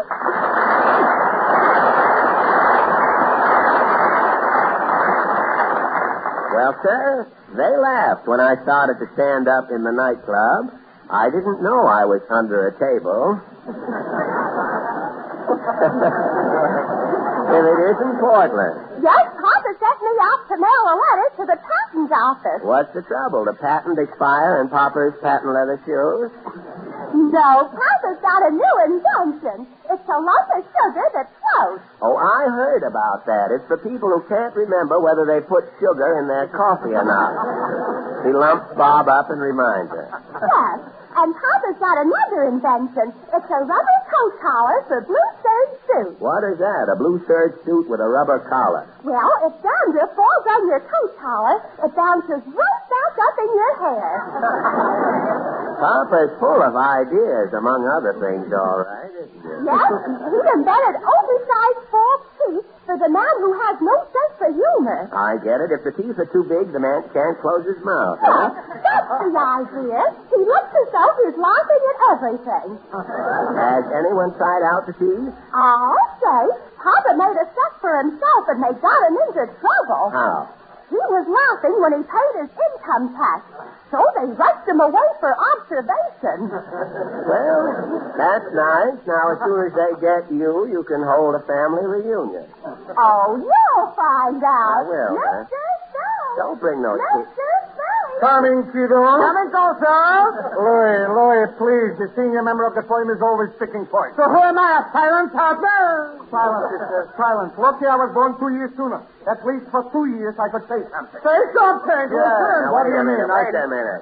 If you don't take this portable argument off the premises, gentlemen, I'm apt to break your legs to match your English. So hit me already, I'll sue. And the case will be handled by Lombard Fink, freelance attorney, who I happen to be. Look at sir. Before I'm getting hit, he's taking the case already. If you'll just wait a minute, fellas. Yes, if you guys will keep quiet for just 2 seconds, you can hear each other fall. Oh, you think my partner is frightened? Go on, Louis, hit him. Hit me? Why, I'll pull his nose down so far, if he ever sneezes, he'll vacuum the cuffs on his pants. Go on, hit me. I'll dare you to hit me. Look, a timid boy. So you give him a smash, Louis. He'll hit back, then we'll sue. So who's retaining you already? Look, his own brother. He wouldn't give a case. Daniel Webster I should be, maybe, huh? Anybody else but you should be. If the law business is bad, why don't you sue each other, Mr. Faye? Yes, sue, bums. Bums, he said. You know who you're calling bums, buddy? No, who are you? Tell him, Louis. Are your hands clean, buddy? Of course my hands are clean. Okay, here's our card. You are reading it from right to left. Fink, O'Reilly, and Fink, attorneys at law. Take back the card, Louis. Get it, Gunner. Is that the name of your firm? Fink, O'Reilly, and Fink? Limited. Trivial cases are specialty. Office hours at your convenience. What is O'Reilly doing in between you two Finks? Confidentially, O'Reilly, we are using strictly for bait. You mean there's no O'Reilly in the firm? Of course not, and is he lucky? With 2 Finks, O'Reilly would starve to death. Have you settled any big cases, Mr. Fink? You are recalling that case, maybe, Russo versus the Holland Tunnel? Who did you represent, the Holland Tunnel? Fink and Fink were retained by Russo, so-called a plaintiff. What was the case about, Mr. Fink? Russo, a nobody, is living in Jersey. When the Holland Tunnel is opening, a draft is going continually from New York to the tunnel into the plaintiff's house. Exactly. For 2 years, Russo is suffering pneumonia, so he is retaining Fink campaign, and we are taking the case to court. Did you give the Holland Tunnel a summons, Mr. Fink? And how? First, we are slapping Anna Sabine. Then we are slapping Anna Mendeme. And at this point, I am requesting a habeas corpus, and the case is going to a higher court.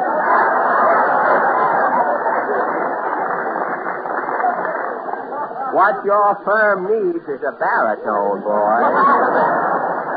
How did the case come out, Mr. Faye? Our client, Russo, sure nobody, is winning the suit.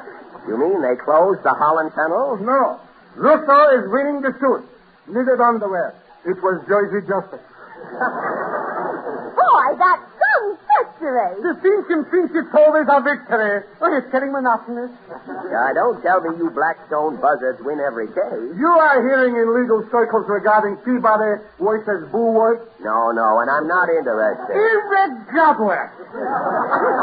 I am opening this case by sneezing. While the judge is saying Gesundheit, I am appealing. What did your client say? A lucky break. The judge was cross-eyed. The foreman of the jury got 10 years. Guys,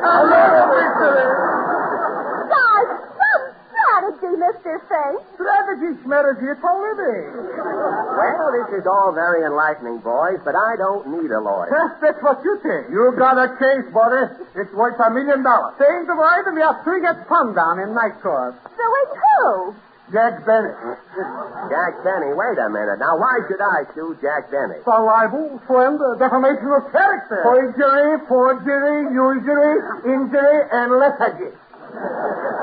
Have you been listening to the radio, Mr. Faye? Yeah, definitely. The complaint is made out already. Listen, on January 3rd, he is calling you a lowbrow. January 10th, he is calling you a highbrow. January 17th, he is saying you're a mini. And without a letter, he is insisting you can't play the flea. If we are taking the case, then he will positively settle out of court, and not for chicken food. Boy, have you got a case? I will open up with a writ of replevin. Then I come with a writ of no crow. Before Benny can move, I am on top of him with a writ of persecutor. You're certainly putting on the ritz, Mr. Faye. A low life like that should pay with continuity. You couldn't lose, brother. Now, the only thing is, you boys are a little mixed up there with the evidence. Those are the things I call Jack Benny. You won't. Did you hear that one, Bob? I heard. You've made a mistake, Mr. Faye. It could happen to a dog. It has. You mean that you are calling this to Jack Benny? Yes, so what? So what is it? Has Benny got a case? This will cost you plenty, Gisele. What are we waiting for, Lombard? Let's go. Okay, Benny is stopping on the power. It's this way. I'll sue you later, Portland. Shall we? Ho!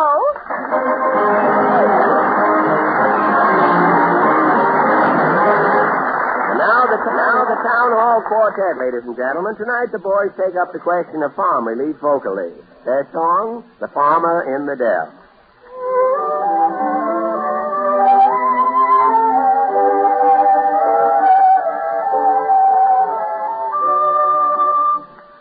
The farmer in the dell, the farmer in the dell, hi-ho the dairy-o, the farmer in the dell, the farmer in the dell, the farmer in the dell, hi-ho the dairy-o, the farmer in the dell, in the dell.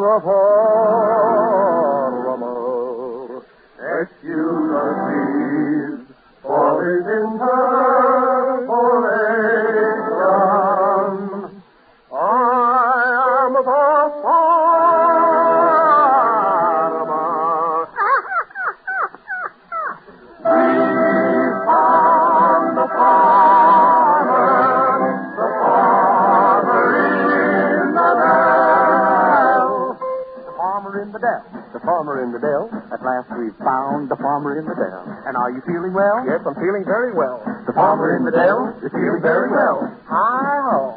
Hi-ho. Hi-ho. Hi-ho. Farmer in the dell. The farmer in the dell.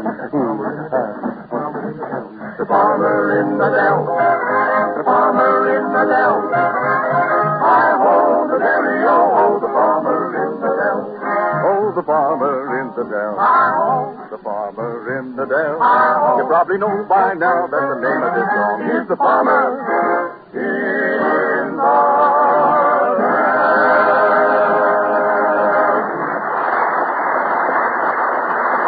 Thank you, ladies and gentlemen. Thank you. And thank you, boys. And now for a little item I read in the papers concerning Cadoozle. Gesundheit.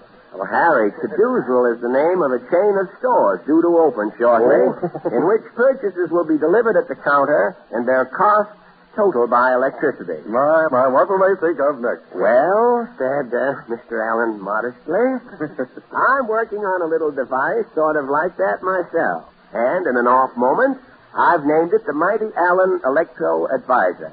May I explain how it works, Mr. Von Z?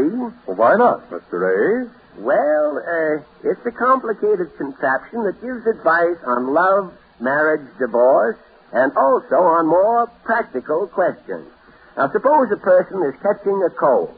They just press the button marked, "What to do for a cold," and this is what they hear. You know from experience that the time to start fighting a cold is at its very beginning.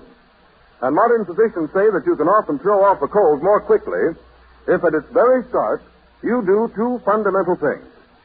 Remove waste through laxation and combat the acidity that frequently accompanies a cold.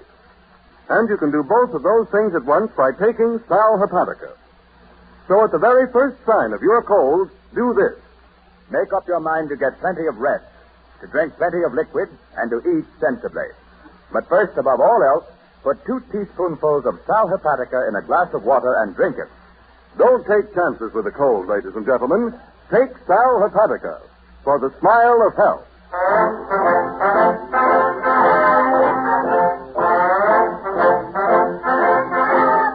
There's the theme song of the Mighty Allen Art Players, and they'll be with you immediately after your station announcement.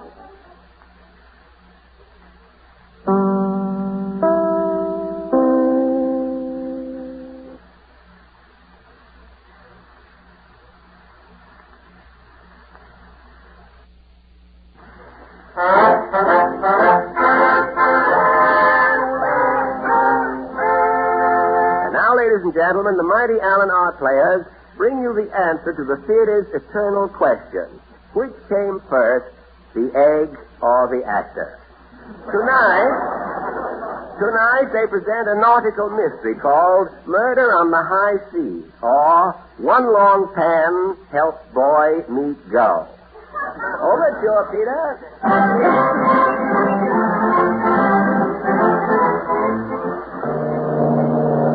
All hands on deck. Jib boom the port bow. Port bow the jib boom. What time is that, mate? 8:12, sir. Have the men heave anchor. Aye, sir. Come into my cabin, mate. Aye, sir. What's the matter with your other eye? I got something in it, sir. Well, step into my cabin. Right, sir. While we're anchored here at quarantine, I'll check up. Everything's in order, sir. These passengers are finishing a 6-month cruise. Is everybody satisfied? Only one complaint, Captain. Yes? A lady says she can't find any eggs in the crow's nest. Well, tell her I'll have the ship laid, too.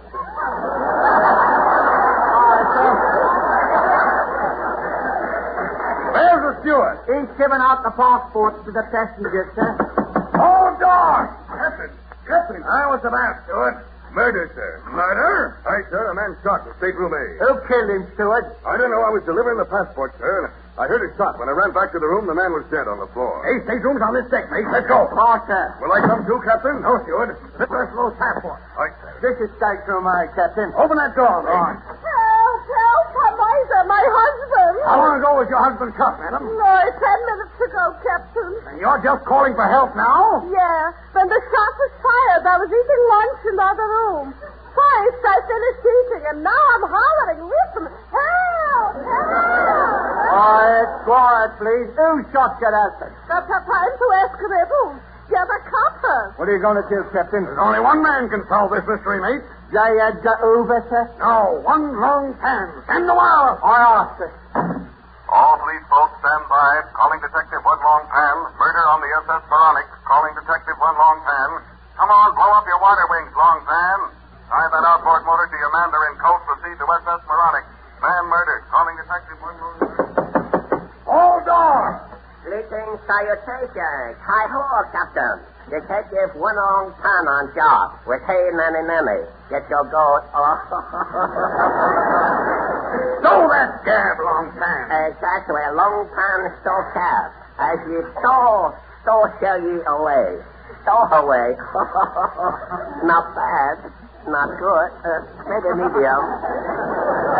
Quit stalling, Long Pan. There's been a murder aboard. Murder? You, who are you, cop? Do I look like a corpse?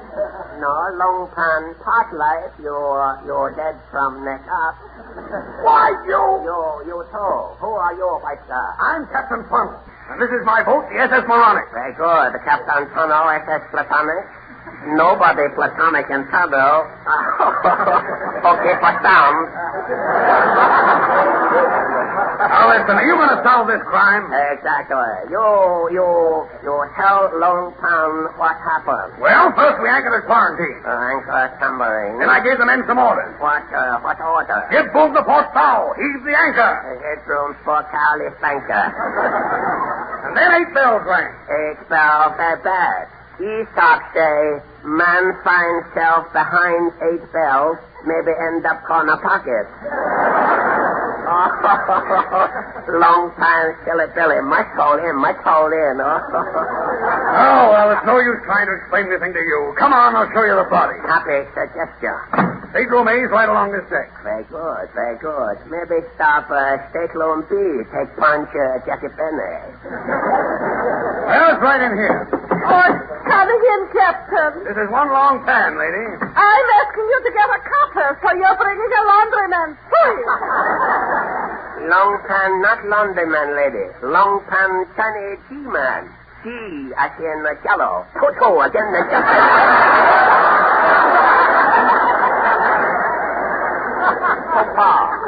So if you are so smart, Mr. Hong Kong Hillbilly, who is killing my husband? First, must you know husband's name, lady? He is now the late Willoughby Cat, the Zipper King.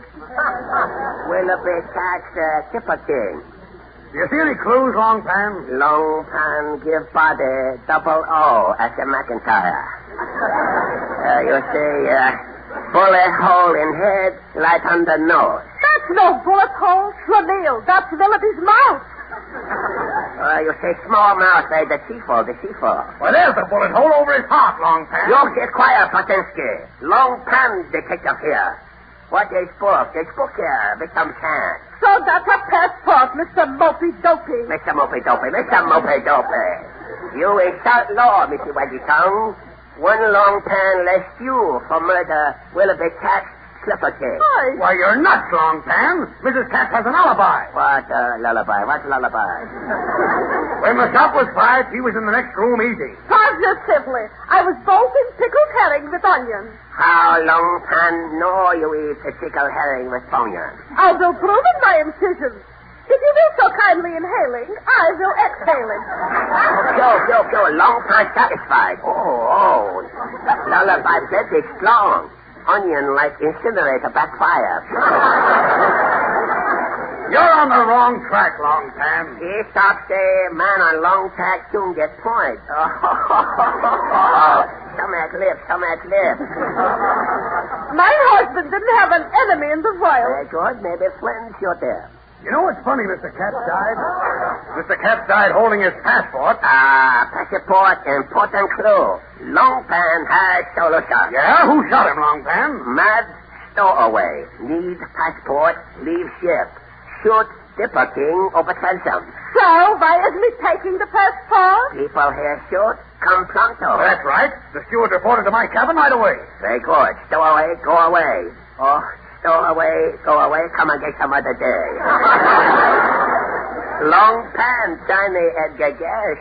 Go long way, wrong direction. Captain, I am demanding you are testing the survey. Long pan, hall door. Captain Funnel, aye, sure. Come quickly. Another passenger shot on the upper deck, sir. Phooey! 6 months we are cruising for health. So now the passengers is coming home dead. It must be that mad stowaway, Long Pan. Long pan, stop murder. You lead way, Captain. There's another shot. This is terrible. Murder, next stateroom. Long pan, investigate. You go first, Captain. You're yellow, Long Pan. No, not yellow. Long pan, delightful orange pico shade. Lead on, McLuff. Okay. Help! I'm Captain Funnel, mister. What's wrong? My wife's been shot, Captain. Oh, show's the wife, mister? I don't know. Look. She's holding a passport, too. Same as Mr. Cat. Not die like a dog. Die like cat. What does it all mean, Long Pan? Mean Matt stowaway good at Matt now. Mr. Passport, second time. Oh, my ship is ruined. This is 3 murders. 4 murder, Captain. All return, not in yet. Well, do something. Very good. Long pan, put all crime together. Make a big pool, solve the wholesale. Well, where did that last shot come from? We try this room here. Was that shot in here, lady? Yes, this is awful, Captain. Your husband? Yes. Husband, short throat, handsome lady? No, through his head, Fu Young. Fu Young, you too, lady. Long pan, ask him a question. Well, look, Long Pan, in his hand. Passport. Fucking don't be too more shots. Good. Return just come Maine and Vermont. Captain Funnel, what were those 2 shots, Steward? The Siamese twins in the next room have been murdered, sir. Siamese twins hold something in hand? Yes, their passports. A coincidence. No, not coincidence. Siamese twins die of purpose. Mystery solved. Well, the mystery solved, you dope. Where's the killer? Open mouth, shut eye, long tongue, give you a big surprise. No killer. What? You mean my husband here committed suicide? Exactly. Everybody kill self. Community suicide. Well, what caused it, Long Pan? Very simple. Kitty play. Captain Funnel here will demonstrate. What are you going to do, Captain? Don't ask me, lady. Ask Long Pan. Steward, you have Captain passport? Yes, sir. It's right here. What's the Oriental idea? Quiet, Barnacle William, quiet. You look at your passport. Okay. You look at the picture. Whalen catfish! Where's my gun? Don't shoot yourself, Captain! Oh, he's dead! Precisely. Experiment great success. Captain joined great majority. You mean they all killed themselves because... Indubitably. Any man prefer death to look like passport picture. What's the moral, Long Pan? Aesop say passport photo is only X-ray picture with skin on. Some snappy dog, Long Pan rice cracker, or you kid.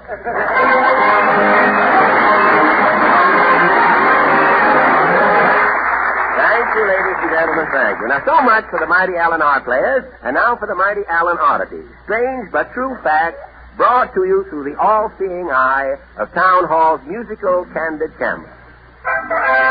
Franconia. In Franconia, men and women believe you should eat bread that's been carried over the roots of a tree if you want good teeth. But don't eat it during a thunderstorm or a funeral, or your teeth will never be firm and white. Ukrainia. The man or woman who is first to see the new moon will have a set of healthy teeth. And in order to make doubly sure, they look straight at the moon, take some earth from underneath their right heel, and rub their teeth and gums with it as a sort of magic dentifrice. The United States. Americans have no place for superstition in the care of teeth and gums. We place our faith in a good dentist and a good toothpaste. And while there's no magic in Ipana toothpaste, there is something almost magic in the way it helps our teeth and gums. For Ipana was made to help benefit both. Besides cleaning and polishing teeth to a brilliant, sparkling luster, Ipana, when used with massage, does this. It helps give our gums the toning and stimulation they need and fail to get from the soft, creamy, well-cooked foods we eat. And that stimulation helps guard against gum trouble. So every time you brush your teeth with iPana, ladies and gentlemen, massage your gums with a little extra iPana. This easy, common-sense daily routine goes a mighty long way toward helping you to firmer, healthier gums, whiter, brighter teeth, and a far more attractive smile. So always remember iPana for the smile of beauty.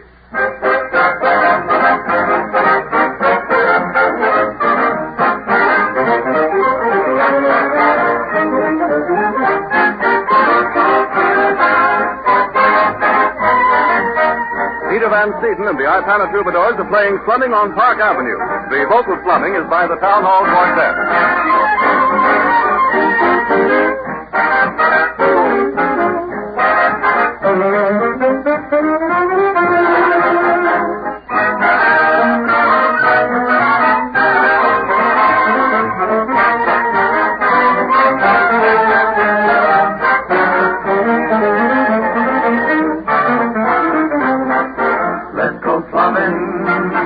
Take me slumming.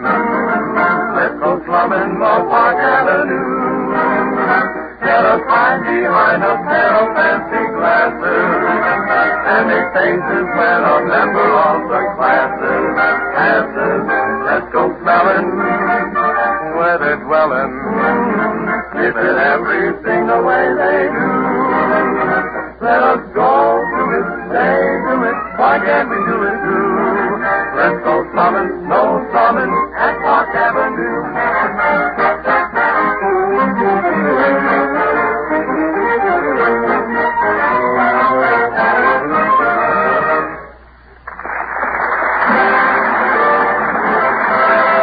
The Town Hall Varieties.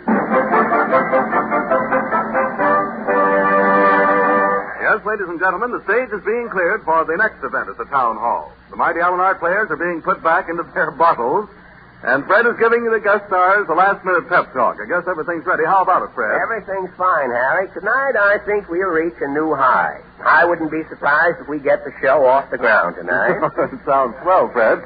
Who have we got with us tonight? Well, some mighty fine acts, Harry. I have a virtuoso on the musical grasses, then a gentleman, Professor Quigley, a wonder worker, and, not wishing to interrupt myself, but while I think of it, did you hear Mr. B last Sunday? Oh, yes. Yes, Jack had a pretty good program, didn't he, Fred? You don't think it sounded any better just because it was coming out of the Waldorf Astoria, do you? I'll bet he won't get his program in there again next Sunday without baggage. What do you mean, Fred? Jack didn't pull any faux pas at the Waldorf, did he? Why, that okay. You know, coming out, walking down one of the long halls there, he saw a lot of empty finger bowls stacked up on a table. You mean to say Jack didn't know what they were? He never saw a finger bowl before. He said, gosh, the next war is going to be terrible. They're making trench hats for children. No kidding. Imagine that guy driving up in front of the Waldorf in a trailer. The doorman must have been plenty mortified. At the Waldorf? Yeah. The doorman at the Waldorf didn't even know what the trailer was. He thought one of the penthouses blew off the roof. Oh, say, Fred, did you hear Jack say that you misinformed your radio audience? 400 people around the country? He wouldn't know what it meant to cater to the 400. Oh, and another thing I thought was funny was when he grilled little Stuart Canaan, the boy who played... Wait a minute. What was the first thing you thought was funny? Never mind another thing you thought was funny. Now, let's isolate that thing that was funny. When Jack flew off the roof. Oh, well, he's had plenty of practice flying off the handle. They can't... he's been modeling at Hammaker Schlemmers, for hammers down there for a long time. He flies off the handle, and if the hammer can't do it, it's ready to sell. But you said about little Stuart Canaan, Yeah, he grilled the little fellow, you know. Oh, that little boy who played the bee. Why, that big bully picking on a little fellow like Stuart? Benny's a bully, Benny's a bully. Benny's a bully, Benny's a bully. Why doesn't he pick on somebody his size? He's the kind of a guy who gives Shirley Temple a hot foot. Why, of all the cowards, the last time he got into an argument with the Dion quintuplets, he invited them outside one by one. Oh, now, wait a minute, Fred. Jack's all right. Why, I think I'll go over and see him next Sunday. Why, Wait a minute, Fred. You're not going to break up his program, are you? I'll tell him a thing or two. No, I won't tax him mentally. I'll just tell him a thing.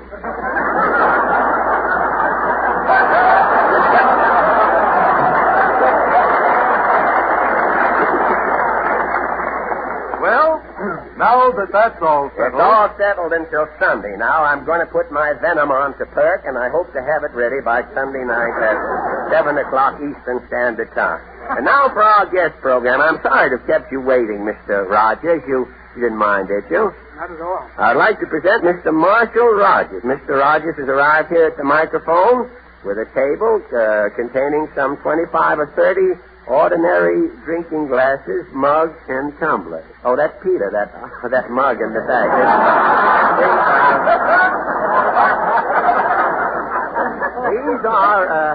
These are musical glasses, Mr. Rogers.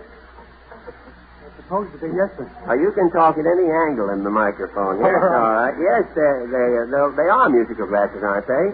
Yes, sir, they are. Those are the first ones I've never seen without water in them. Can you get a tone from an empty glass like that? I believe I can, yes, sir. Well, how do you do that? Would you mind explaining, or is it a secret, or... Well, all I do is place my fingertips into a little tray of water.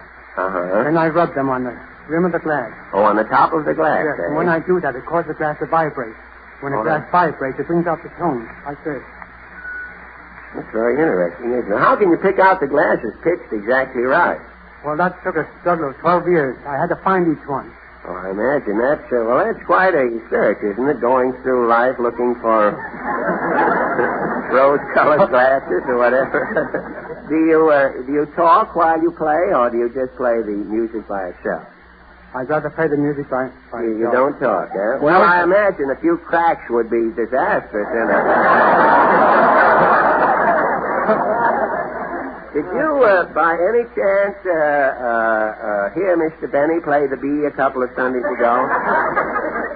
Well, shall I tell you what I did or not? Well, you can say. Well, I didn't. You didn't, huh? All right, I was just going to say, as a musician, if you had heard him play, you would agree with me when I say that if he was playing the bee from the music, he needs glasses, too. I think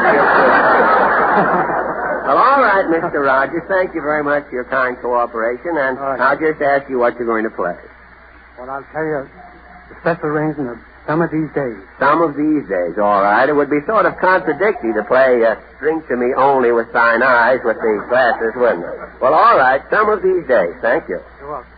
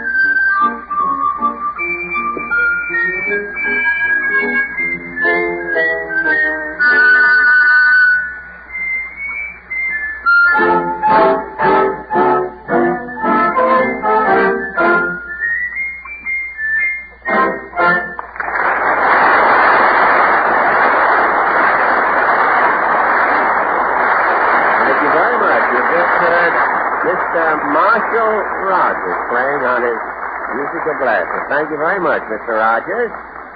And now, ladies and gentlemen, we bring another sensational attraction to our microphone.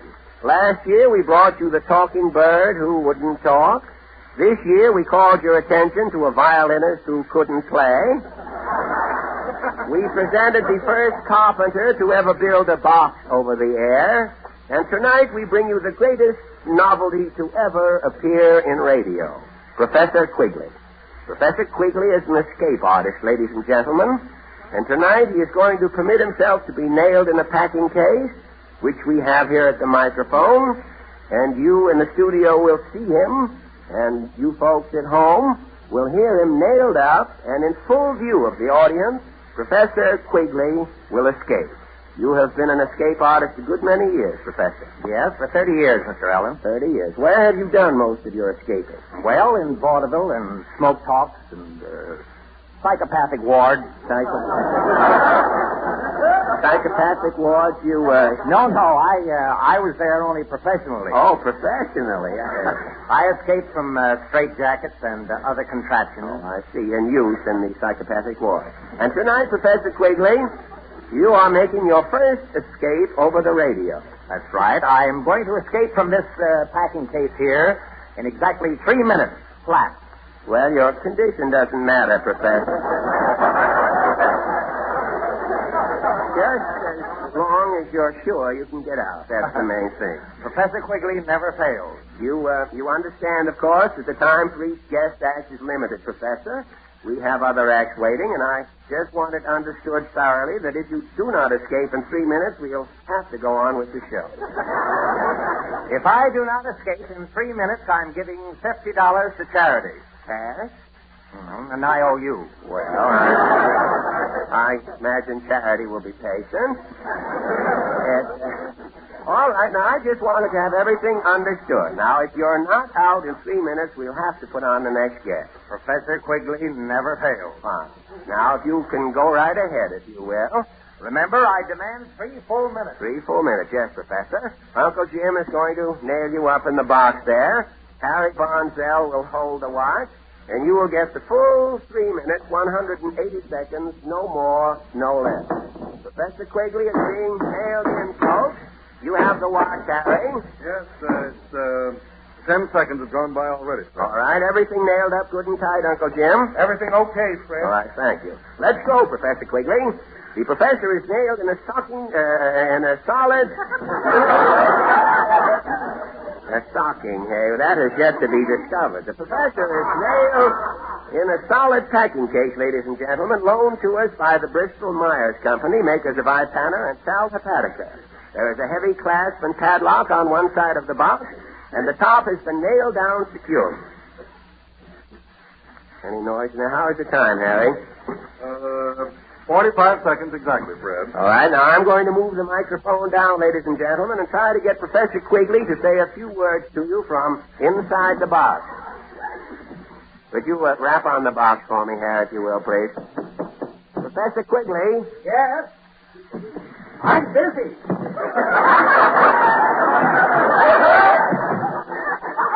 Well, I know you're busy, Professor, but will you just say a few words to the radio audience? Okay. Hello, folks. It's very dark in here. 1 minute. 1 minute, Professor. Okay. What was that, Professor? I'll be right out, Ma. Thank you, Professor. You have been listening to Professor Quigley, ladies and gentlemen, speaking to you from inside a packing case here at Radio City, where he is busy escaping, we hope. If the professor's mother is listening in, the professor says he'll be right home. The professor has about 1 minute and 30 more seconds to go, but he's working in there quietly, ladies and gentlemen. Fred, do you think you'll make it? Gosh, he's working like a beaver. I heard gnawing in there just a minute ago. Say, if the professor isn't worried whether he'll make it or not, I'm certainly not. Any signs of the professor coming out on your side, Uncle Jim? No, Fred. Something flew out of a nut hole. It wasn't the professor. It looked like a moth from here. Well, the professor probably took off his coat, woke the moth up. You know those things will happen. 2 minutes. 1 minute to go, ladies and gentlemen. 2 minutes he's taken up, 1 minute to go. I'll make sure Professor Quigley's all right in there. 1 minute, Professor. Okay. How are you doing? Time out. I dropped my glasses. Now, wait a minute. We can't take time out, Professor. I can't see what I'm You doing. just got 3 minutes. What? I can't see what I'm doing. Can't you escape from memory? 2 minutes and 30 seconds. Time out! Time out! What's the matter, Fred? Professor Quigley's dropped his glasses. He wants time out. Well, what are you going to do? Nothing. If he isn't out in 3 minutes, we'll have to open the box, that's all. Don't open that box. I'll get a lawyer. Get a lawyer. You're supposed to be out in 3 minutes flat. Get ready with your chisel, Uncle Jim. Okay. 3 minutes. Open that box. Open that box, Uncle Jim. Don't take any back talk from him. Boy, the professor's going to be pretty mad. Well, he'll have to be mad, Harry. You heard him say. You heard him say. You heard him say he'd be out in 3 minutes. The 3 minutes are up, and well, here he is. It's an outrage. You're going to ruin my reputation. Now, just a minute, Professor. I dropped my glasses and I called for time out. You can't do this to me. Now, listen, we have other acts, Professor. I told you that before you went in the box. I can't help it. I dropped my glasses. I couldn't see what I was doing. I know. Were you getting out of the box at all? I had one leg out when you called me. Well, I'm sorry, Professor. We can't give you any more time tonight. Well, I did not have 3 minutes. Well, there's only one thing we can do, Professor. If you want to come back next Wednesday and try it again, we can arrange probably to give you more time. How is that? You mean right here next Wednesday? Yes, Professor. I'm sorry things got mixed up tonight, but we'll be glad to have you escape next Wednesday. Well, that'll be all right, but I'll demand fair play. Sixpences, Gloria, Monday. No, Wednesday.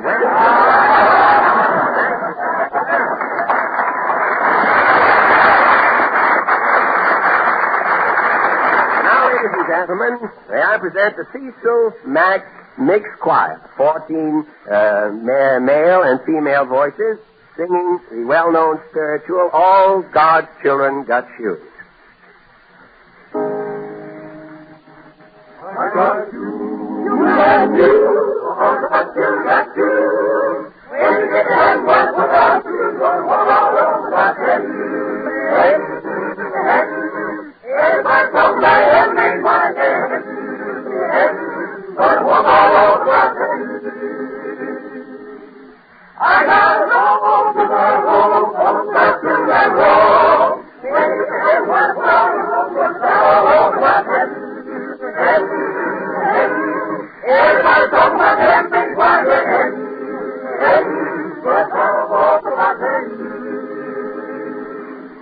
I got a crown, you got a crown, all got you got crown.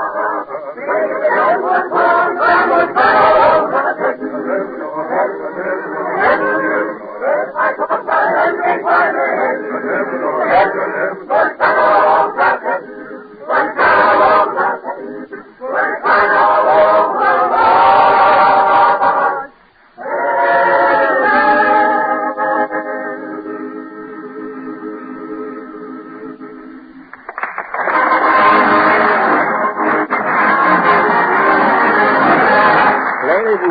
Before your loudspeaker sprinkles the preview of next week's show all over, I would just like to say this. Your increasing friendliness towards our two products is making more and more of these Wednesdays together possible. We are all grateful for such substantial appreciation, and we do hope you will continue to remember Ipana toothpaste for the smile of beauty, Sal Hepatica for the smile of health.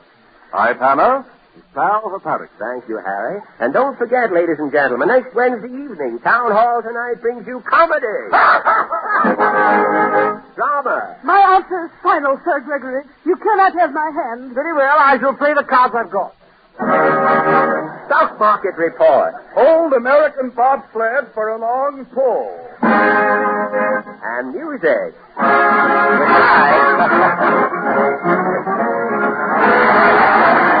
Goodbye.